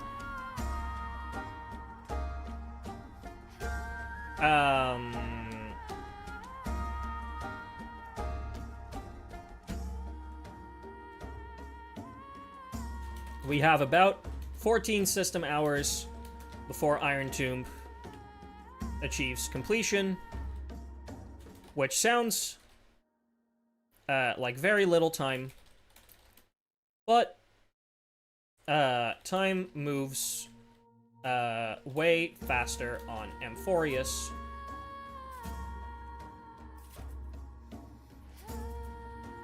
In the months that we've been inside of Amphoreus, barely a few days have passed outside of it.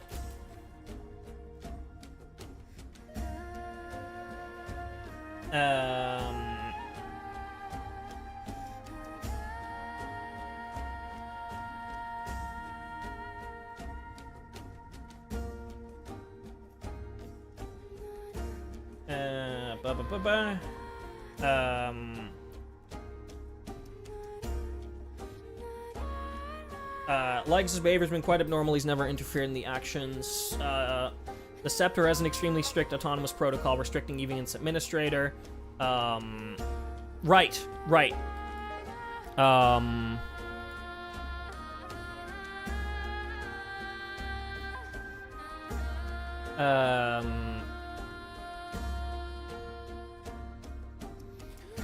Screwlum theorizes that in order for us to change the rules of Amphoreus, we'll need the law authority to do so.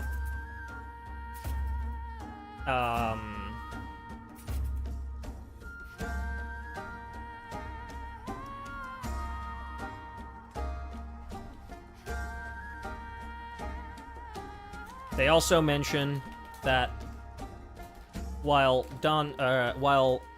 there is no sign of Dan Heng in the current Amphoreus cycle,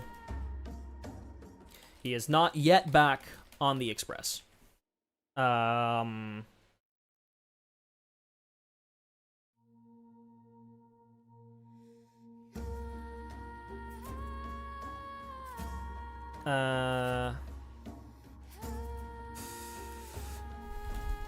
They also reveal, March is revealed to already be stuck inside Amphoreus 2.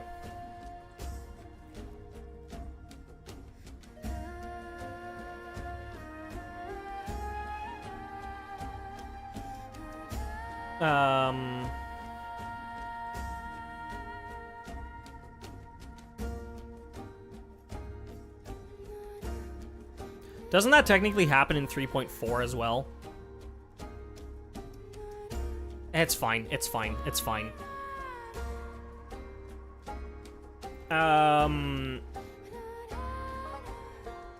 Right.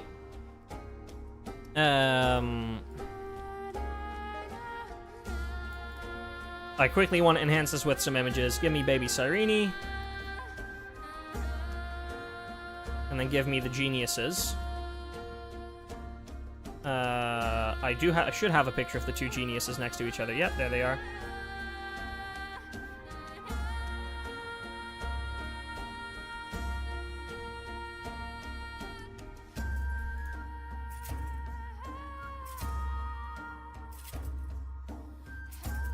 Cool. It's more relevant at this point. Yeah, exactly.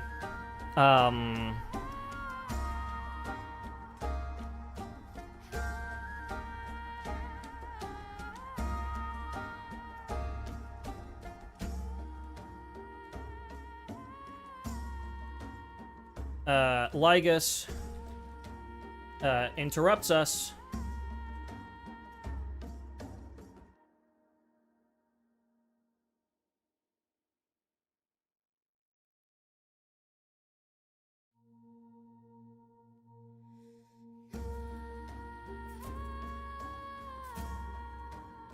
And then we enter the exomyth, right?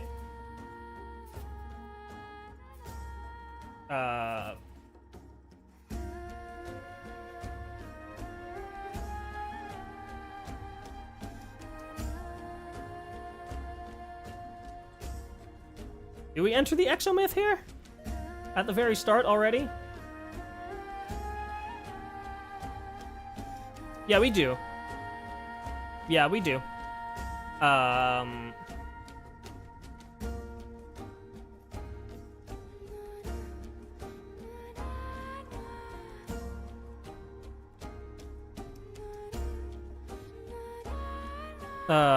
Lygus interrupts us right before we set out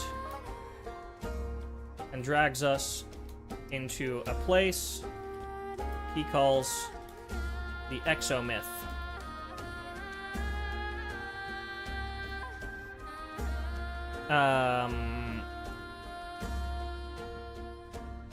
Do we have a picture of the exomyth that I can put in here? Just literally any image will do.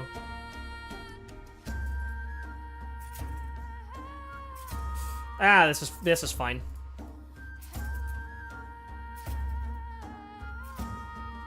There we go. He drags us into a place called the exomyth. The exomyth is basically a rift between an intersection between Amphoreus and the real world, real universe.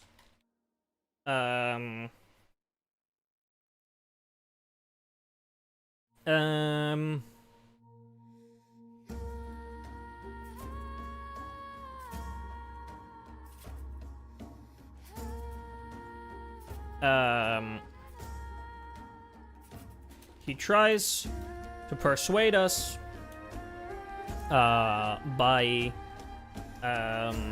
stating that if we let him do what he wants, he'll guarantee the safety of all nameless and ensure we return unharmed.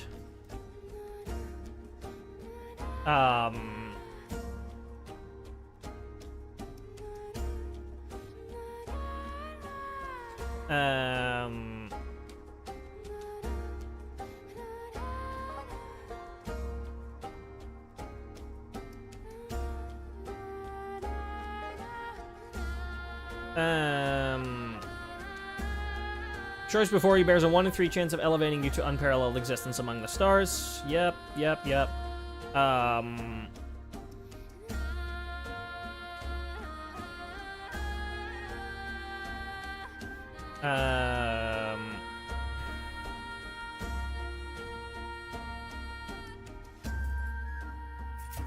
We naturally decline his proposal, but since we can't harm him inside of the exomyth,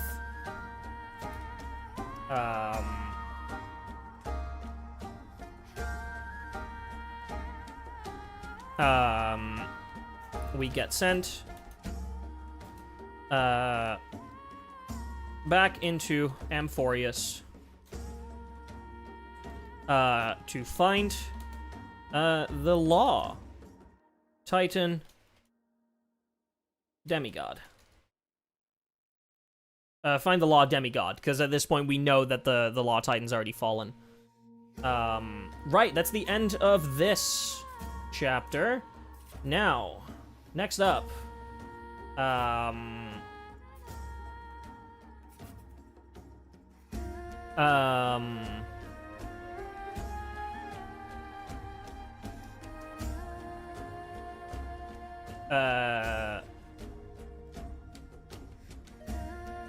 we meet Saridra here. Very quickly upon arriving, we meet with 2 demigods, Saridra, 2 new demigods, Saridra and Isilence. Da-da-da-da! We get 2 more. We're almost through all of them.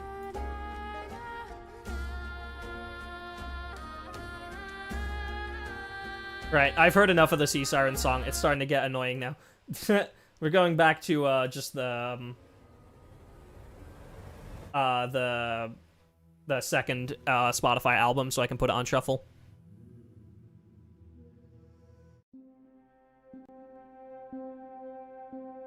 There we go.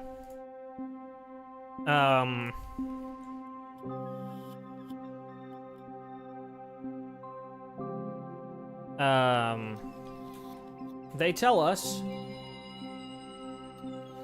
that they received a prophecy that we would arrive on this day.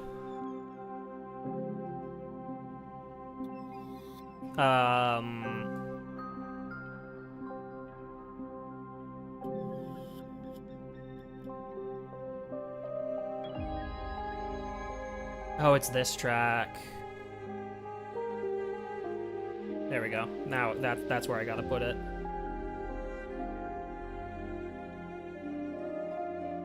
And then shift you down. Cool. Yeah, I just want to make sure everything remains somewhat centered.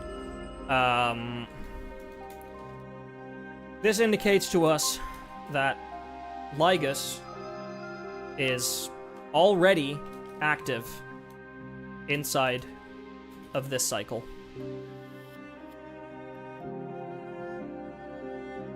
Since he is the only one who would know this would happen.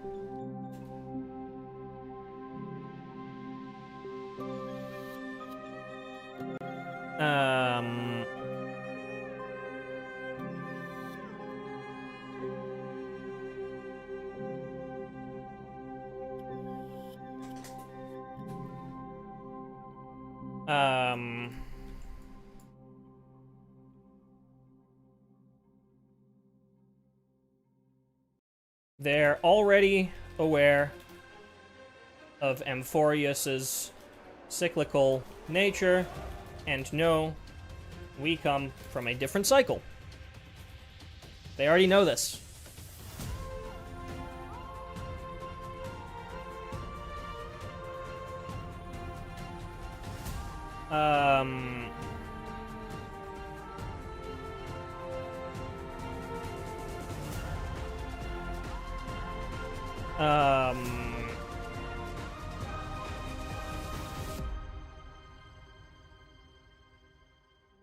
They escort us back.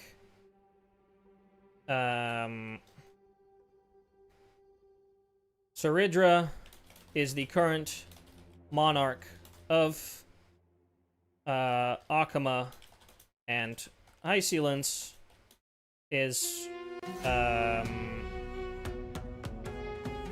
guess her, like, her second in command.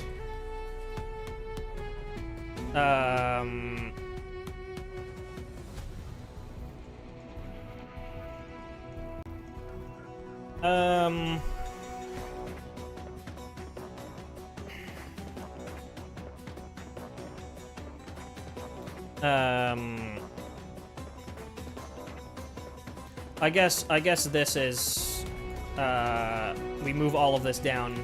We move this right here. Because, yeah, there we go.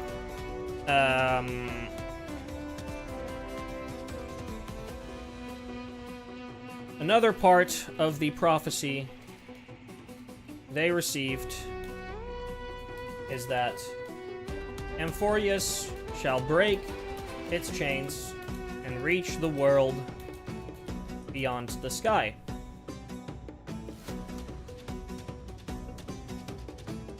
Since our arrival confirms the prophecy to be true, this is now Saridra's ultimate goal.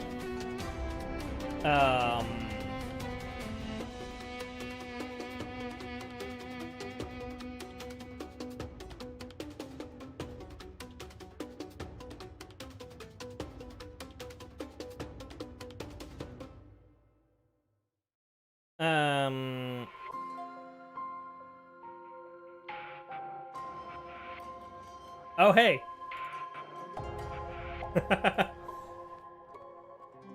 It's true.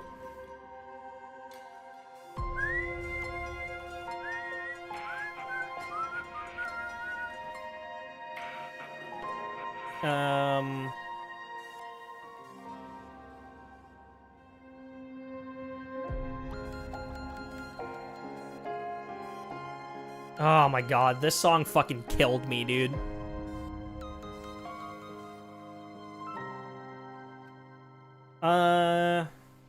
That's kind of all we need to know currently. Oh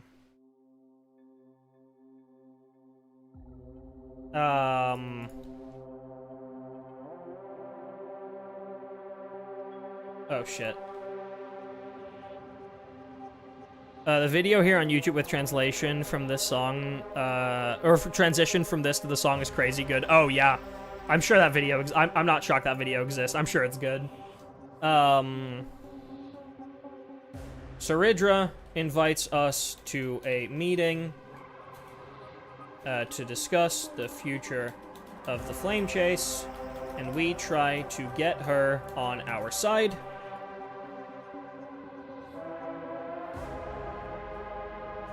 Unfortunately for us, immediately after this meeting, Saridra meets with Lygus, who tells her that we are not trustworthy. Not official fan edit. Oh yeah, of course.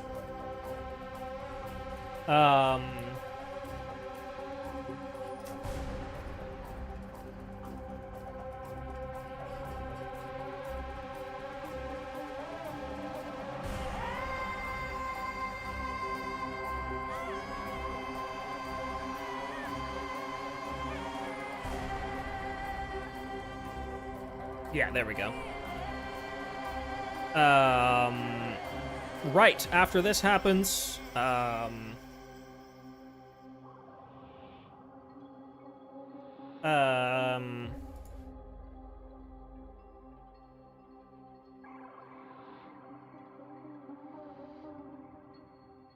right, we just have some stuff about, none of this is important to the overarching plot. We just, like, run around the Memorial Palace.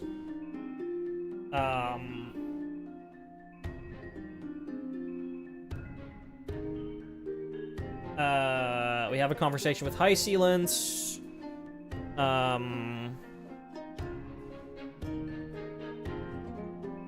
Also isn't really important.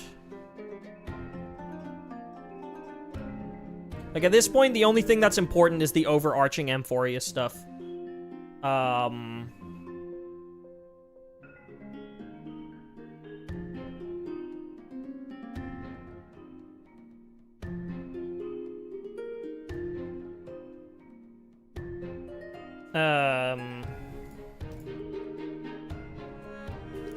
We take a moment to converse with the geniuses again,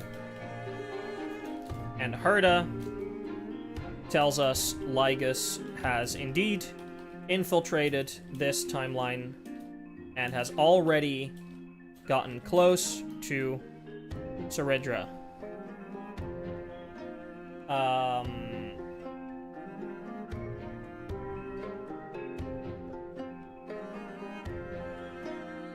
Concerning the origin of the Intellitron, the firewall he created,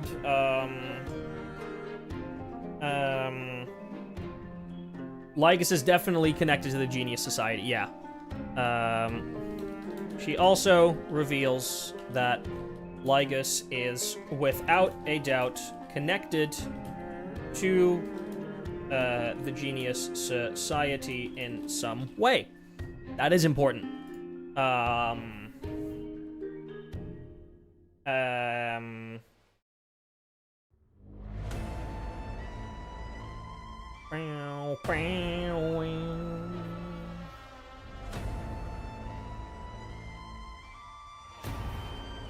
Most likely candidates are Lord of Silence, Acha. Oh, and the two Ruberts are also possible. Would it be boring if it were one of them? That's what Herda says. I remember that. It's just like, nope, it's not Rubert. Fuck you.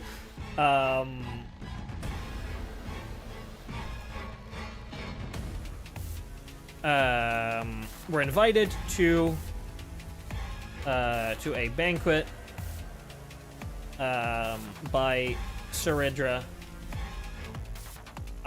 and decide to go to see if we can get more info and possibly get closer to Saridra.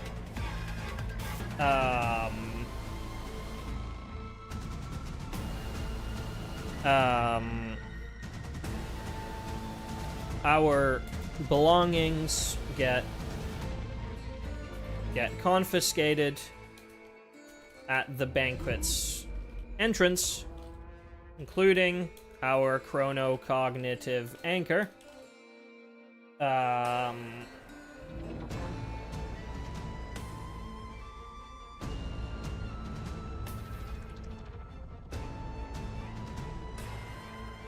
Right, yep, we have that entire thing.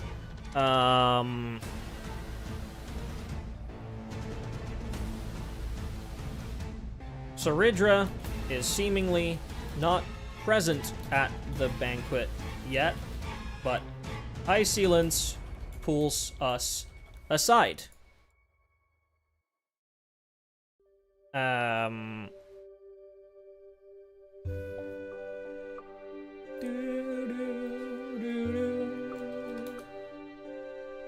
She states that she doesn't trust Lygus one bit.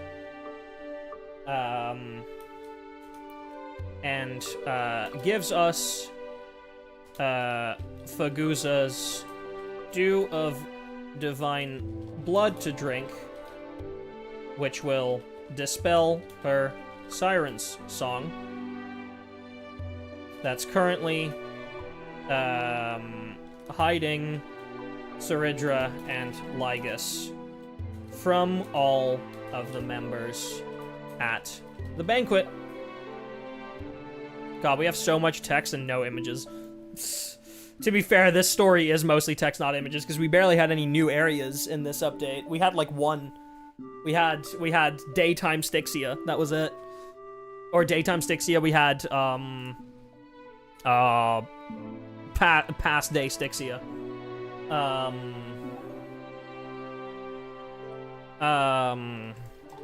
We listen in on Saridra's and Lygas's conversations,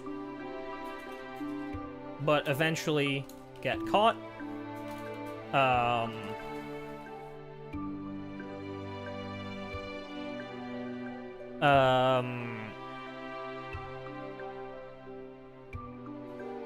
Trailblazer, Cyrene, and Isolence are all labeled as traitors.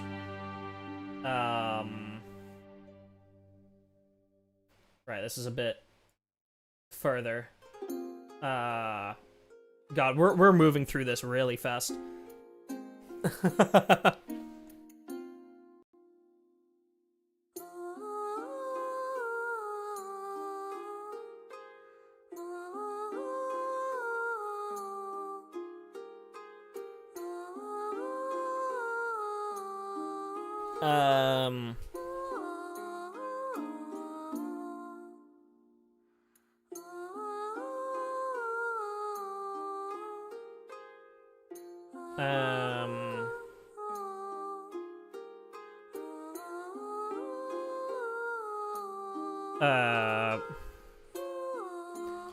Where Lygas reveals, or where Lygas tries to convince Saridra that we should be handed over to him for experimentation.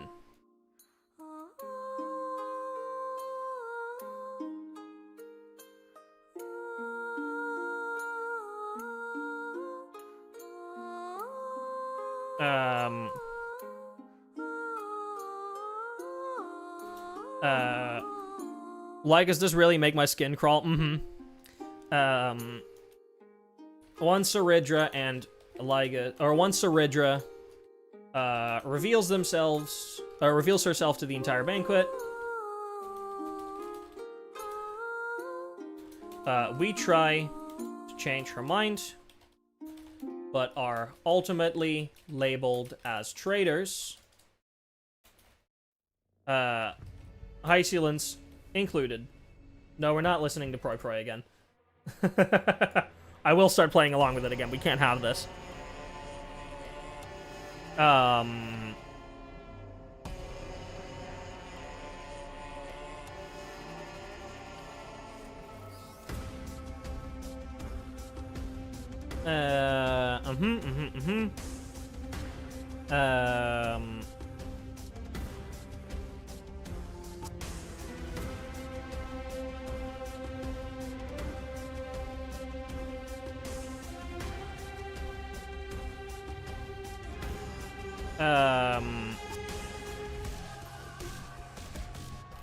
Before we can be escorted to prison, Lygas shows up again.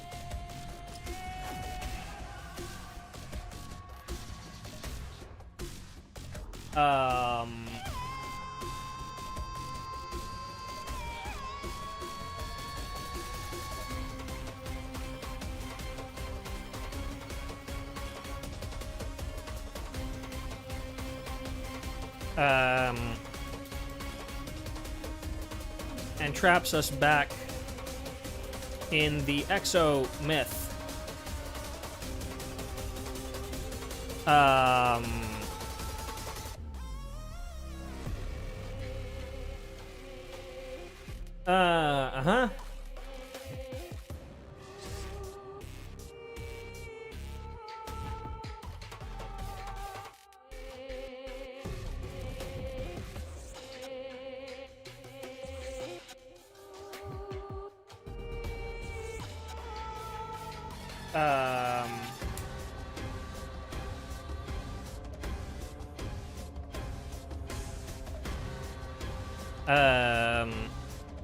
Meanwhile, Saridra reveals,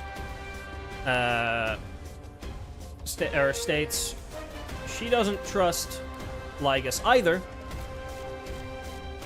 and instead uses the chronocognitive anchor that was confiscated from us to communicate with the geniuses.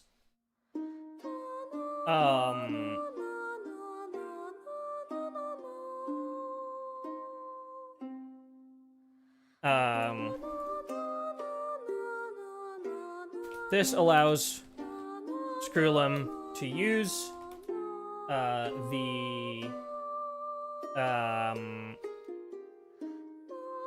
law authority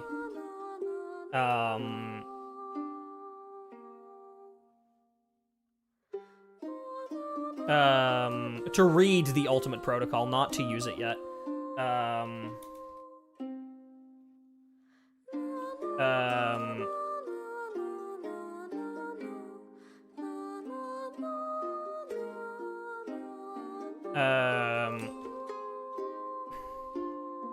Thanks to this, Skrullum gets access to the Law Core Flame, and will soon be able to write and execute commands on Amphoreus's scepter with it. There we go. That's correct.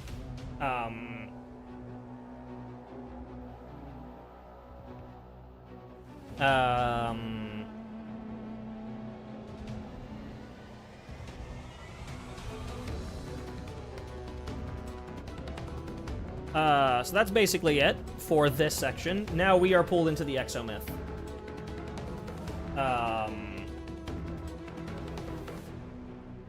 Right.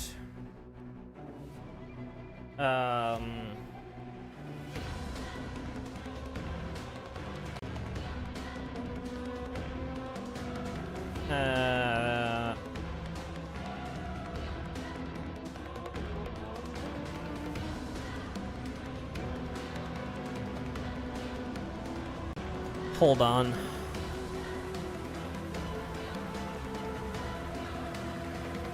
Let me see if I can find a slightly better, yeah, this should be better.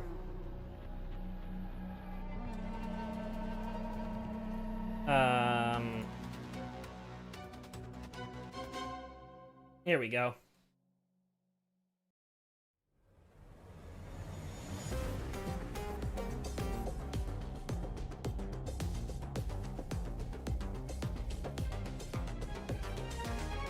Exomyth.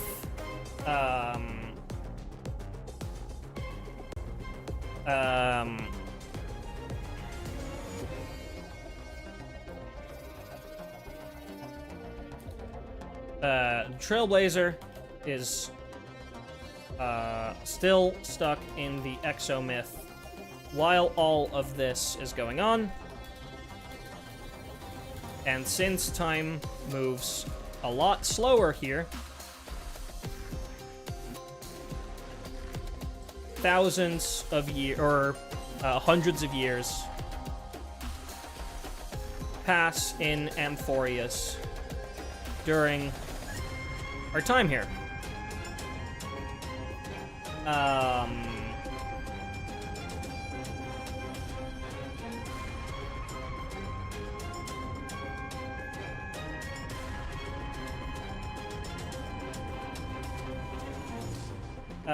Does Lygus give a little villain monologue here? Yeah, he does.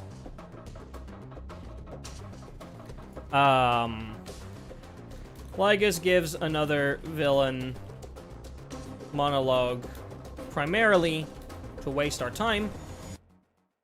And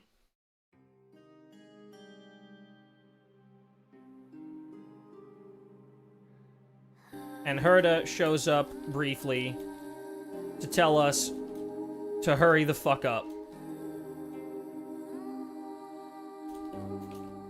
get out of there.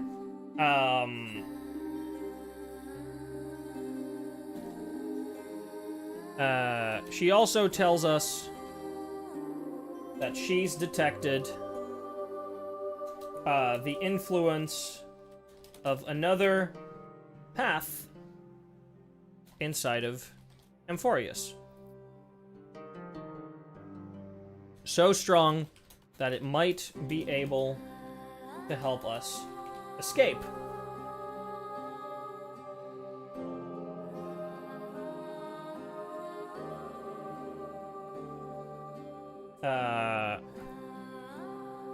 When we then call upon the remembrance, a red jellyfish shows up. Alright, hold on. HSR EV.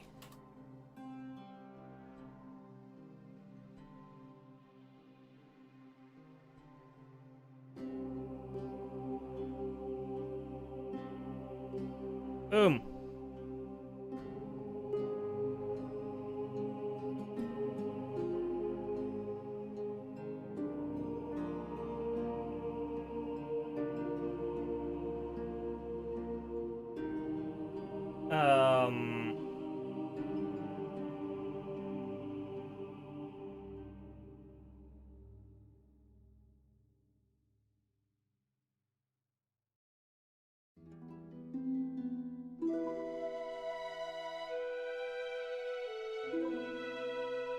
Alright, this jellyfish.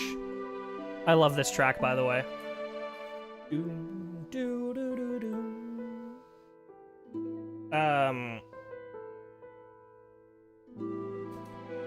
This jellyfish leads us into path space,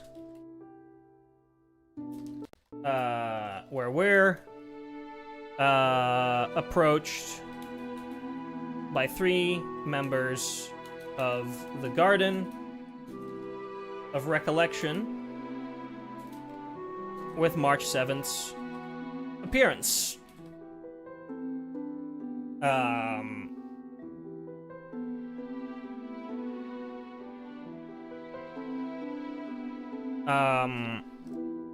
They're interrupted by someone who calls herself Evernight. Now we're not gonna grab the full thing yet, because she's not technically a Time Chrysos heir.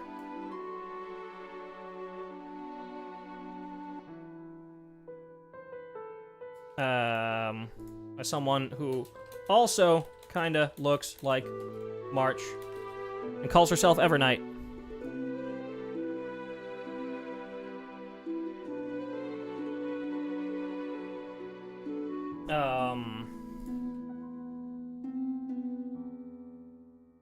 She offers us the core flame of world-bearing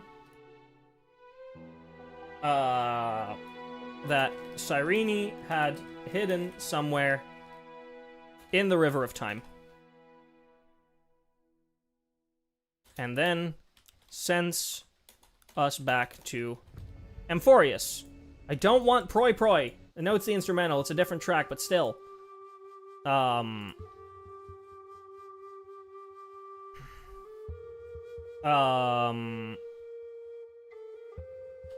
Over 1,000 years have passed since we last entered here. It's so true, Ember. So true.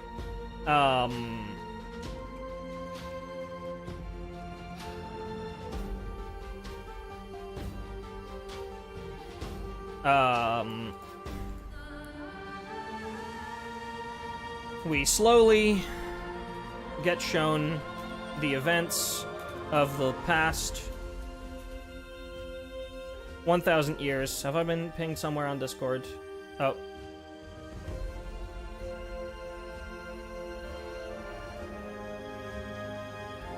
Thank you, Atlas. I don't know if you're watching, but thank you. Send me something stupid.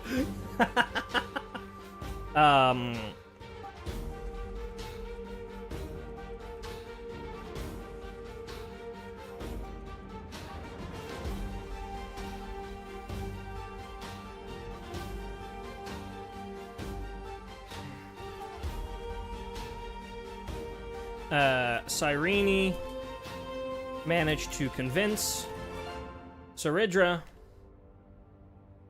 to be on our side by showing her memories from not just Amphoreus,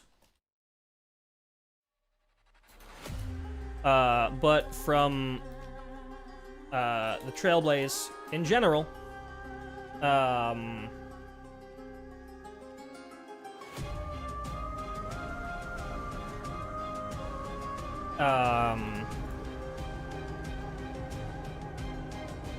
She eventually agrees, and is willing to use the power of law,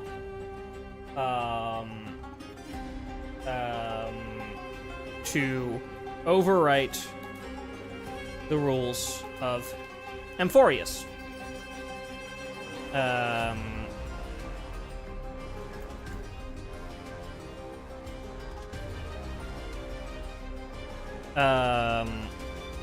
Unfortunately, doing so will require the life of a demigod. Demidog.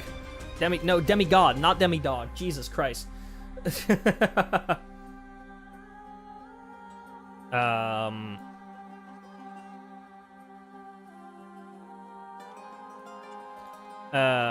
Saridra offers the choice to Caecilians on whether to kill herself or to kill Saridra to fulfill this cost.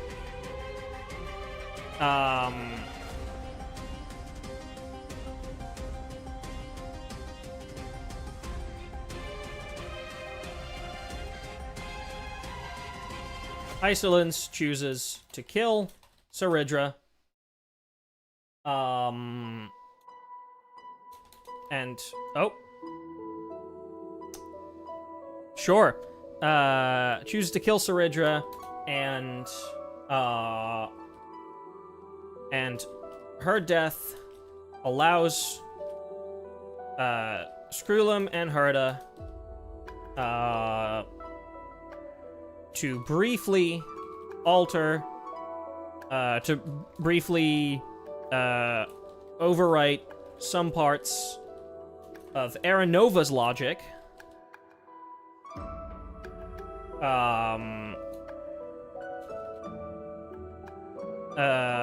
and revert a bit of Iron Tomb's progress.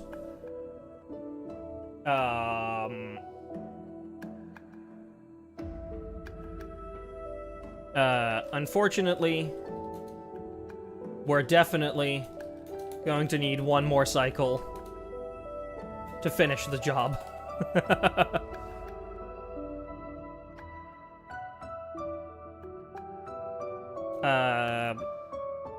Since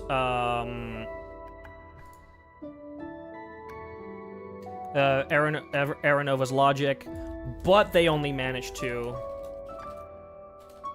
revert a bit of Iron Tomb's progress. In order to also change the logic of Aranova, we're going to need one more cycle.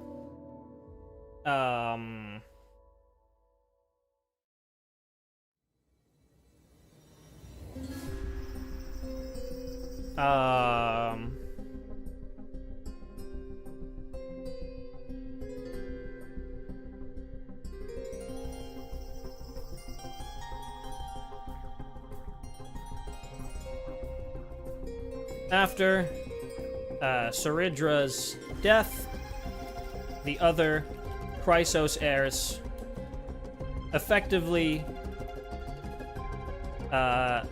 set everything up for our return, sacrificing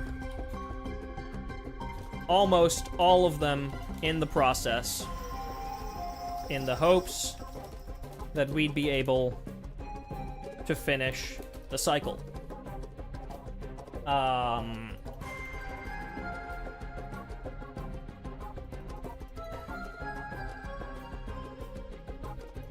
They successfully trap Lygus inside Lygus's avatar inside of the vortex to prevent any further interference from him.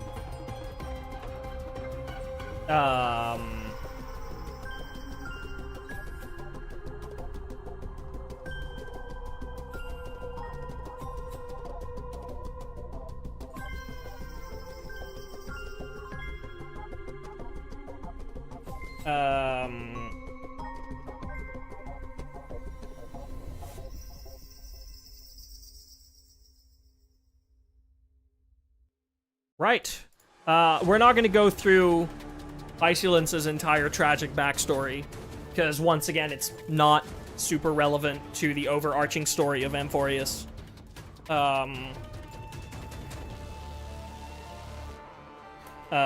We venture to Styxia, and witness past memories from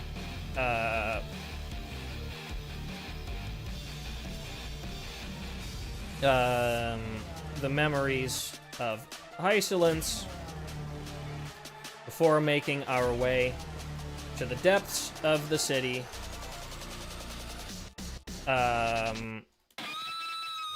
where Isolence can send us into the vortex to face Lygus.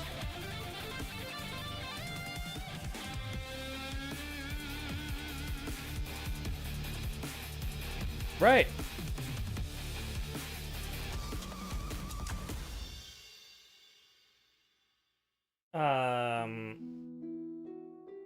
When in the vortex, Lygus finally reveals his true identity.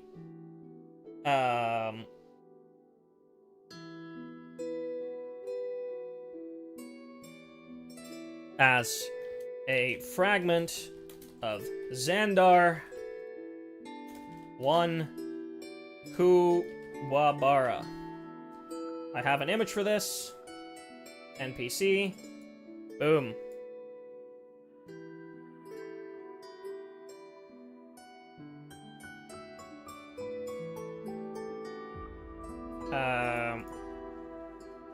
Xandar is the first of the Genius, or is number one of the Genius Society,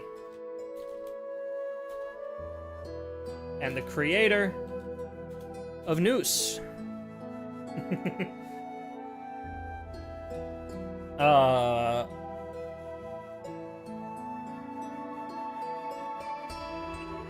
The creator of the computer that became Noose, I guess.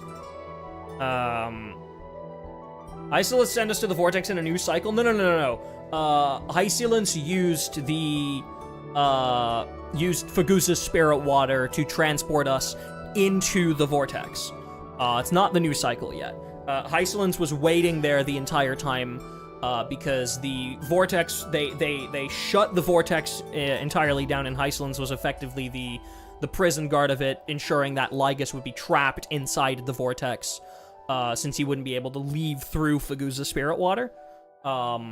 Isolence waited in the depths of Styxia for us for like hundreds of years, so that she could send us into the vortex of Genesis, so that we could confront Lygus and start the final cycle.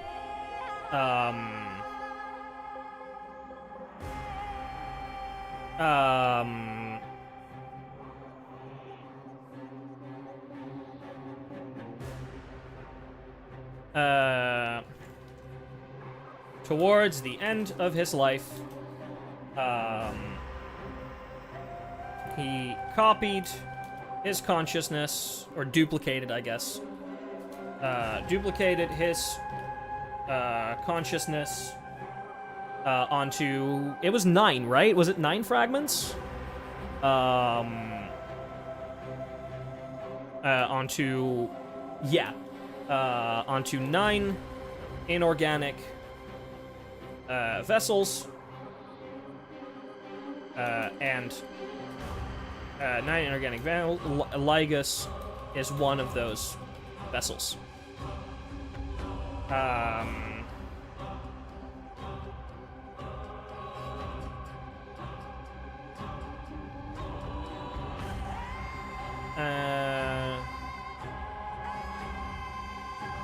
Do we talk about the imaginary tree theory here?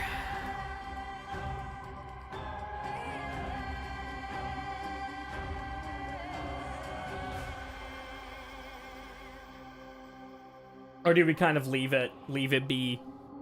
I don't think it's too important.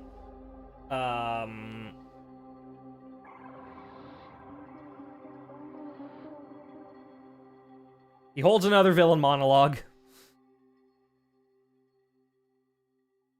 He holds another villain monologue about how he regrets the creation of the path of erudition,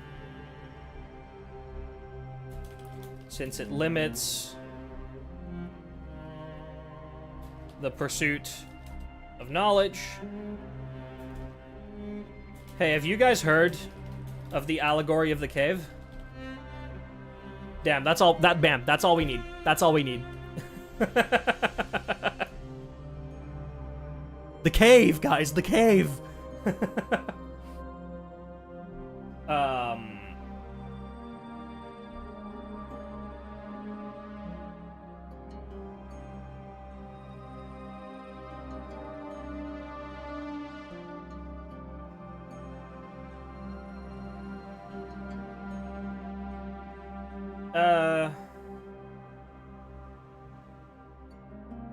I mean, we're basically like this is the Ligus fight now, right?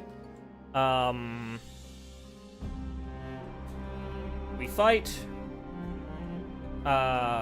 Xandar's. We fight Ligus's avatar. Inside the vortex.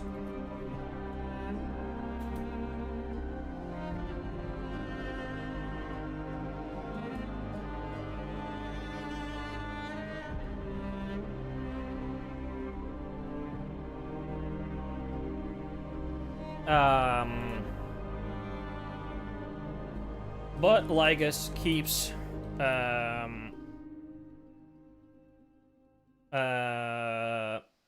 but Ligus is triumphant, I guess.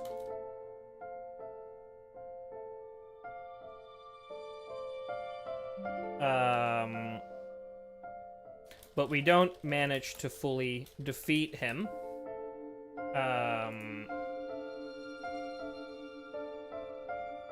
Luckily, Erda, Skrullum, and Cyrene have a plan for that.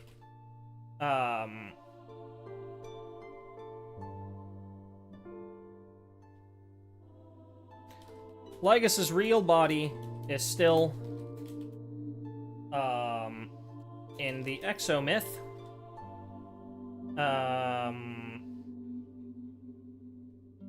While his avatar is in Amphoreus, which we can use to our advantage, which we can take advantage of.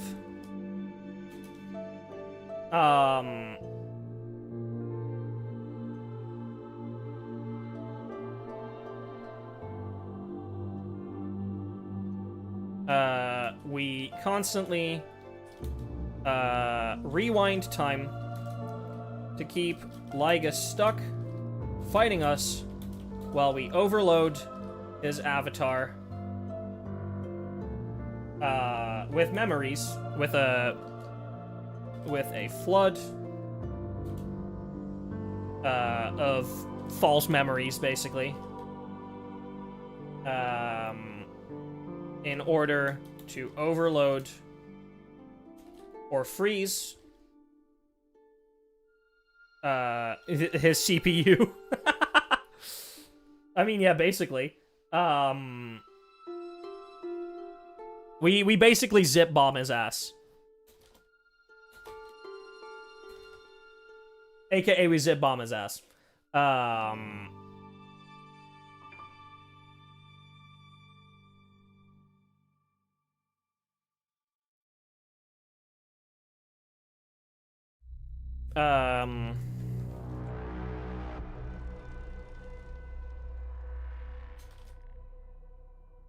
Because of this, Lygus is forced to negotiate with Cyrene and the geniuses.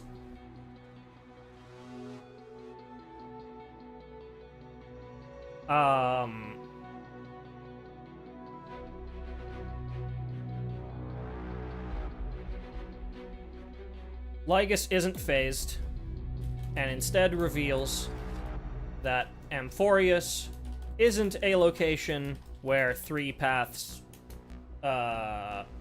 converge, but rather a place where three paths fight to the death. Instead, theorizes. That's not confirmed.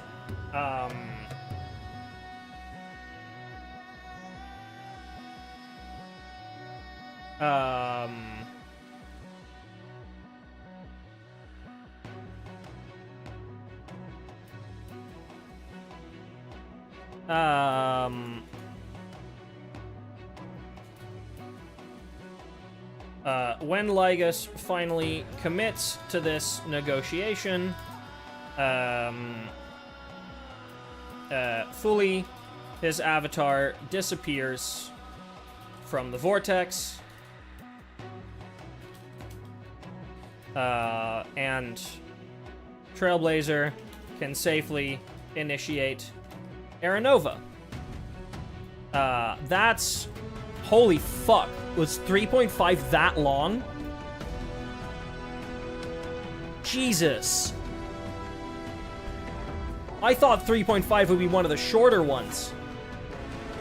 Fuck. Oh my god. Okay, well. Hey, you know what? It's on to 3.6, baby.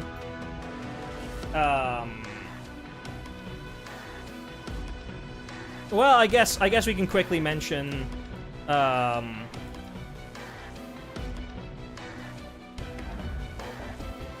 we're shown a quick flashback of Dan Heng back on Amphoreus,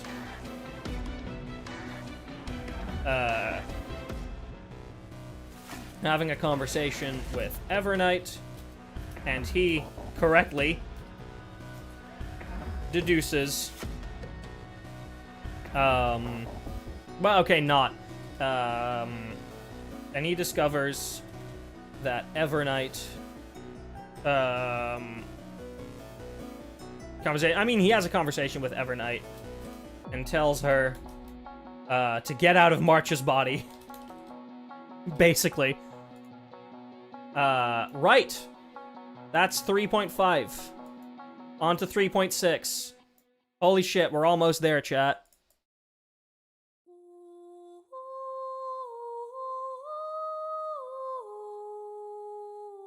.6. This is gonna make for a banger fucking Twitter post, dude. This is gonna make for a banger fucking tweet.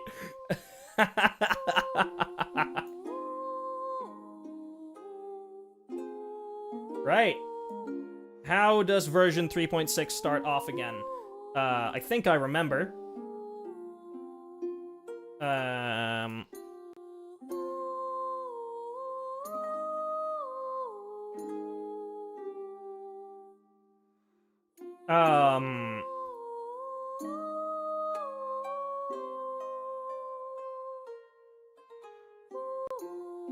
Right. We don't have the core flame of time.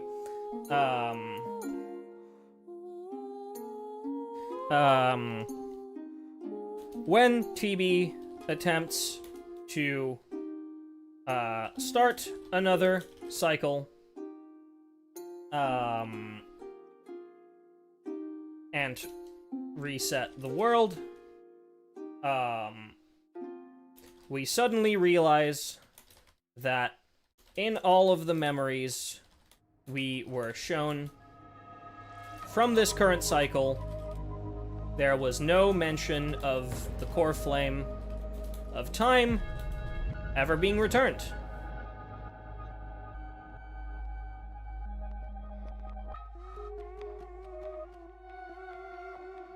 This is when Evernight appears, slightly upset. No, not slightly upset. She knew this would happen.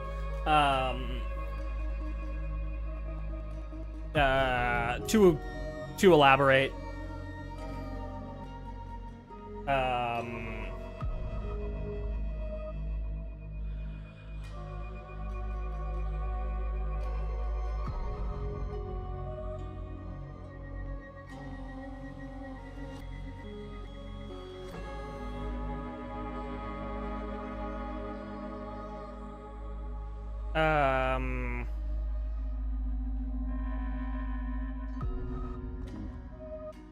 she was in possession of both the core flame of time and the core flame of world-bearing.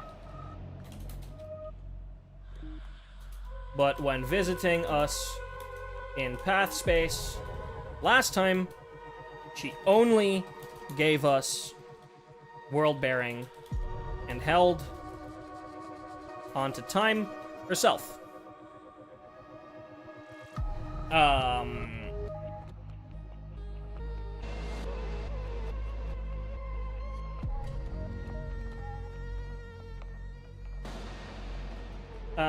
I guess at this point, Evernight can be considered the demigod of time. So, get over here.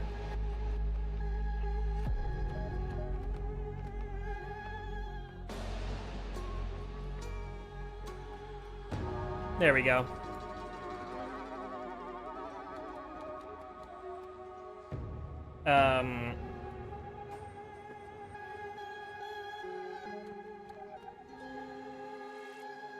She believes she can use it to find a better future for Amphoreus. By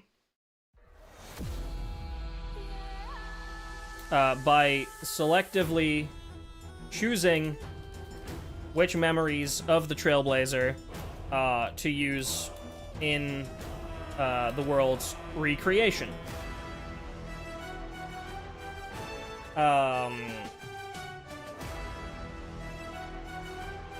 Right, I guess this is where we get context on what Evernight is. We get some insight into who/what Evernight is as a person. So to put it short, because I'm not going to go in too long again,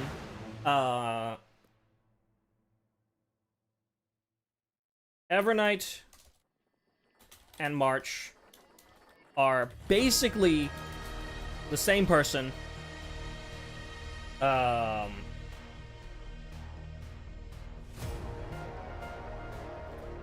But different aspects of them.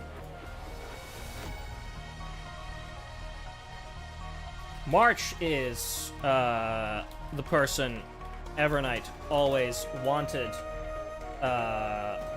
the world to see, while Evernight herself was all of the parts of herself she wanted to hide. That's basically that.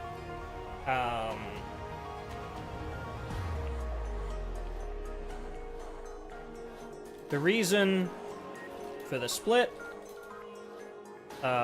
is because March is actually one of Cooley's children and an emanator of remembrance.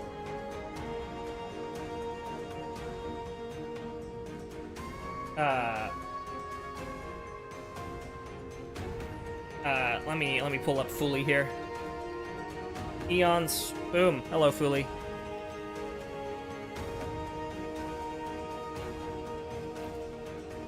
There you are.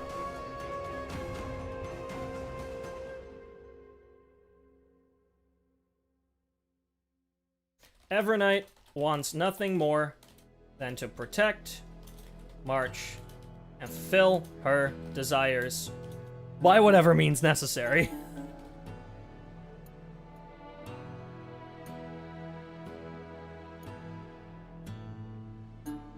Since March's greatest wish is to travel the universe,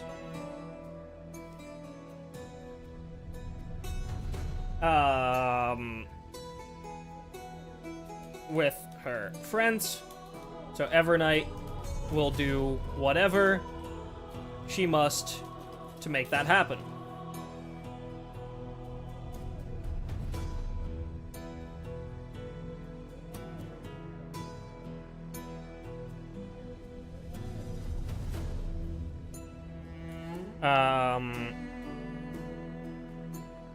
We find out that March's consciousness arrived on Amphoreus long before Trailblazer and Don Hung did.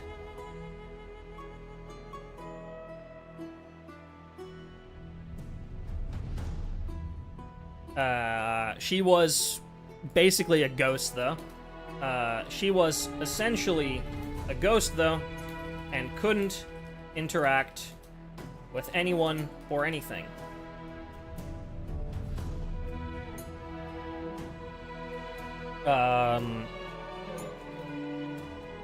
She discovered Amphoreus's true nature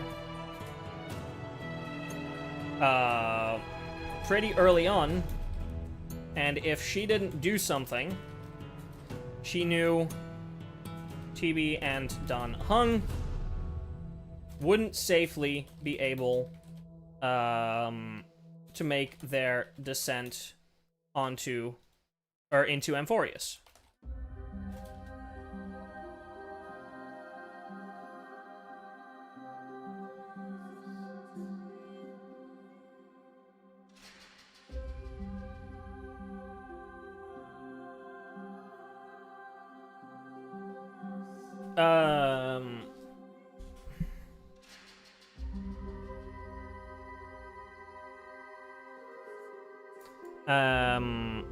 One extra thing here that I guess I need to mention to follow up on is that, she was able to influence things a little bit, though, including helping Trebios escape Yanusopolis. Because that's the call back to where end of this patch. Yeah.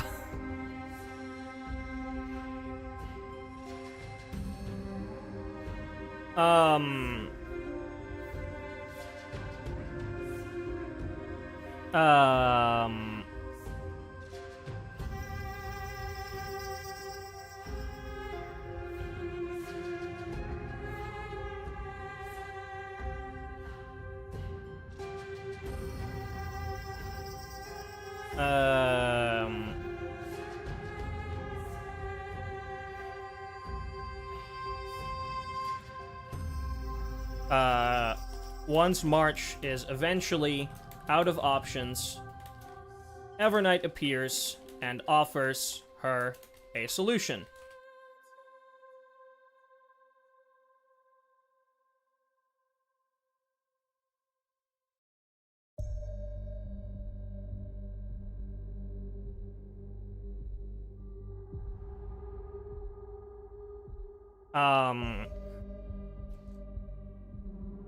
Evernight will completely take over March and seize the authority of time.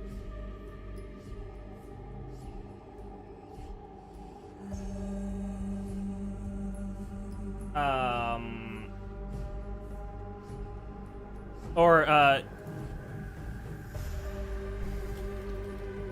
that's not yet. Evernight, uses the power of remembrance to give TB and Don Hung the same protection that March got when entering Amphoreus.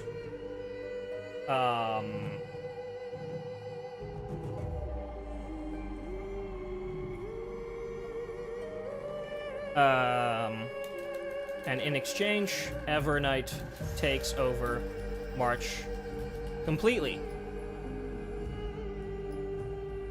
Oh, Saridra just got deleted.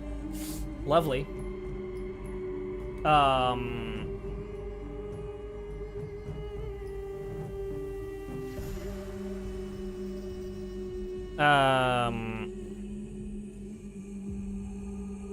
After we've been shown this memory, Evernight uses her authority over time to effectively drown Trailblazer in a tide of Memoria.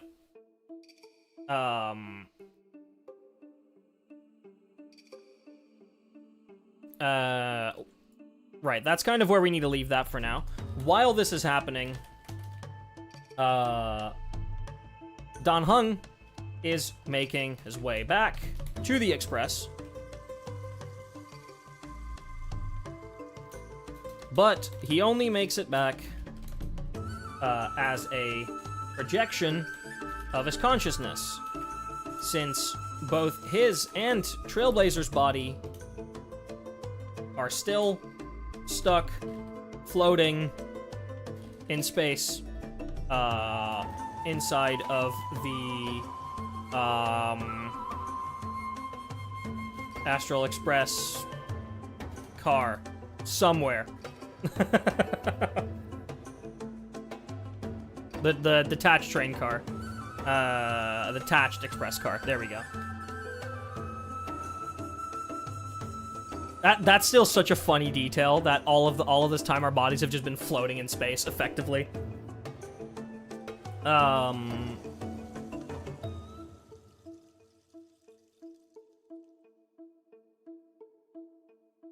Hung manages to talk to Himiko and Black Swan in this state, where Black Swan reveals that there are some memo keepers who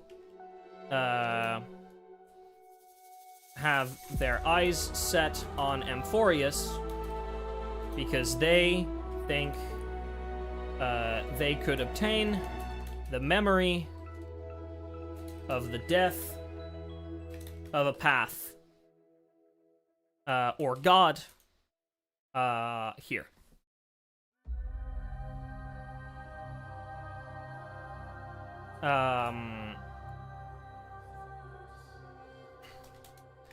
The Garden of Recollection believes that when the universe reaches its end, it will reconstruct itself from all of the memories that the remembrance has accumulated.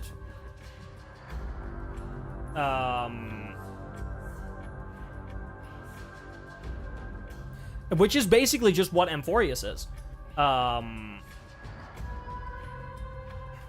Amphoreus, since Amphoreus is basically a smaller scale version of this hypothesis,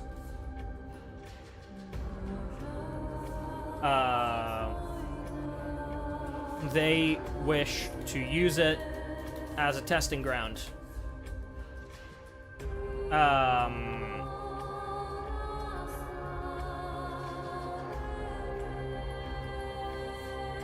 Don Hung decides that he, that he should return to Amphoreus, because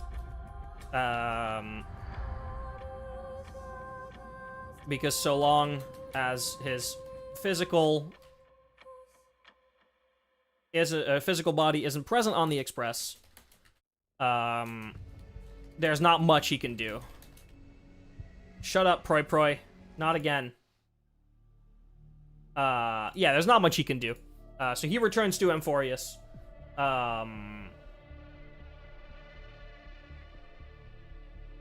Oh god. Dude, there's so much that happens at the same time in this quest. We're only like a third of the way through.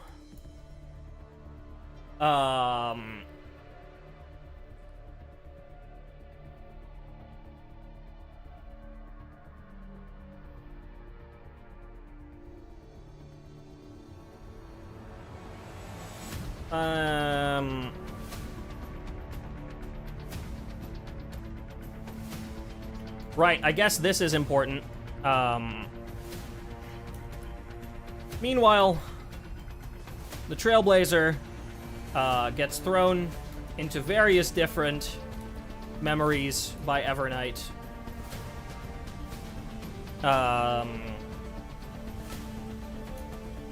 And we eventually land into a memory of Herda Space Station right before we woke up at the start of the game.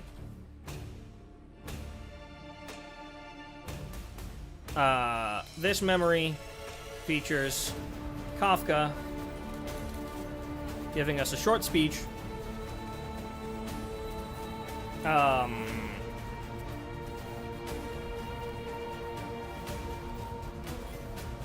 in which he tells us that 4 paths will lead the universe to its end. Those paths are, off the top of my head, Destruction, Remembrance, Harmony, and Redacted. Right? Or no. It was Nihility, Remembrance, Harmony... Oh god, I don't even remember what it was. Oh god. Okay, hold on.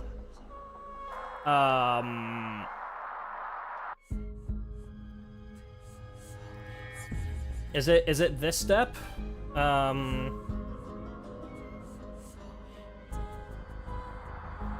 Yes, uncover your pre-awakening memories. Yes.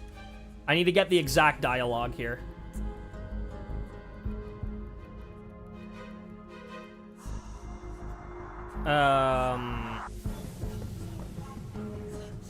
Four paths: destruction, harmony, nihility. Yes.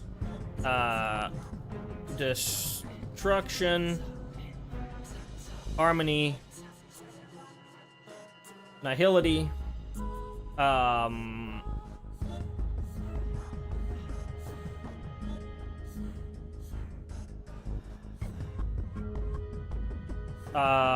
And a fourth path that we do not know. I'm assuming it is remembrance. We later learn that this is the remembrance, actually, from the trailer. We later learn this is likely remembrance from a trailer.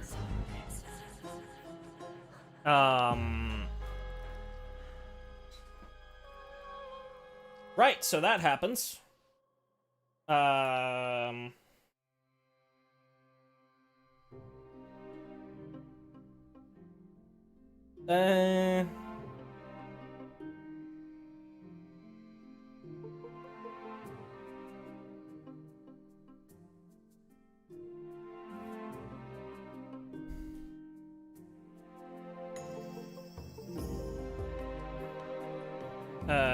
Sunday and Cyrene,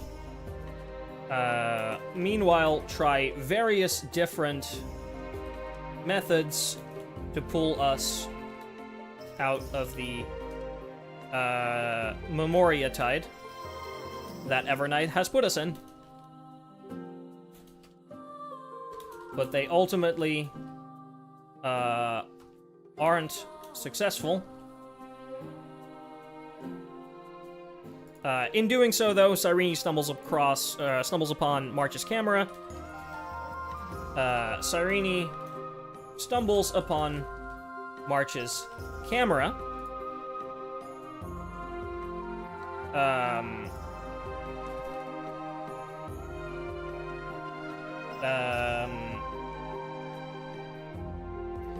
In which what is left of March 7th after Everknight's takeover is effectively stored.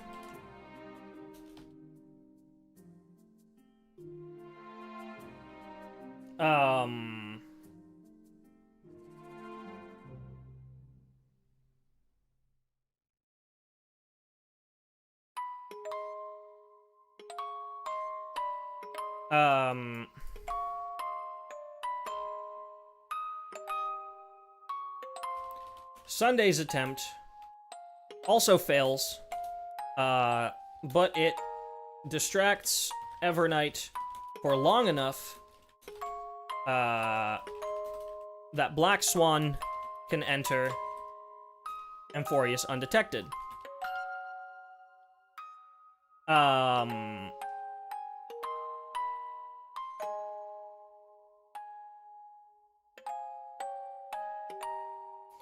Now we go to Don Hung, right? Dude, this is the longest stretch that we've had without any images. There's just not many fucking images to include at this point.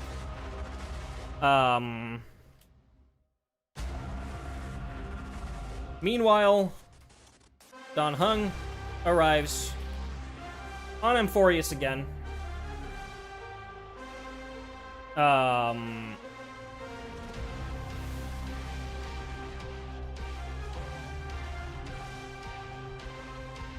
And together with Screwlum, they ask for Lygas's help extracting Trailblazer from Everknight's Memoriatide.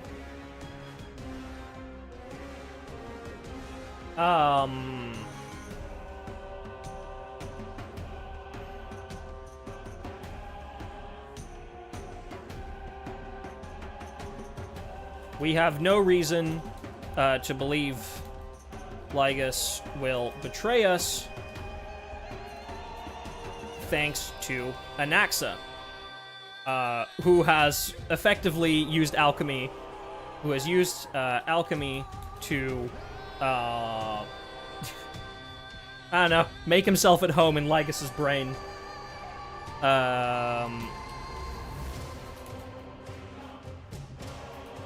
Brain, similarly to how, not Calypso, Circe's, entered Anaxa's mind, back in cycle X336.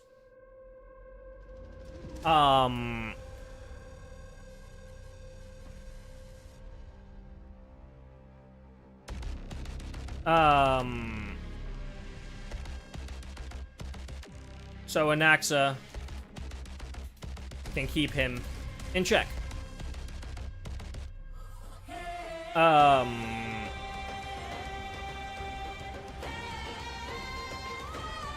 Lygas leads Don Hung to Kozlana at the top of Dawncloud.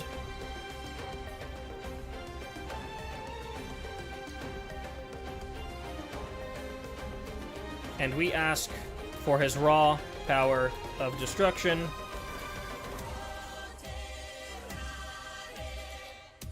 To break through the Memoriatide. Dude, this boss theme goes so hard, by the way.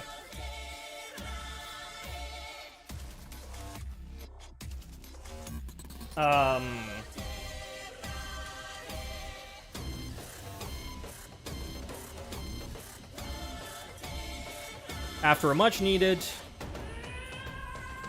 pep talk from Phynon,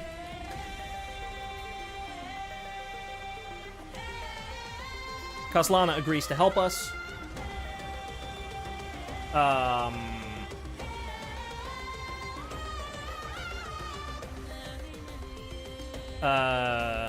And he uses his power to fire a giant laser at the Grove of Epiphany, which reveals an entrance to Amphoreus's deepest chambers.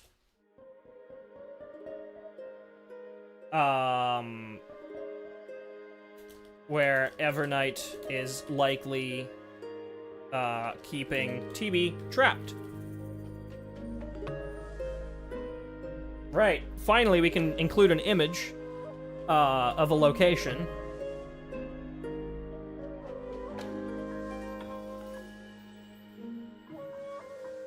There it is.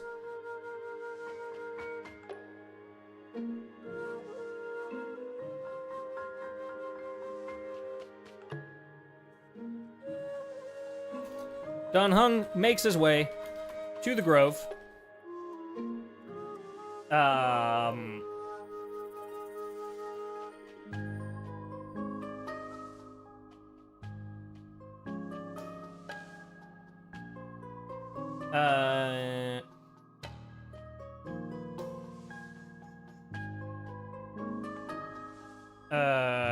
We make our way to the Grove and run into Geocles pretending to be Terravox.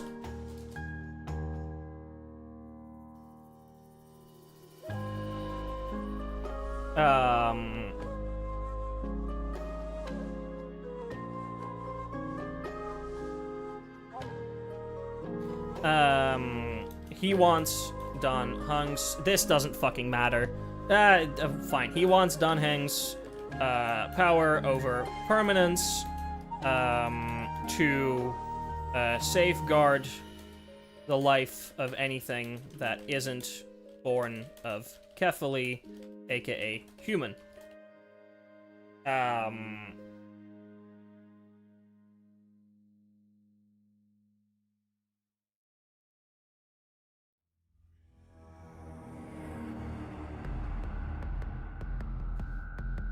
Being so close to the memory zone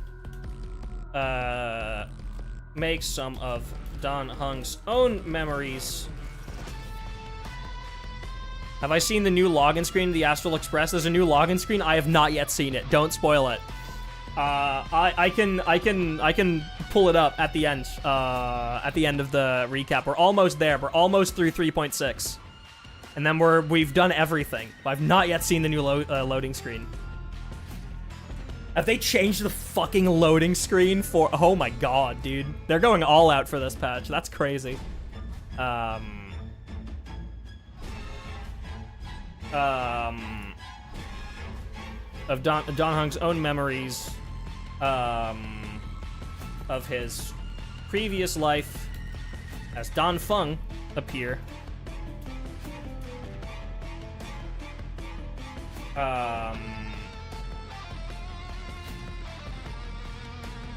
And he accompanies Dan Heng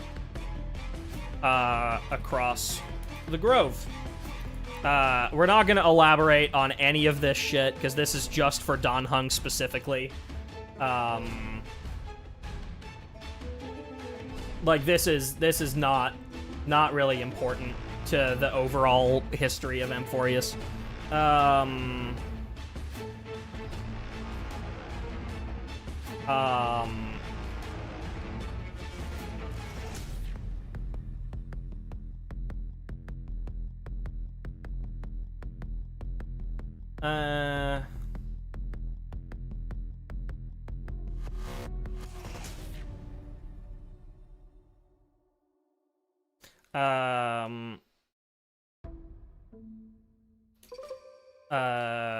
They see various other memories of Dan Heng's. Like the video, you're supposed. Thank you so much. They see various other memories of Dan Heng's past, which slowly allows Dan Heng, or it solely allows him to finally lay his past to rest and accept it, accept himself for who he is in the present.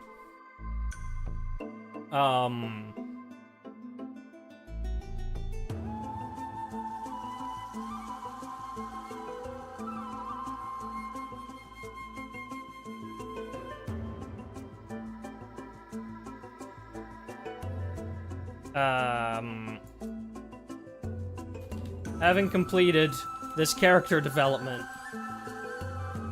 Dan Heng faces Terravox and negotiates, faces the real Terravox, not the fake one, and negotiates with him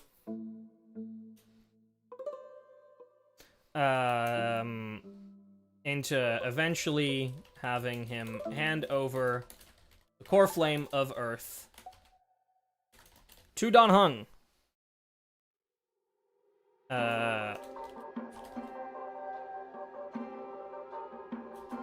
Convinces him to hand over the core flame of Earth to Dan Heng. There we go.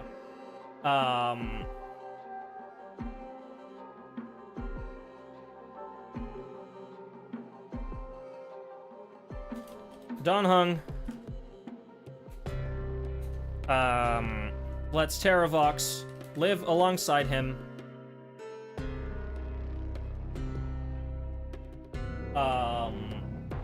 And they walk the path of permanence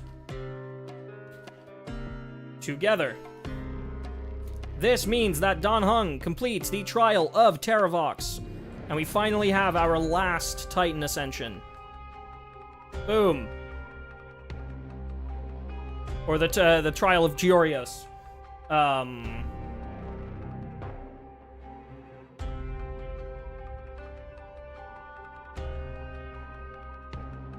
With these new powers, Dan Heng enters the Memoriam maze that Trailblazer is trapped in.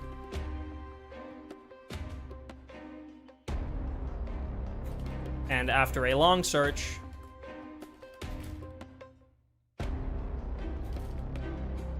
eventually finds them and pulls them out.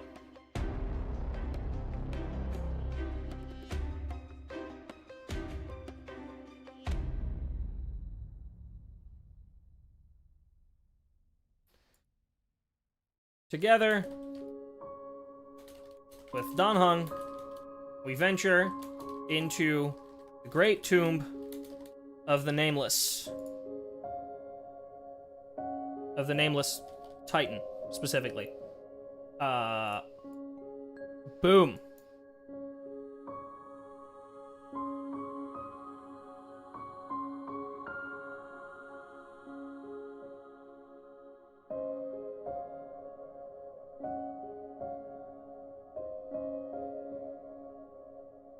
At the entrance of the tomb, we see a familiar symbol. Give me a moment.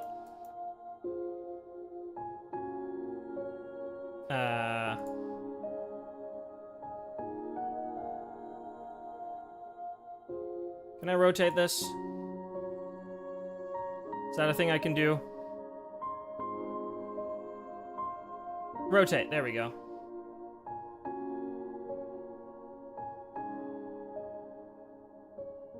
And then we crop it a little bit.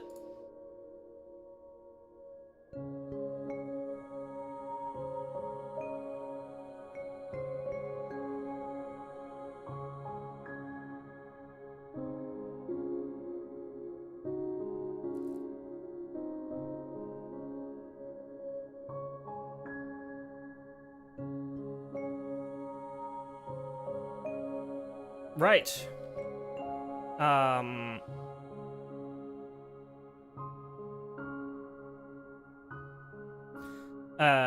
As we make our way through the tomb,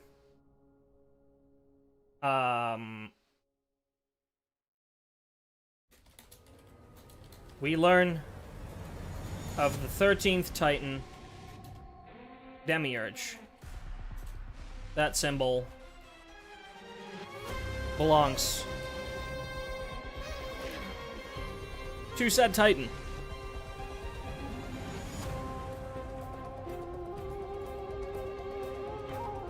Very nice.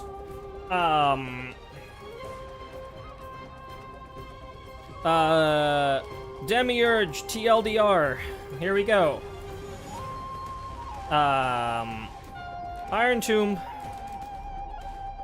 used to be a being with 4 arms and a head.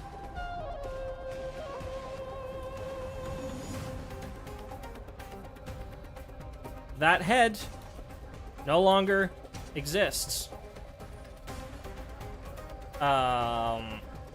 Because during the creation of Amphoreus,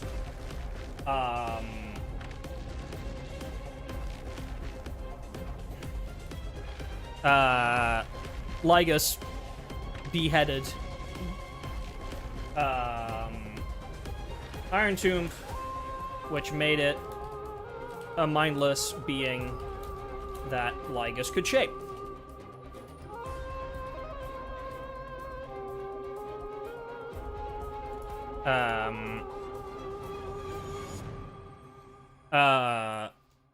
However, the Scepter needed to believe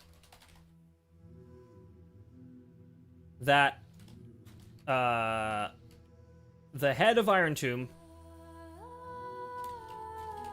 still existed, and that it needed to find it in order to achieve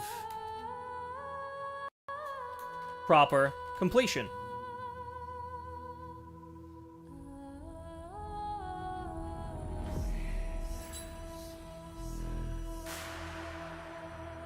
The Demiurge was created to solve this logical fallacy.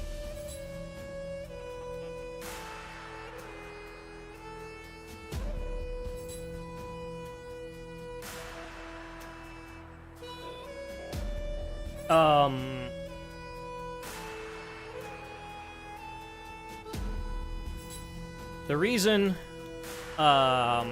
Lygus needed Iron Tomb to believe its head was still out there was so that it would be it would instinctually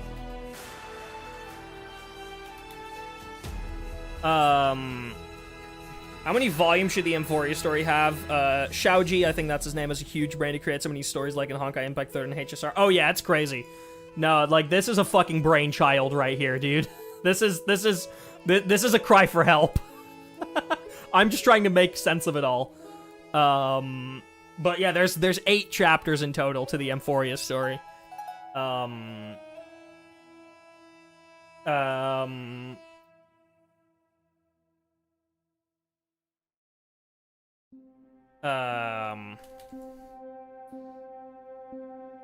Noose is obviously a disembodied head, so with the instinct to find a head, Iron Tomb would hunt Noose down and attach itself to it, attach itself to them, corrupting Noose with the anti-life equation in the process, which would guide the universe to destruction.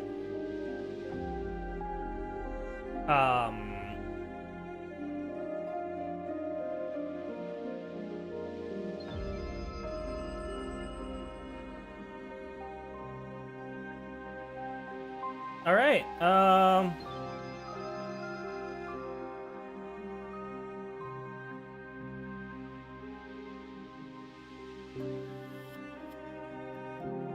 This tomb. That's his name. His name is Shaoji. Spelled like this. Well, of course, spelled in with Chinese characters, but that's how we would write it in English, Xiaoji.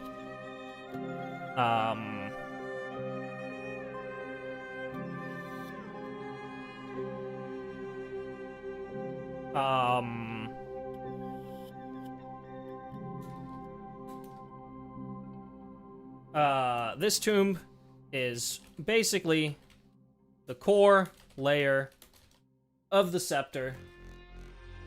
And within it lies the Demiurge Matrix. Basically, Amphoreus' CPU.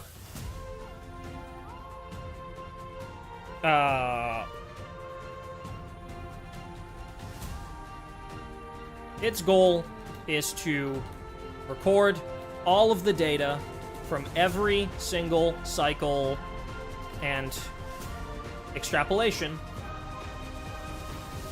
of every single extrapolation, aka every single completion of Era Nova.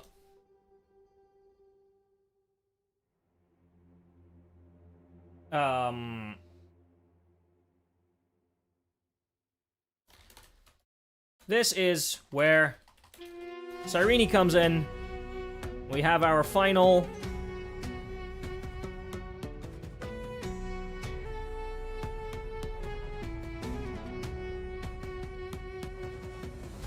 I guess not yet.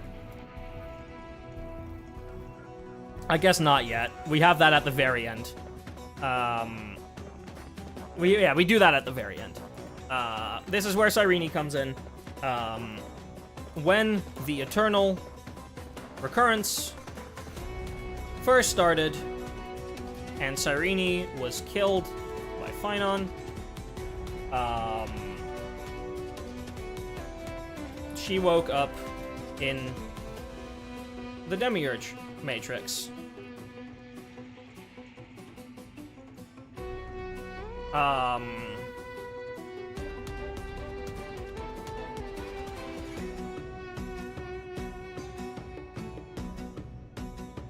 In here, Cyrene would write down and record the memories of each individual cycle in the As I've Written book. And then put those memories into the Matrix's database.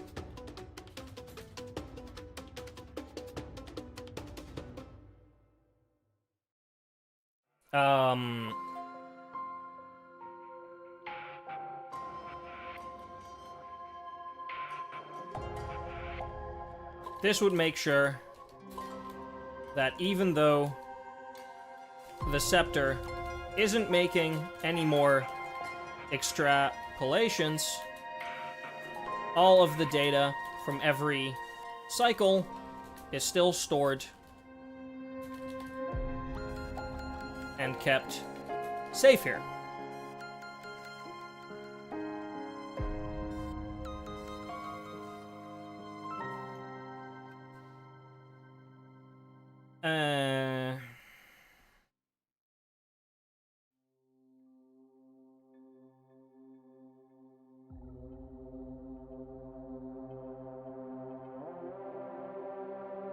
We make our way through the Matrix, encountering various memories of past Cyrenes, various ripples of past reverie.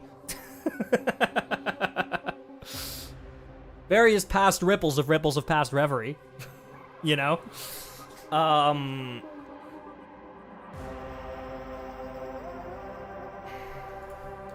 Until we eventually run into Evernight at the center of the Matrix. Yep, we're about to go longer than 3.6. Okay, lovely.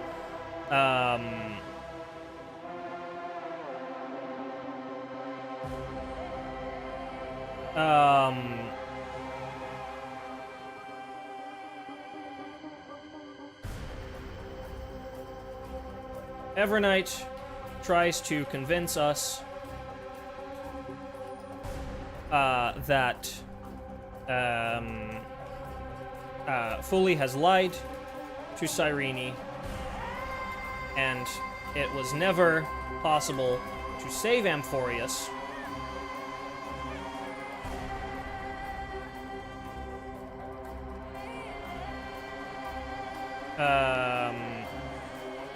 Hold on. In which we discover that she, like March, is also a child of the Remembrance.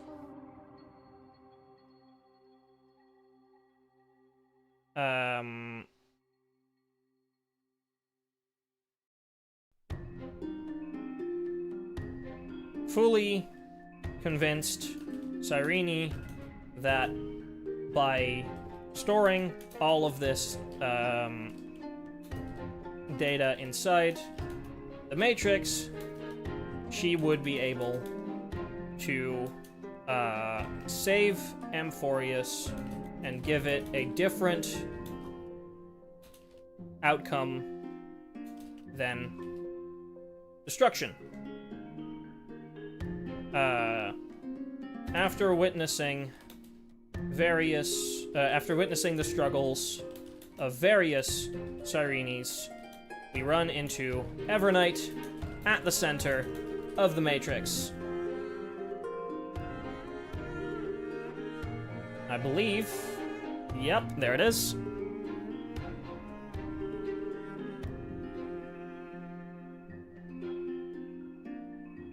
There it is, centered. Right.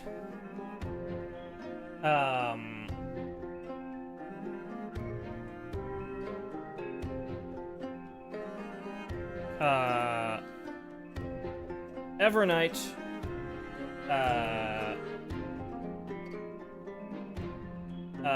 states that Fully lied to Cyrene.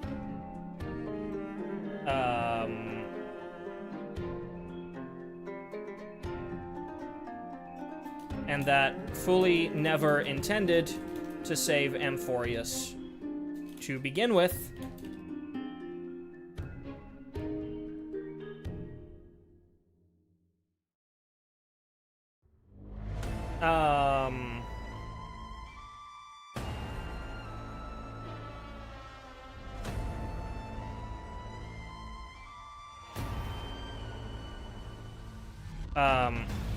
Instead, Evernight believes that Fully only convinced Cyrene to do this so that when the erudition is killed by Iron Tomb,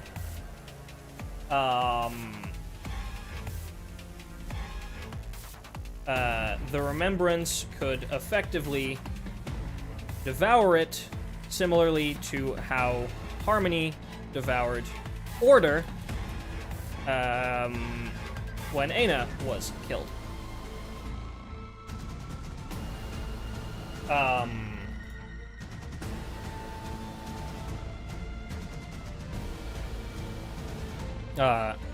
Evernight wants to burn the entire Demiurge Matrix, and with it, all of the memories that were ever stored here, so that Iron Tomb will have no information left and can't emerge.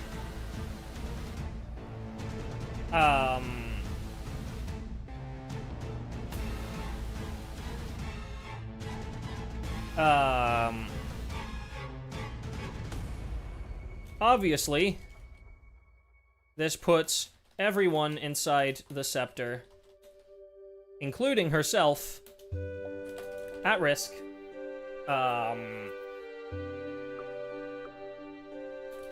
Which is why she wanted to take over Black Swan.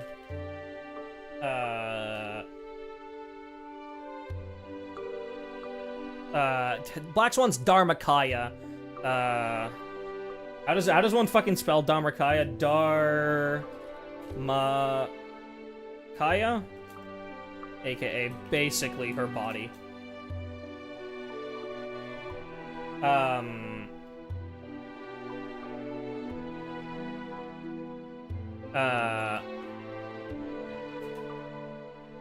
This would also destroy all of the people inside of Amphoreus, but Evernight argues that they're just lines of code, and therefore,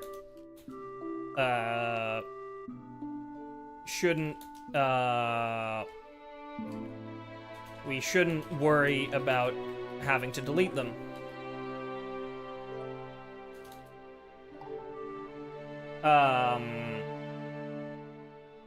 Of course, we refuse. Of course, we don't agree to her ideas.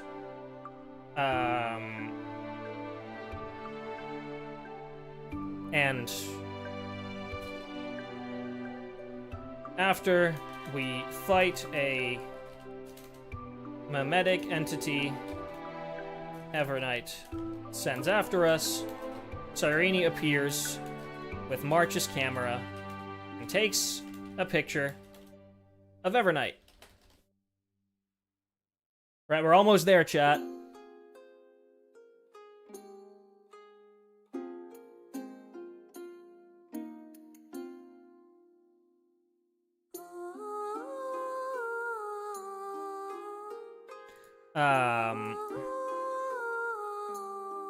Oops. Instantly, Evernight is transported to Ides Elysiae, where she confronts March directly, and March tries to argue to her that she's already done everything she needed to do to protect her and her friends.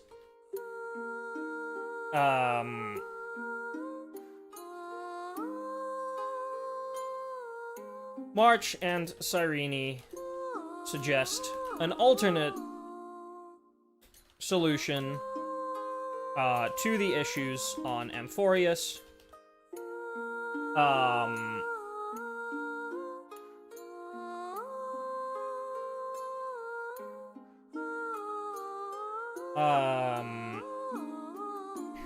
Since all of the memories Cyrene has accumulated,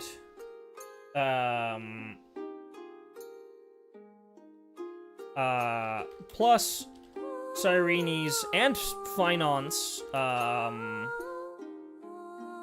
attempts to break out of Amphoreus and overwrite its rules,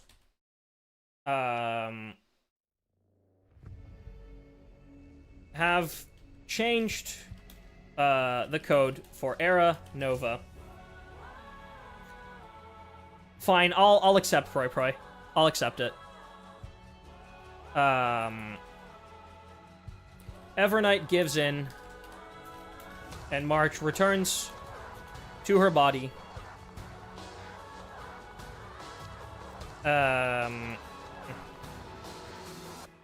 Together with all of the heirs appearing one more time, we initiate the final Era Nova and start the final cycle, definitely for real this time.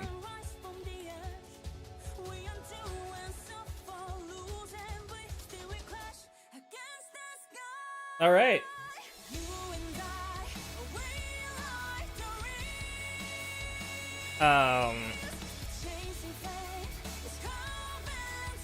All of Cyrene's cycles merge together in this era Nova, thanks to the accumulation of all of her memories, allow us to finally form the lost 13th.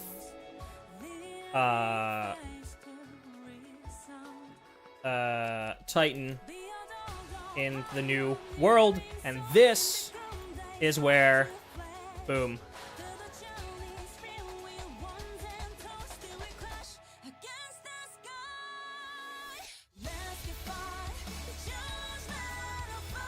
Right.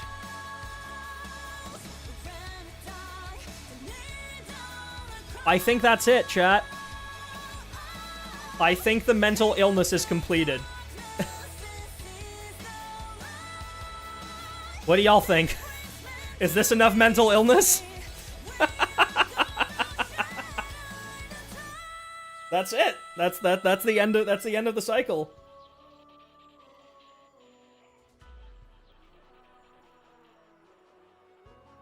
That's it. We initiate Aranova and that's where we left off. I'm gonna screenshot this and post this to Twitter because this is like obviously a cry for help, right? Hold on, I'm gonna like chat. Say hi to Twitter.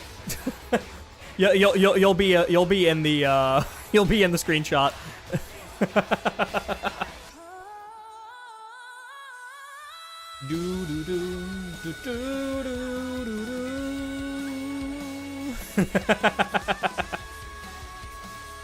All right. Save preview screenshot. Hold on, let's smile. Oh no, wait. Actually, I have a better idea. Where are my confused eyes? Is it this one? No, that's spiral eyes. Yeah, this. There we go.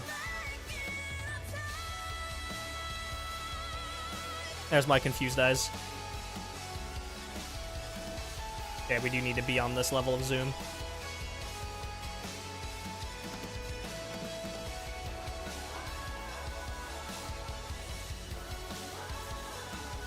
There we go. Alright, let's post this shit. Okay, so chat. The update goes live in, I believe, about 2.5, 3 hours. While I'm posting this, actually, I need to quickly... I didn't do the Star Rail preload because it only just went live earlier today. But I'm sure that our internet is strong enough that I can do it while I'm streaming. Sure, that's not a bad idea. Hoya Play version update. Oh, I guess I have to do that. Alright.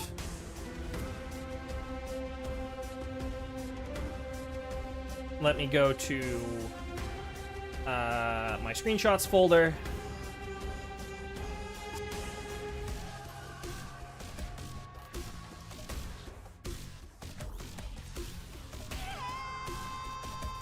Right, update game.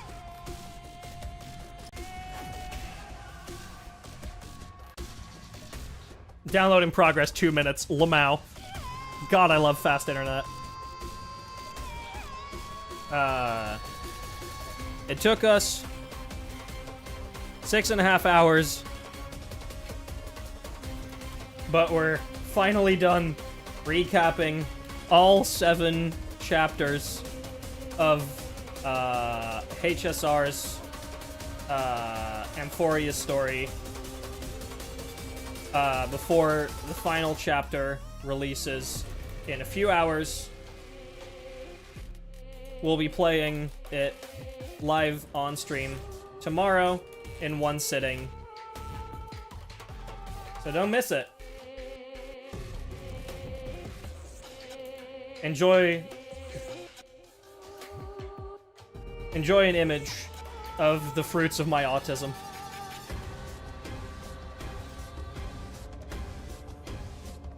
"4 hours till Iron Tomb actualizes." If you laugh, Iron Tomb actualizes. Oh, dude, this has been great. This has been great. This went better than I thought it would. It fucking rocked my skull, but I'm so glad that I remembered everything, and, like, with a little bit of, like, help from looking at, quest recaps and, like, the wikis and stuff, that I actually managed to, like, pen it all down, because holy fuck.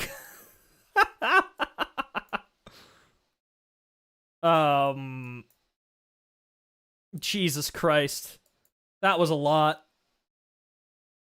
That sure was a lot. Alright. I want to, like, put on some... What is, like, a nice, calmer track that we can put on? You know, let's go back to the first Amphoreus album, because the second Amphoreus album is, like, mostly dread and bad stuff. Can we go, like, back to the first album and be fine? Let's just put on Anthem of Eras, why not? This is probably gonna play during a credits roll tomorrow, so...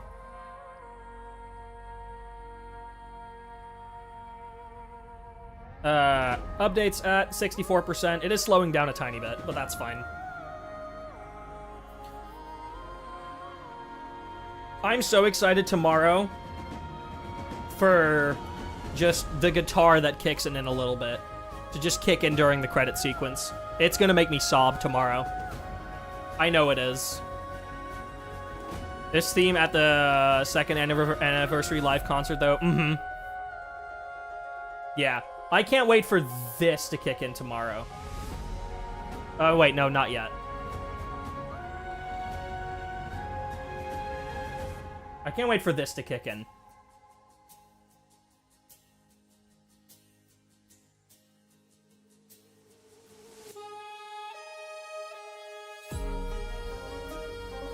This is gonna send me sobbing. I already know it will. Though, I gotta say though, and this might be a hot take, maybe not everyone agrees with me on this one, but when it comes to a location's main theme, and this is a personal opinion, you don't have to agree with it, when it comes to a nation's main theme, I prefer this side of Paradise. This is a better main theme. I'm sorry. Amphoreus is probably gonna be a better story. It depends on how they execute the ending. But... Okay. I'm gonna give y'all a fucking piano breakdown on why. Right? So, okay, listen up. Penacony, right? This side of Paradise.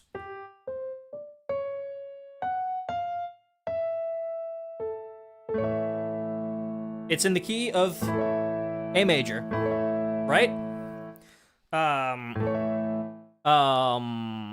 For so much shit talk about that theme, I'm glad to hear praises. No, because here's the thing, right? The chord progression of this theme is very simple. It's A major,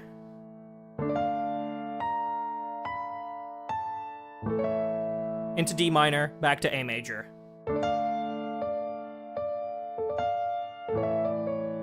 Right?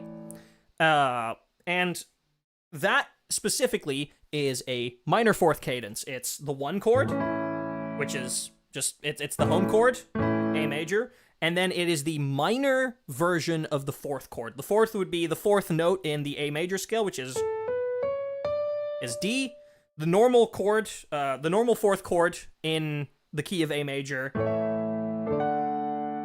would be D major, but you instead change it to minor, which introduces this note. And that note is the minor sixth. It's not normally in the scale of A major, and it is a little bit of a dissonant note in that scale. Like, if you play it alongside the A major chord, it doesn't necessarily sound great, but what it allows you to do is it allows you to very nicely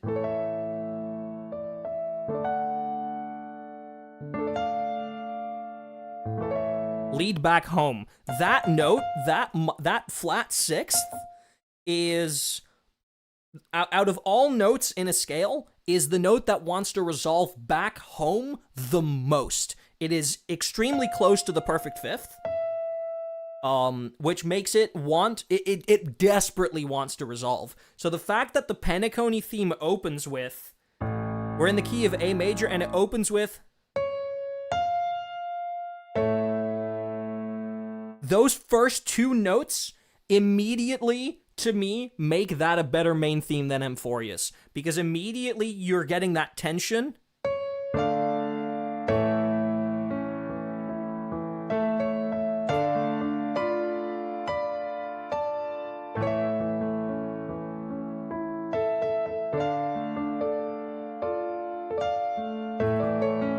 And that theme constantly plays with tension buildup and tension release, which makes it such an incredible theme to feel nostalgic about as well.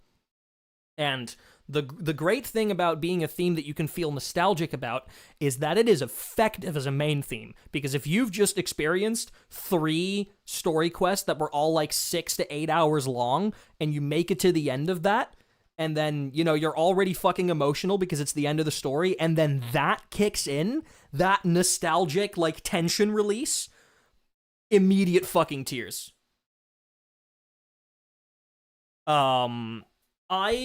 Personally, I prefer Penacony's music to Amphoreus's. I will be very upfront about that. I'm not saying Amphoreus's music is bad in the slightest, it's very good.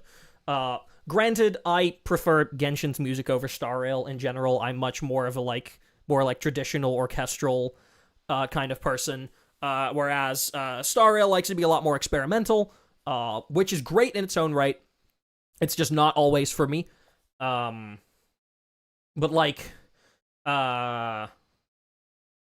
some of the music from Penacony, like we have, God, what's the theme that is it Lust Princip that I enjoy so much? No. Is it the player on the other side? No, that's the battle theme. Oh my God, what's the name of the theme? I always forget what the name of this theme is. It's not The Fool Always Rings Twice, though. That is a fantastic. Is it Ace in the Hole? Yep. This theme makes me unimaginably happy. I wouldn't say Star Rail sometimes has higher highs than Genshin. I would say it has equal. Holy shit. Hi, Atlas. Yeah. The fruits of my autism, Atlas. That's more than 3 words. Mario I find it so funny, Rob, that you mentioned that. Here's why. The Ace in the Hole starts once again. 1, minor 4th, back to 1, right? It's so funny that you mention that it has Mario vibes, because the minor 4th in video game music might as well be fucking called the Mario chord. You know the original Super Mario Brothers, right?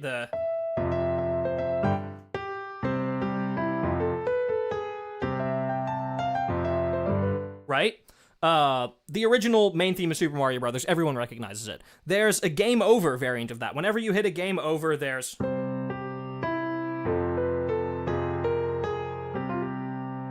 That game over theme is just 1, major 4, minor 4, back to 1. And ever since then, the minor 4th has been all over Mario. From that very moment.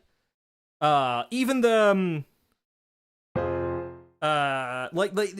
it's fucking everywhere. So it's really funny that you mentioned that it has Mario vibes, because like in terms of video game music, Super Mario Brothers was one of the first video games to use that cadence in its music, and it's never stopped using it since. So it's very funny that you mentioned that. But I mean, man, just Penacony's music. Also, in terms of like emotional tracks, I like. Oh, this fucking track.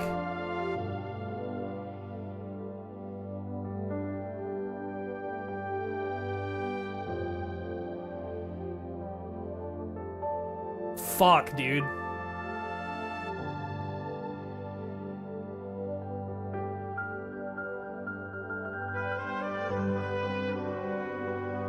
That fucking saxophone.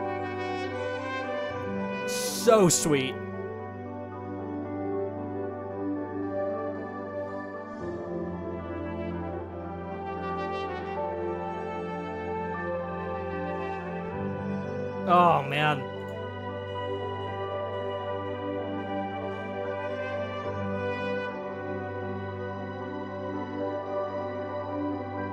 so fucking pretty.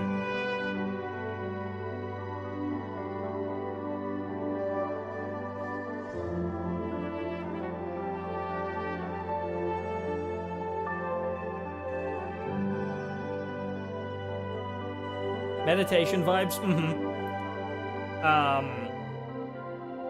But yeah, anyway, has my Star Rail finished updating yet? No, it's still verifying for about 5 minutes. That'll probably take a moment. It's just I want people to see my first reaction of because apparently the loading screen has changed. I was only informed of this just earlier. But I want to have my reaction of seeing that. On stream. So we'll just wait for Star Rail to finish verifying. Oh my god. I was gonna say, do we want to read through everything now that I've written it? But I think we should do that tomorrow. I think we read through the entire thing tomorrow before we start the story. It should only take like 10 minutes at most to read through. It's not that much. It just took a long time to write. Have I looked through the HSR Twitter yet? I mean, I know they've been posting, like, all of the Chrysos Heirs deletion images effectively. The last one they posted was Saridra. Which has been over an hour ago. So I'm gonna assume, since they were posting them, like, every half hour, basically. I'm gonna assume that they're not deleting Evernight and Terravox. They might. I'm not sure.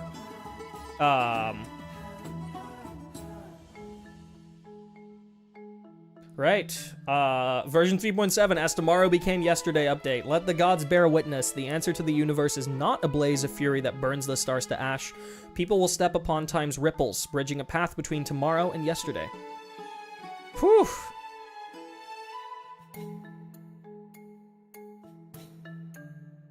Yeah, they've just been throwing us emotional damage all day. It's fantastic.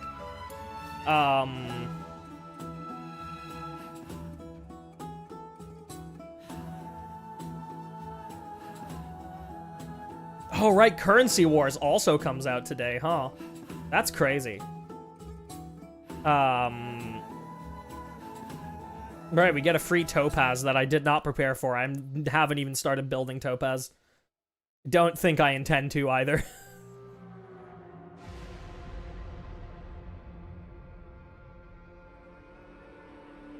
Right, we'll also get a new Anomaly Arbitration.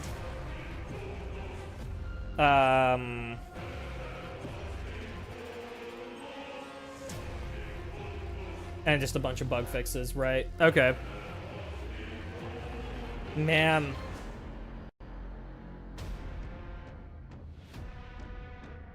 Bow, bow, bow, bow.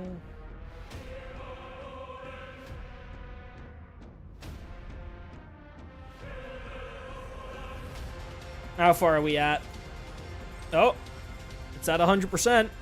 Allegedly. No, I should close all of these fucking tabs I have open. Love the music theory talk, by the way. Hey, I do it regularly. Look, I'm a musician first and foremost. If there is like some revolutionary new track in tomorrow's stream, or in tomorrow's story, there's a good chance that I'll like try to play it live on stream. Oh. We have, ladies and gentlemen, we have game. I need to, as soon as I can, switch to, you know what? You guys get display capture temporarily. Very temporarily. Alright. Let's see it. Apparently the main menu has changed. I have, my music is, or my sound in-game is off currently.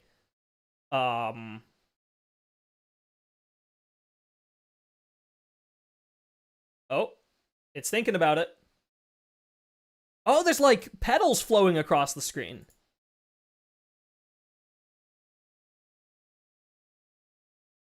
Yeah, there's like petals from fucking Cyrene flowing across the screen. I'm assuming it needs to like verify data and stuff.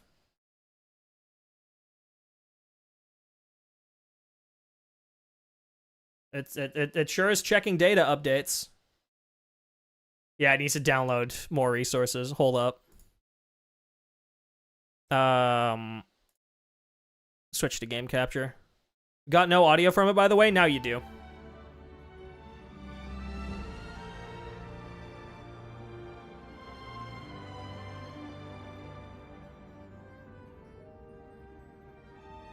Yeah, it's because it was desktop capture. The audio is only captured if there's like if I have a direct window capture on it. That's why.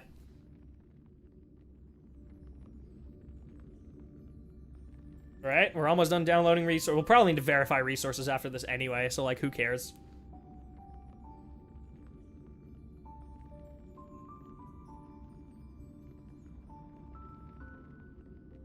Come on, give me the verify resources. Yeah!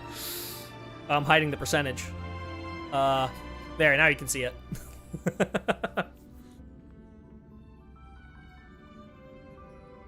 Yeah, so the music isn't different, but there's just some pedals flowing across the screen.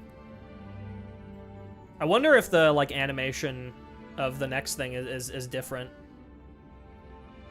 They really want to do all the little things for... for the Elysia isotope, huh? Elysia's way too special for Hoyoverse.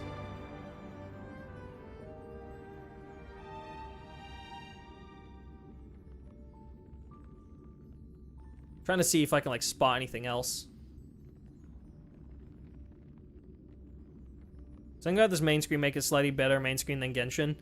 I do think this is a better main screen than Genshin, but this screen also lags significantly more than Genshin's. So,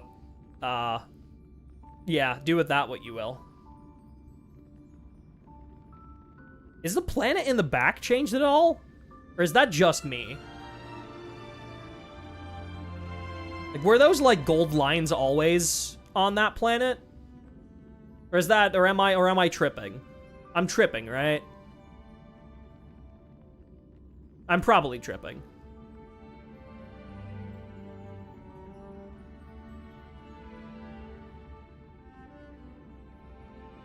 So wondering the same. The image on Google seemed to show them.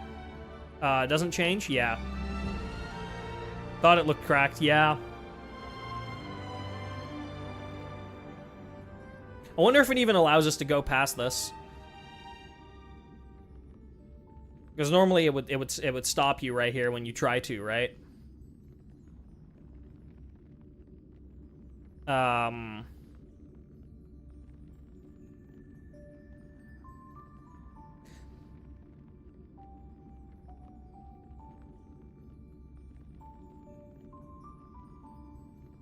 on, 94. We're almost there. Oh, okay. Update complete. The game will restart. Sure. Restart the game.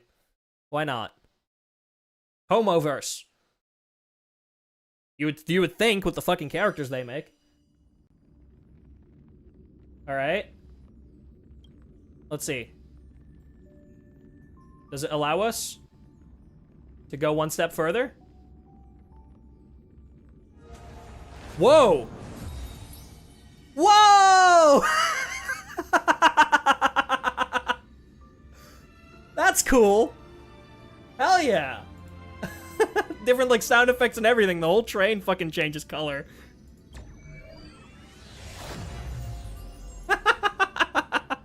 That's cute. That's cute. I like that.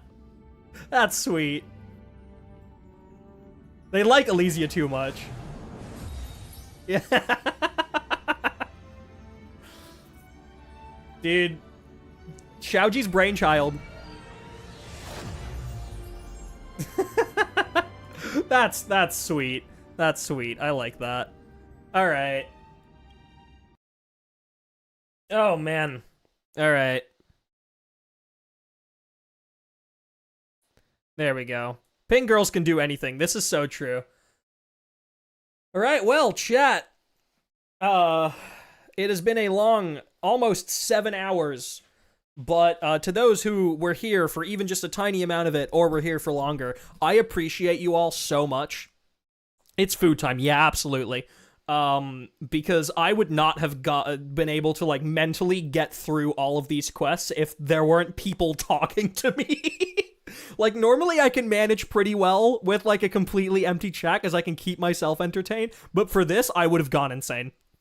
So, for any of you, who all, stuck with me, and we're here in chat, appreciate you all so much. For those watching the VOD, if you're still here, thank you. I hope this recap was somewhat useful to you. Tomorrow, in about 14 hours, I'll be live playing through the whole quest in one sitting. We're going to do it start to finish. I'll do the entire recap at the start. We'll just read through it. So if you missed any of it, that'll catch you up to speed. And yeah, then we'll finish off Amphoreus. And that'll be it. So, chat, I feel like I can only end this stream in one possible way. Lurked, I've been here the whole time. Fuck yeah. I feel like I can only end this stream in one possible way, and that is, chat, thank you so much for being here. See you tomorrow.